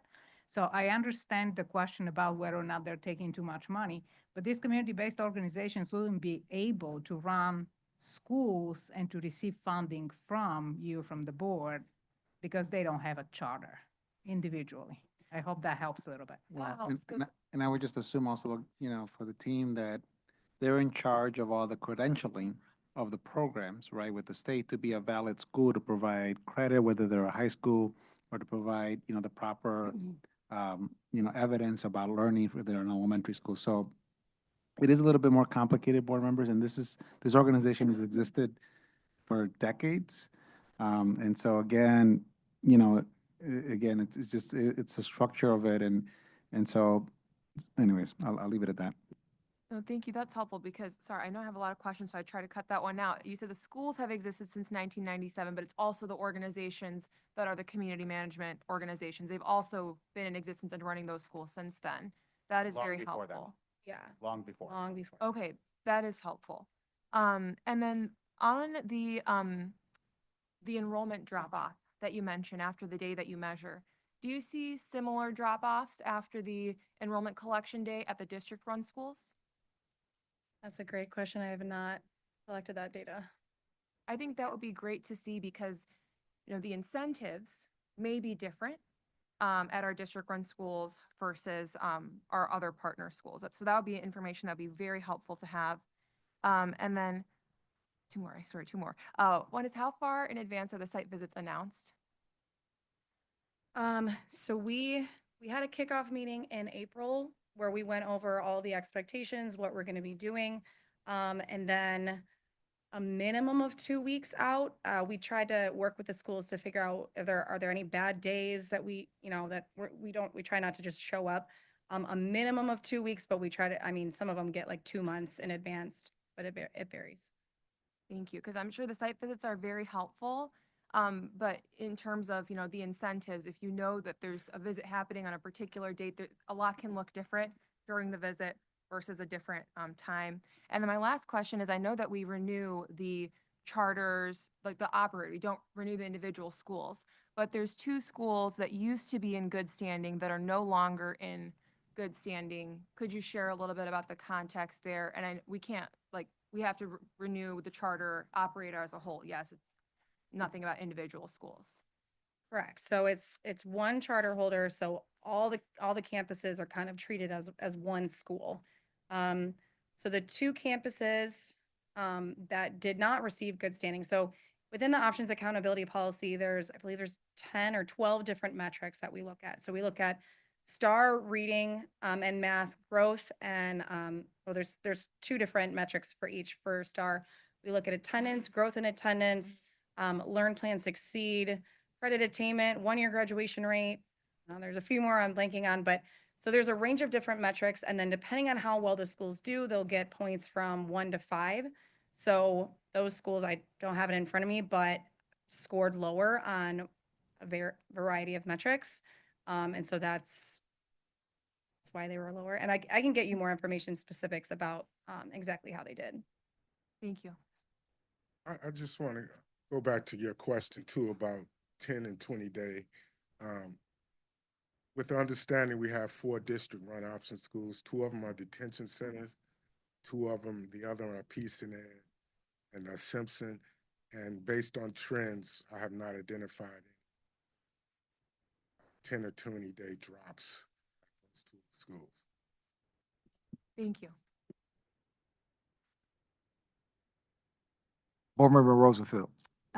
So thank you for your presentation, for answering all of our questions. I think these schools are super important to the ecosystem of Chicago Public Schools. We're reaching our students furthest from opportunity here, and that's our biggest challenge, but arguably our biggest job. So one question, are neighborhood schools in urban risk communities have the same enrollment counts, so that beginning of the year and after the second semester?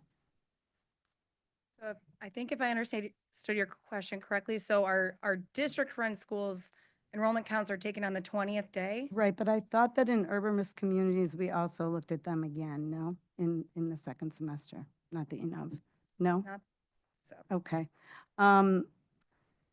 So I was lucky enough to visit YCCS, the Westtown campus and the academy, and I met the staff, and I was toured through the various programs, and it was an amazing tour. And the professionalism and the passion that the staff there had, despite all of their challenges, was like nothing I had ever seen before. So I just think it's important that we remember to meet these schools where they're at. They are on a different playing field, and it's our job to support them and ask them how we can support them, and understand that what they need is different than what so many other schools need. So I appreciate you guys doing that and remaining supports to these schools. If I can help, please let me know.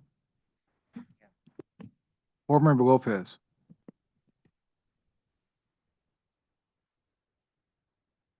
Thank you. I'm glad that there's new metrics added, including the diverse learners, understanding that it still needs some areas to be strengthened. I also do agree with the point that Board Member Gutierrez made, in particular about if there has to be a closure of one of the campuses. For me, would be how can we also make sure that the option school is helping ensure with transition of students and helping the district, and it doesn't just fall on the district. The other item just want to, and already had kind of imply into by other board members, looking in particular the metrics that we use to measure one campus for renewal, as opposed with, for example, in this case, YCCS that has 17 campuses. We get just the overall, it seems the average of all those campuses. And my concern is what if, it looks like 2 of those campuses might not be meeting the metrics, or they're a little bit lower, that there's no support for those 2 particular campuses, so those students don't suffer, or that also the professionals there, that they get the support that they need, and and don't get disregarded just because out of those they are falling a little bit shorter compared with the rest of the 15 other schools. Thank you. Yeah, so there are schools that are designated as intensive academic support. We do a range of different activities with them throughout the year, professional developments. We work with them to ensure that they are able to improve in different areas. I'll also highlight that within, so they have a designation of good standing or intensive academic support, but they have a score. And so, yeah, so that kind of helps with averaging them together, is because maybe some schools are here, maybe some schools are here, but I will say in general, YCCS schools are generally in the same area. We don't really see a lot of outliers. But for the schools that do fall under intensive academic support, we do provide extra resources, extra support, work with them throughout the year, make sure we're working with them specifically on their CIWP to address those areas. Board Member Rivas. Thank you so much. So I just wanted to clear up some confusion, as best I understand it, around the community-based organizations that are supporting these schools. And so when state law changed in 1996, I know we all love history lessons here. State law changed in 1996, authorizing charter schools. So these schools were already in existence. Many of them, I'm assuming, probably all of them, I don't know for sure. But these schools were in existence already. To comply with the new charter law, 1996, the law passes by the Illinois General Assembly. 1997, charters are created. We have now YCCS in 1997, bringing together all of these community-based schools under that umbrella, as Bogdana was saying about having the charter as the authorizer, as the person receiving the funds to be able to manage these schools. So that's one thing. The other thing too about these community-based organizations, if you're really interested in the financials and where the money is going, please look them up. All nonprofits have to file 990s every single year. Many of us here work at nonprofit organizations that have to file 990s. You're able to look up GuideStar. I think the name has changed recently, but it used to be called GuideStar. It used to be one of my favorite things to look up, 990s of organizations. You can see the top 10 paid board members or executives of those nonprofit organizations. You can see all the money in, all the money out, how much was spent on programming, all of those things can be looked up for all the nonprofit organizations that run that are partners with YCCS to be able to run these schools. So I just wanted to add that for all of our researching. Yes, thank you. Absolutely correct. Thank you. Board Member Blaze. Hey, thank you so much for coming out and staying up so late. You're the last line of defense, right? Before sometimes we lose these students forever. So I just want to commend you on your mission. I know it's not easy. We've got lots of questions because some of us are really new to it. If not for some family members of mine, I would, I would have some questions too. But I hope you know, even if we're throwing lots and lots of questions at you, it's coming from a sincere place, but also there's a number of really wonderful people on this board who have walked a number of lives, who have dealt with a number of populations that can really be helpful to you. So I'd like to stop by. I'm sure some other folks would, and we'll continue the conversation. But thank you again. This is really mission-based work. It's not easy. And it's super necessary. You're for many people, you're the last chance before the streets take them completely, or before, or many of them are in JTDC, right? Do you have you have schools in right? So, thank you. And I'll see you anyway, because I work for Cook County Commissioner, and we're doing some tours of JTDC, so I'll see you over there anyway. Thank you. Thank you. Thank you very much. Thank you.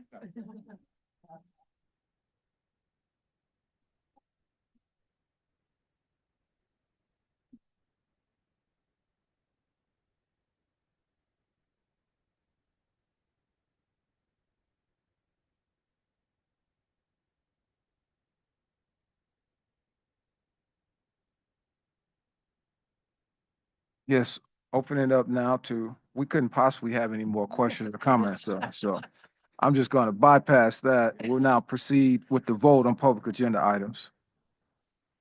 Board Secretary, please proceed. Thank you, President Harden. I will proceed with the items on the public agenda. Read the board report numbers and brief titles. I believe Board Member Rivas has motion MO2 regarding record of proceedings. I move that the record of proceedings of the Agenda Review Committee meeting of February 12th, 2025, and board meeting of February 27th, 2025, prepared by the board secretary, be approved, and that such records of proceedings be posted on the Chicago Board of Education website in accordance with Section 2.06B of the Open Meetings Act. Is there a I second? second the motion. I'll proceed with a roll call. Member Lozano?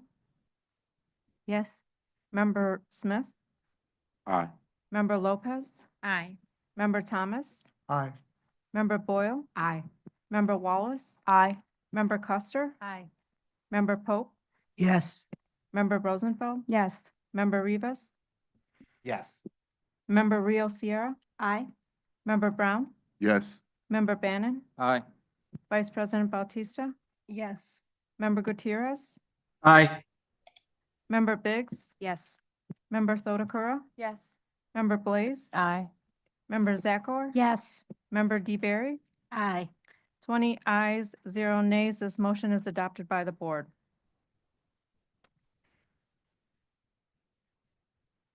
President Harden, I'll continue with items that do require a vote. Each of these items will be voted on separately. RS2, Resolution of the Chicago Board of Education establishing a requirement that the leader of Chicago Public Schools holds a licensed superintendent credential. President Harden, this item does require a vote. Is there a motion? So moved. Is there a second? I second the motion. I'll proceed with a roll call. Member Lozano? Yes. Member Smith? Yes. Member Lopez? Aye. Member Thomas? Aye. Member Boyle? Yes. Member Wallace? Aye. Member Custer? Aye. Member Pope? Yes. Member Rosenfeld? Yes. Member Rivas? Yes. Member Rio Sierra? Aye. Member Brown? Yes. Member Bannon? Aye. Vice President Bautista? Yes. Member Gutierrez? Aye. Member Biggs? Yes. Member Thodakura? Yes. Member Blaze? Aye. Member Zakor? Yes. Member DeBerry? Yes. 20 ayes, 0 nays. This matter is adopted by the board. RS3, Resolution appointing Ed Bannon to the Board of Trustees of the Public School Teachers Pension and Retirement Fund of the City of Chicago. President Harden, this item does require a vote. Is there a motion? So moved. Is there a second? I second the motion. I'll proceed with a roll call. Member Lozano? Yes. Member Smith? Yes. Member Lopez? Aye. Member Thomas? Aye. Member Boyle? Aye. Member Wallace? Aye. Member Custer? Aye. Member Pope? Yes. Member Rosenfeld? Yes. Member Rivas? Yes. Member Rio Sierra? Aye. Member Brown? Yes. Member Bannon? Aye, if I can. Yes, you can vote. Vice President Bautista? Yes. Member Gutierrez? Aye. Member Biggs? Aye. Member Thodakura? Yes. Member Blaze? Aye. Member Zakor? Yes. Member DeBerry? Yes. 20 ayes, 0 nays. This matter is adopted by the board. RS4, Resolution appointing Emma Lozano to the Board of Trustees of the Public School Teachers Pension and Retirement Fund of the City of Chicago. President Harden, this item does require a vote. Is there a motion? Lopez, I move. Is there a second? Second the motion. I'll proceed with a roll call. Member Lozano? Yes. Member Smith? Yes. Member Lopez? Aye. Member Thomas? Aye. Member Boyle? Yes. Member Wallace? Aye. Member Custer? Aye. Member Pope? Yes. Member Rosenfeld? Yes. Member Rivas? Yes. Member Rio Sierra? Aye. Member Brown? Yes. Member Bannon? Aye. Vice President Bautista? Yes. Member Gutierrez? Aye. Member Biggs? Yes. Member Thodakura? Yes. Member Blaze? Aye. Member Zakor? Yes. Member DeBerry? Aye. 20 ayes, 0 nays. This matter is adopted by the board. RS5, Resolution authorize appointment of members to LSCs to fill vacancies. President Harden, this item does require a vote. Is there a motion? So moved. Second? I second the motion. I'll proceed with a roll call. Member Lozano? Member Smith? Yes. Member Lopez? Aye. Member Thomas? Aye. Member Boyle? Aye. Member Wallace? Aye. Member Custer? Aye. Member Pope? Yes. Member Rosenfeld? Yes. Member Rivas? Yes. Member Rio Sierra? Aye. Member Brown? Yes. Member Bannon? Aye. Vice President Bautista? Yes. Member Gutierrez? Aye. Member Biggs? Yes. Member Thodakura? Yes. Member Blaze? Aye. Member Zakor? Yes. Member DeBerry? Aye. 20 ayes, 0 nays. This matter is adopted by the board. EX1, transfer of funds. President Harden, this item does require a vote. Is there a motion? So moved. Second? I second that motion. I'll proceed with a roll call. Member Lozano? Yes. Member Smith? Yes. Member Lopez? Aye. Member Thomas? Aye. Member Boyle? Yes. Member Wallace? Aye. Member Custer? Aye. Member Pope? Yes. Member Rosenfeld? Yes. Member Rivas? Yes. Member Rios Sierra? Aye. Member Brown? Yes. Member Bannon? Aye. Vice President Bautista? Yes. Member Gutierrez? Aye. Member Biggs? Aye. Member Thodakura? Yes. Member Blaze? Aye. Member Zakor? Yes. Member DeBerry? Aye. 20 ayes, 0 nays. This matter is adopted by the board. EX3, authorized renewal of the Excel Academy of South Shore Agreement with conditions. President Harden, this item does require a vote. Is there a motion? So moved. Is there a second? Motion. I'll proceed with a roll call. Member Lozano? Yes. Member Smith? Aye. Member Lopez? Aye. Member Thomas? Aye. Member Boyle? Yes. Member Wallace? Aye. Member Custer? Aye. Member Pope? Yes. Member Rosenfeld? Yes. Member Rivas? Yes. Member Rio Sierra? Aye. Member Brown? Yes. Member Bannon? Aye. Vice President Bautista? Yes. Member Gutierrez? Aye. Member Biggs? Aye. Member Thodakura? Yes. Member Blaze? Aye. Member Zakor? Yes. Member DeBerry? Aye. 20 ayes, 0 nays. This matter is adopted by the board.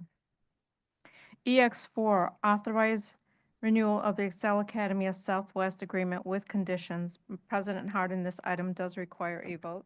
Is there a motion? So moved. Second?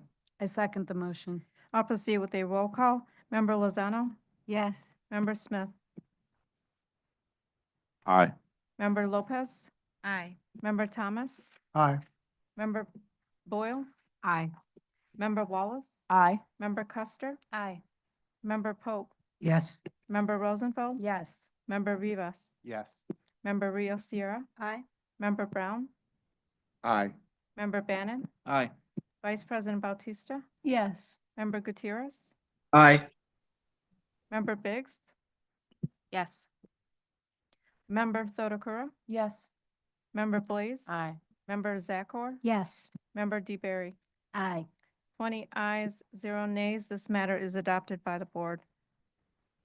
EX5, authorize renewal of the Institute of Justice and Leadership Academy Charter High School Agreement with conditions. President Harden, this item does require a vote. Is there a motion? So moved. Is there a second? Member Rivas, I second the motion. Thank you. I'll proceed with a roll call. Member Lozano? See. Aye. Member Smith? Aye. Member Lopez? Aye. Member Thomas? Aye. Member Boyle? Yes. Member Wallace? Aye. Member Custer? Aye. Member Pope? Yes. Member Rosenfeld? Yes.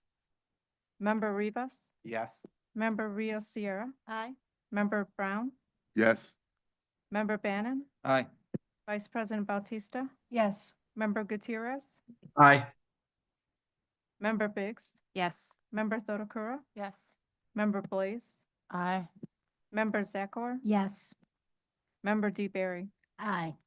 20 ayes, 0 nays. This matter is adopted by the board. EX6, authorize renewal of the Youth Connection Charter School Agreement with conditions. President Harden, this item does require a vote. Is there a motion? Member Rivas, so moved. Is there a second? I second. I'll proceed with a roll call. Member Lozano? Yes. Member Smith? Aye. Member Lopez? Aye. Member Thomas? Aye. Member Boyle? Yes. Member Wallace? Aye. Member Custer? Aye. Member Pope? Yes. Member Rosenfeld? Yes. Member Rivas? Yes. Member Rio Sierra? Aye. Member Brown? Yes. Member Bannon? Aye. Vice President Bautista? Yes. Member Gutierrez? Aye. Member Biggs? Aye. Member Thodakura? Yes. Member Blaze? Aye. Member Zakor? Yes. Member DeBerry? Aye. 20 ayes, 0 nays. This matter is adopted by the board. OP1, amend the request the Public Building Commission of Chicago to undertake the FY22 Kenwood Link and Mechanical Project. President Harden, this amendment is necessary to revert back to the original PBC authority of $13,950,000. I'd also like to note that for the record, Vice President Bautista, Board Member Blaze, and Board Member Brown will be abstaining on OP1. This item does require a vote. Is there a motion? So move. Is there a second? I second the motion. I'll proceed with a roll call. Member Lozano? Yes. Member Smith? Aye. Member Lopez? Aye. Member Thomas? Stay.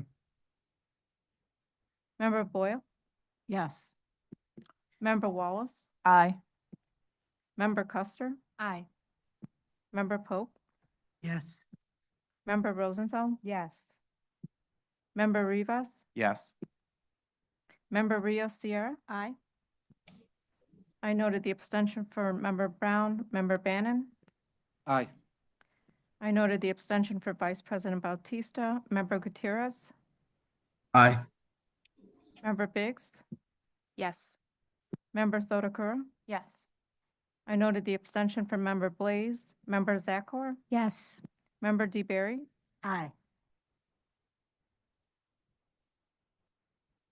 16 ayes, four abstentions, 0 nays.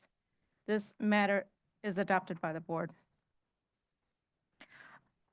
OP2, authorize the first renewal of the lease agreement with 8300 West Addison LLC. President Harden, this item does require a vote.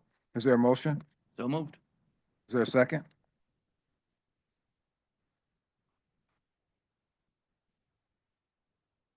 Second. Thank you. I'll proceed with a roll call. Member Lozano? Yes. Member Smith? Aye. Member Lopez? Aye. Member Thomas? Aye. Member Boyle? Yes. Member Wallace? Aye. Member Custer? Aye. Member Pope? Yes. Member Rosenfeld? Yes. Member Rivas? Yes. Member Rio Sierra? Aye. Member Brown? Yes. Member Bannon? Aye. Vice President Bautista? Yes. Member Gutierrez? Aye. Member Biggs? Yes. Member Thodakura? Yes. Member Blaze? Aye. Member Zakor? Yes. Member DeBerry? Aye. 20 ayes, 0 nays. This matter is adopted by the board. OP3, authorization to purchase the former Wright College South property located at 3400 North Austin Avenue. President Harden, this item does require a vote. Is there a motion? So moved. Is there a second? I second the motion. Thank you. I'll proceed with a roll call. Member Lozano? Aye. Member Smith? Aye. Member Lopez? Aye. Member Thomas? Aye. Member Boyle? Yes. Member Wallace? Aye. Member Custer? Aye. Member Pope? Yes. Member Rosenfeld? Yes. Member Rivas? Yes. Member Rio Sierra? Aye. Member Brown? Yes. Member Bannon? Aye. Vice President Bautista? Yes. Member Gutierrez? Aye. Member Biggs? Yes. Member Thodakura? Yes. Member Blaze? Member Blaze? I'm sorry. Member Zakor? Yes. Member DeBerry? Aye. 20 ayes, 0 nays. This matter is adopted by the board. PR1, authorize a new agreement with various vendors for college and career readiness services. President Harden, this item does require a vote. Is there a motion? So moved. Is there a second? I second that motion. Thank you. I'll proceed with a roll call. Member Lozano? Yes. Member Smith? Aye. Member Lopez? Aye. Member Thomas? Aye. Member Boyle? Yes. Member Wallace? Aye. Member Custer? Aye. Member Pope? Yes. Member Rosenfeld? Yes. Member Rivas? Yes. Member Rio Sierra? Aye. Member Brown? Yes. Member Bannon? Aye. Vice President Bautista? Yes. Member Gutierrez? Aye. Member Biggs? Yes. Member Thodakura? Yes. Member Blaze? Aye. Member Zakor? Yes. Member DeBerry? Aye. 20 ayes, 0 nays. This matter is adopted by the board. PR2, amend the pre-qualification status of and new agreements with various vendors for emergency facility restoration services. President Harden, this amendment is necessary to add 3 additional vendors to the list of pre-qualified vendors. This item does require a vote. Is there a motion? So moved. Is there a second?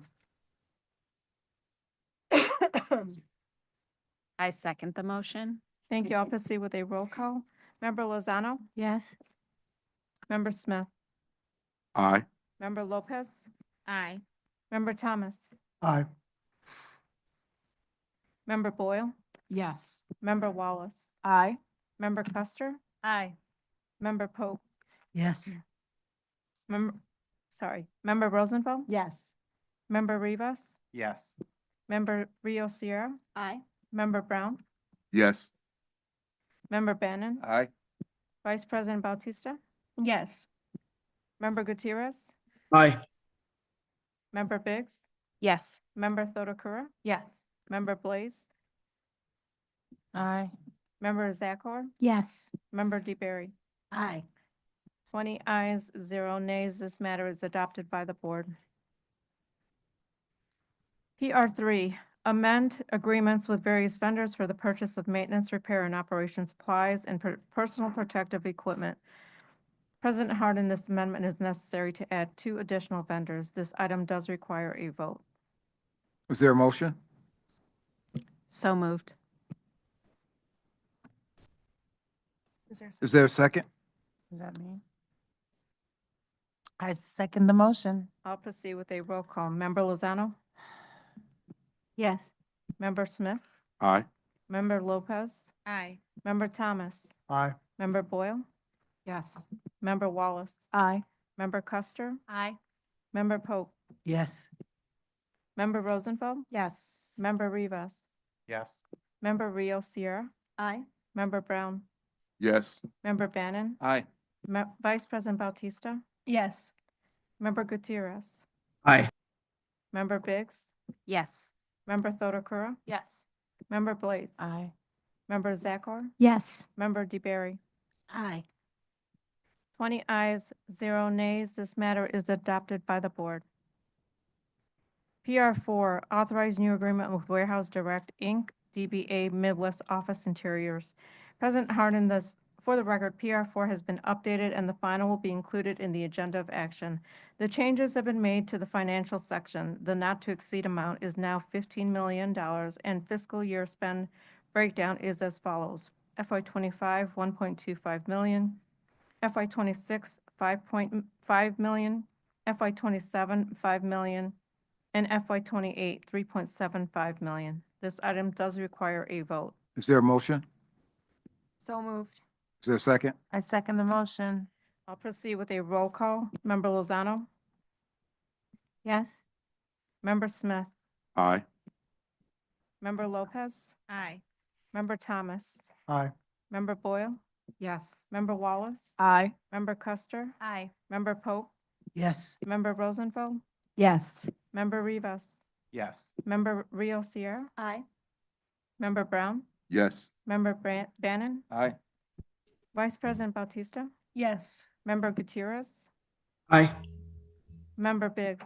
Yes. Member Thodakura? Yes. Member Blaze? Aye. Member Zakor? Yes. Member DeBerry? Aye. 20 ayes, 0 nays. This matter is adopted by the board. PR5, report on the award of construction contracts and changes to construction contracts for the Board of Education's capital improvement program. President Harlan, PR5 was drafted on agenda and the final will be included in the agenda of action. This item does require a vote. Is there a motion? So moved. Is there a second? I second the motion. I'll proceed with a roll call. Member Lozano? Yes. Member Smith? Aye. Member Lopez? Aye. Member Thomas? Aye. Member Boyle? Yes. Member Wallace? Aye. Member Custer? Aye. Member Pope? Yes. Member Rosenfeld? She stepped away. Member Rivas? Aye.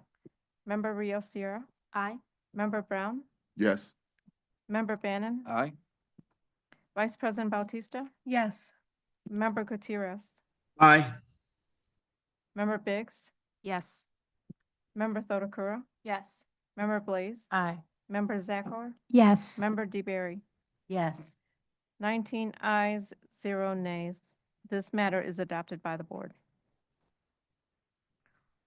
PR 6, authorize a new agreement with Sentinel Technologies, Inc. President Harden, this item does require a vote. Is there a motion? Is there a second? I second the motion. I'll proceed with a roll call. Member Lozano, Yes. Member Smith, Aye. Member Lopez, Aye. Member Thomas, Aye. Member Boyle, Yes. Member Wallace, Aye. Member Custer, Aye. Member Pope. Yes. She's not back. Member Rivas, Yes. Member Rio Sierra, Aye. Member Brown, Yes. Member Bannon, Aye. Vice President Bautista, Yes. Member Gutierrez.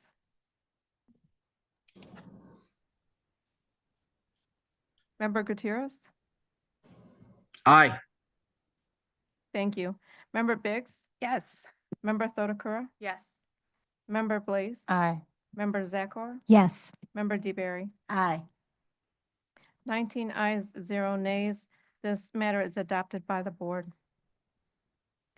PR 7, authorize the first renewal agreement with Global Payments, Inc., DBA Heartland Payment Systems, LLC. President Harden, this item does require a vote. Is there a motion? So moved. Is there a second? I second the motion. I'll proceed with a roll call. Member Lozano? Yes. Member Smith? Aye. Member Lopez? Aye. Member Thomas? Aye. Member Boyle? Yes. Member Wallace? Aye. Member Custer? Aye. Member Pope? Yes. Member Rivas? Yes. Member Rio Sierra? Aye. Member Brown? Yes. Member Bannon? Aye. Vice President Bautista? Yes. Member Gutierrez? Aye. Member Biggs? Yes. Member Thodakura? Yes. Member Blaze? Aye. Member Zakor? Yes. Member DeBerry? Yes. 19 ayes, 0 nays. This matter is adopted by the board. President Harden, I'll continue with additional items on the public agenda that do not require a vote. PR 8, Chief Procurement Officer Delegation of Authority Report for January 2025 and Chief Financial Officer Report for January 2025. EX 7, Report on Principal Contracts New. EX 8, Report on Principal Contracts Renewals. EX 9, Report on the Chief Executive Officer pursuant to Board Rule 5-4. AR 1, Report on Board Report Rescissions. President Harden, these items just need to be accepted by the board. Please mark received and filed. President Harden, I will continue with items from the General Counsel that do require a vote. AR 2, Appoint Assistant General Counsel Stephen Peters. AR 3, Workers' Compensation Payment for Lump Sum Settlement for Maria Castaneda. AR 4, Workers' Compensation Payment for Lump Sum Settlement for Tashana Johnson Jenkins. AR 5, Approved Payment of Proposed Settlement regarding Kyle Burke. AR 6, Approved Payment of Proposed Settlement regarding Destiny Hart, Javari, and Jamari Champion. AR 7, Approved Payment of Proposed Settlement regarding Isis Holmes. AR 8, Approved Payment of Proposed Settlement regarding Lataya and Nakasha Scales. AR 9, Approved Payment of Proposed Settlement regarding Katara and Kafan Tucker. AR 10, Approved Payment of Proposed Settlement regarding Richard War and Jariah Fletcher. AR 11, Approved Settlement between the Board of Education and Katina Woods. President Harden, these items do require a vote. Is there a motion?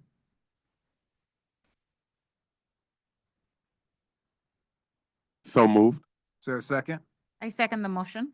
Thank you. I'll proceed with a roll call. Member Lozano? Aye. Member Smith? Aye. Member Lopez? Aye. Member Thomas? Aye. Member Boyle? Yes.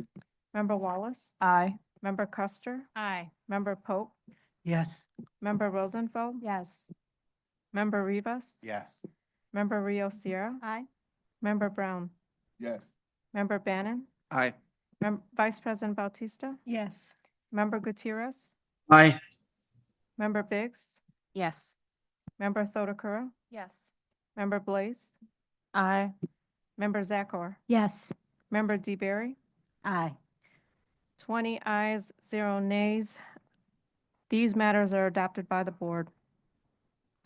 President Harden, I'll continue with an item from the Chief Executive Officer that does require a vote. EX10, Report on Principal Contract ALSC New for Rosa Jimenez at Solario High School. President Harden, this item does require a vote. Is there a motion? Lopez, I move. Is there a second? So moved, Mr. President. Thank you. I'll proceed with a roll call. Member Lozano? Aye. Member Smith? Aye. Member Lopez? Aye. Member Thomas? Aye. Member Boyle? Yes. Member Wallace? Aye. Member Custer? Aye. Member Pope? Yes. Member Rosenfeld? Yes. Member Rivas? Yes. Member Rio Sierra? Aye. Member Brown? Yes. Member Bannon? Aye. Vice President Bautista? Yes. Member Gutierrez? Aye. Member Biggs? Yes. Member Thodakura? Yes. Member Blaze? Aye. Member Zakor? Yes. Member DeBerry? Aye. 20 ayes, 0 nays. This matter is adopted by the board. President Harden, I'll continue with an item from the board that does require a vote. RS6, Resolution Approving Chief Executive Officer's Recommendation to Dismiss Educational Support Personnel. President Harden, this item does require a vote. Is there a motion? So moved. Is there a second? I second the motion. I'll proceed with a roll call. Member Lozano? Aye. Member Smith? Aye. Member Lopez? Aye. Member Thomas? Aye. Member Boyle? Yes. Member Wallace? Aye. Member Custer? Aye. Member Pope? Yes. Member Rosenfeld? Yes. Member Rivas? Yes. Member Rio Sierra? Aye. Member Brown? Yes. Member Bannon? Aye. Vice President Bautista? Yes. Member Gutierrez? Aye. Member Biggs? Yes. Member Thodakura? Yes. Member Blaze? Aye. Member Zakor? Yes. Member DeBerry? Yes. 20 ayes, 0 nays. This matter is adopted by the board. RS7, Resolution Approving Chief Executive Officer's Recommendation to Dismiss Probationary Appointed Teacher. President Harden, this item does require a vote.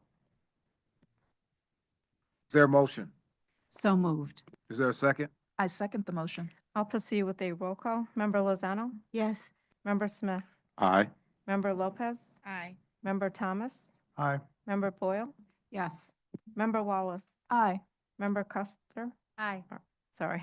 Member Pope? Yes. Member Rosenfeld? Yes. Member Rivas? Yes. Member Rio Sierra? Aye. Member Brown? Yes. Member Bannon? Aye. Vice President Bautista? Yes. Member Gutierrez? Aye. Member Biggs? Yes. Member Thodakura? Yes. Member Blaze? Aye. Member Zakor? Yes. Member DeBerry? Yes. 20 ayes, 0 nays. This matter is adopted by the board.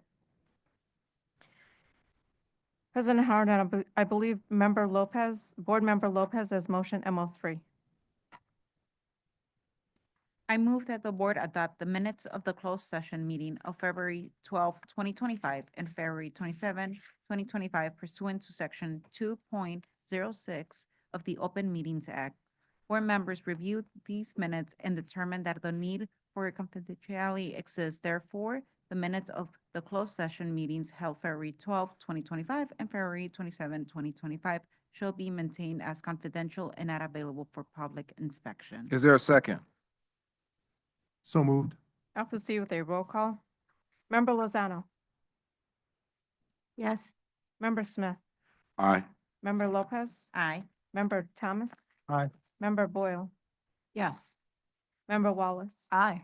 Member Custer? Aye. Member Pope? Yes. Member Rosenfeld? Yes. Member Rivas? Yes. Member Rio Sierra? Aye. Member Brown? Yes. Member Bannon? Aye. Vice President Bautista? Yes. Member Gutierrez? Aye. Member Biggs? Yes. Member Thodakura? Yes. Member Blaze? Aye. Member Zakor? Yes. Member DeBerry? Aye. 20 ayes, 0 nays. This motion is adopted by the board.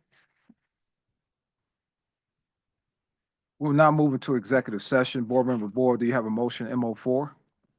I move for the passage of motion number 25-0320-M04 and the commencement of a closed session to consider matters permitted under Section 2C of the Open Meetings Act, subsection 1 as specified in the motion. Is there a second?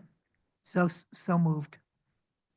I'll proceed with a roll call. Member Lozano? Yes. Member Smith? Aye. Member Lopez? Aye. Member Thomas? Member Boyle? Yes. Member Wallace? Aye. Member Custer? Aye. Member Pope? Yes. Member Rosenfeld? Yes. Member Rivas? Yes. Member Rio Sierra? Aye.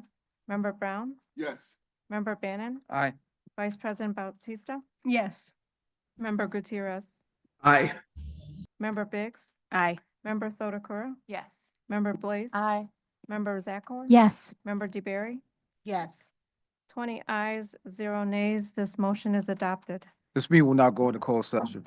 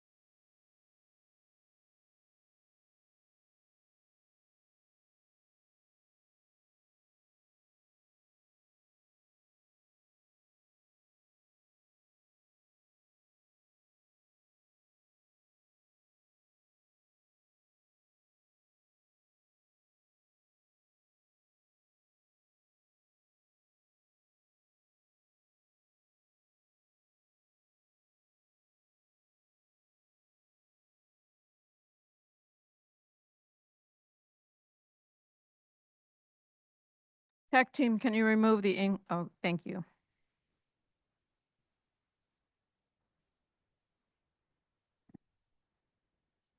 Yeah, I mean, you could.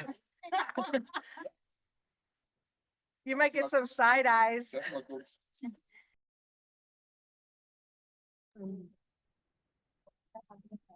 Okay. The board meeting of the Board of Education is reconvened. Board Secretary, please proceed. President Harden, I would like to note for the record that there are no items to vote on from executive session. Thank you. Is there a motion to adjourn? So moved. Is there a second? All in favor? Aye. We are adjourned. Thanks, everyone.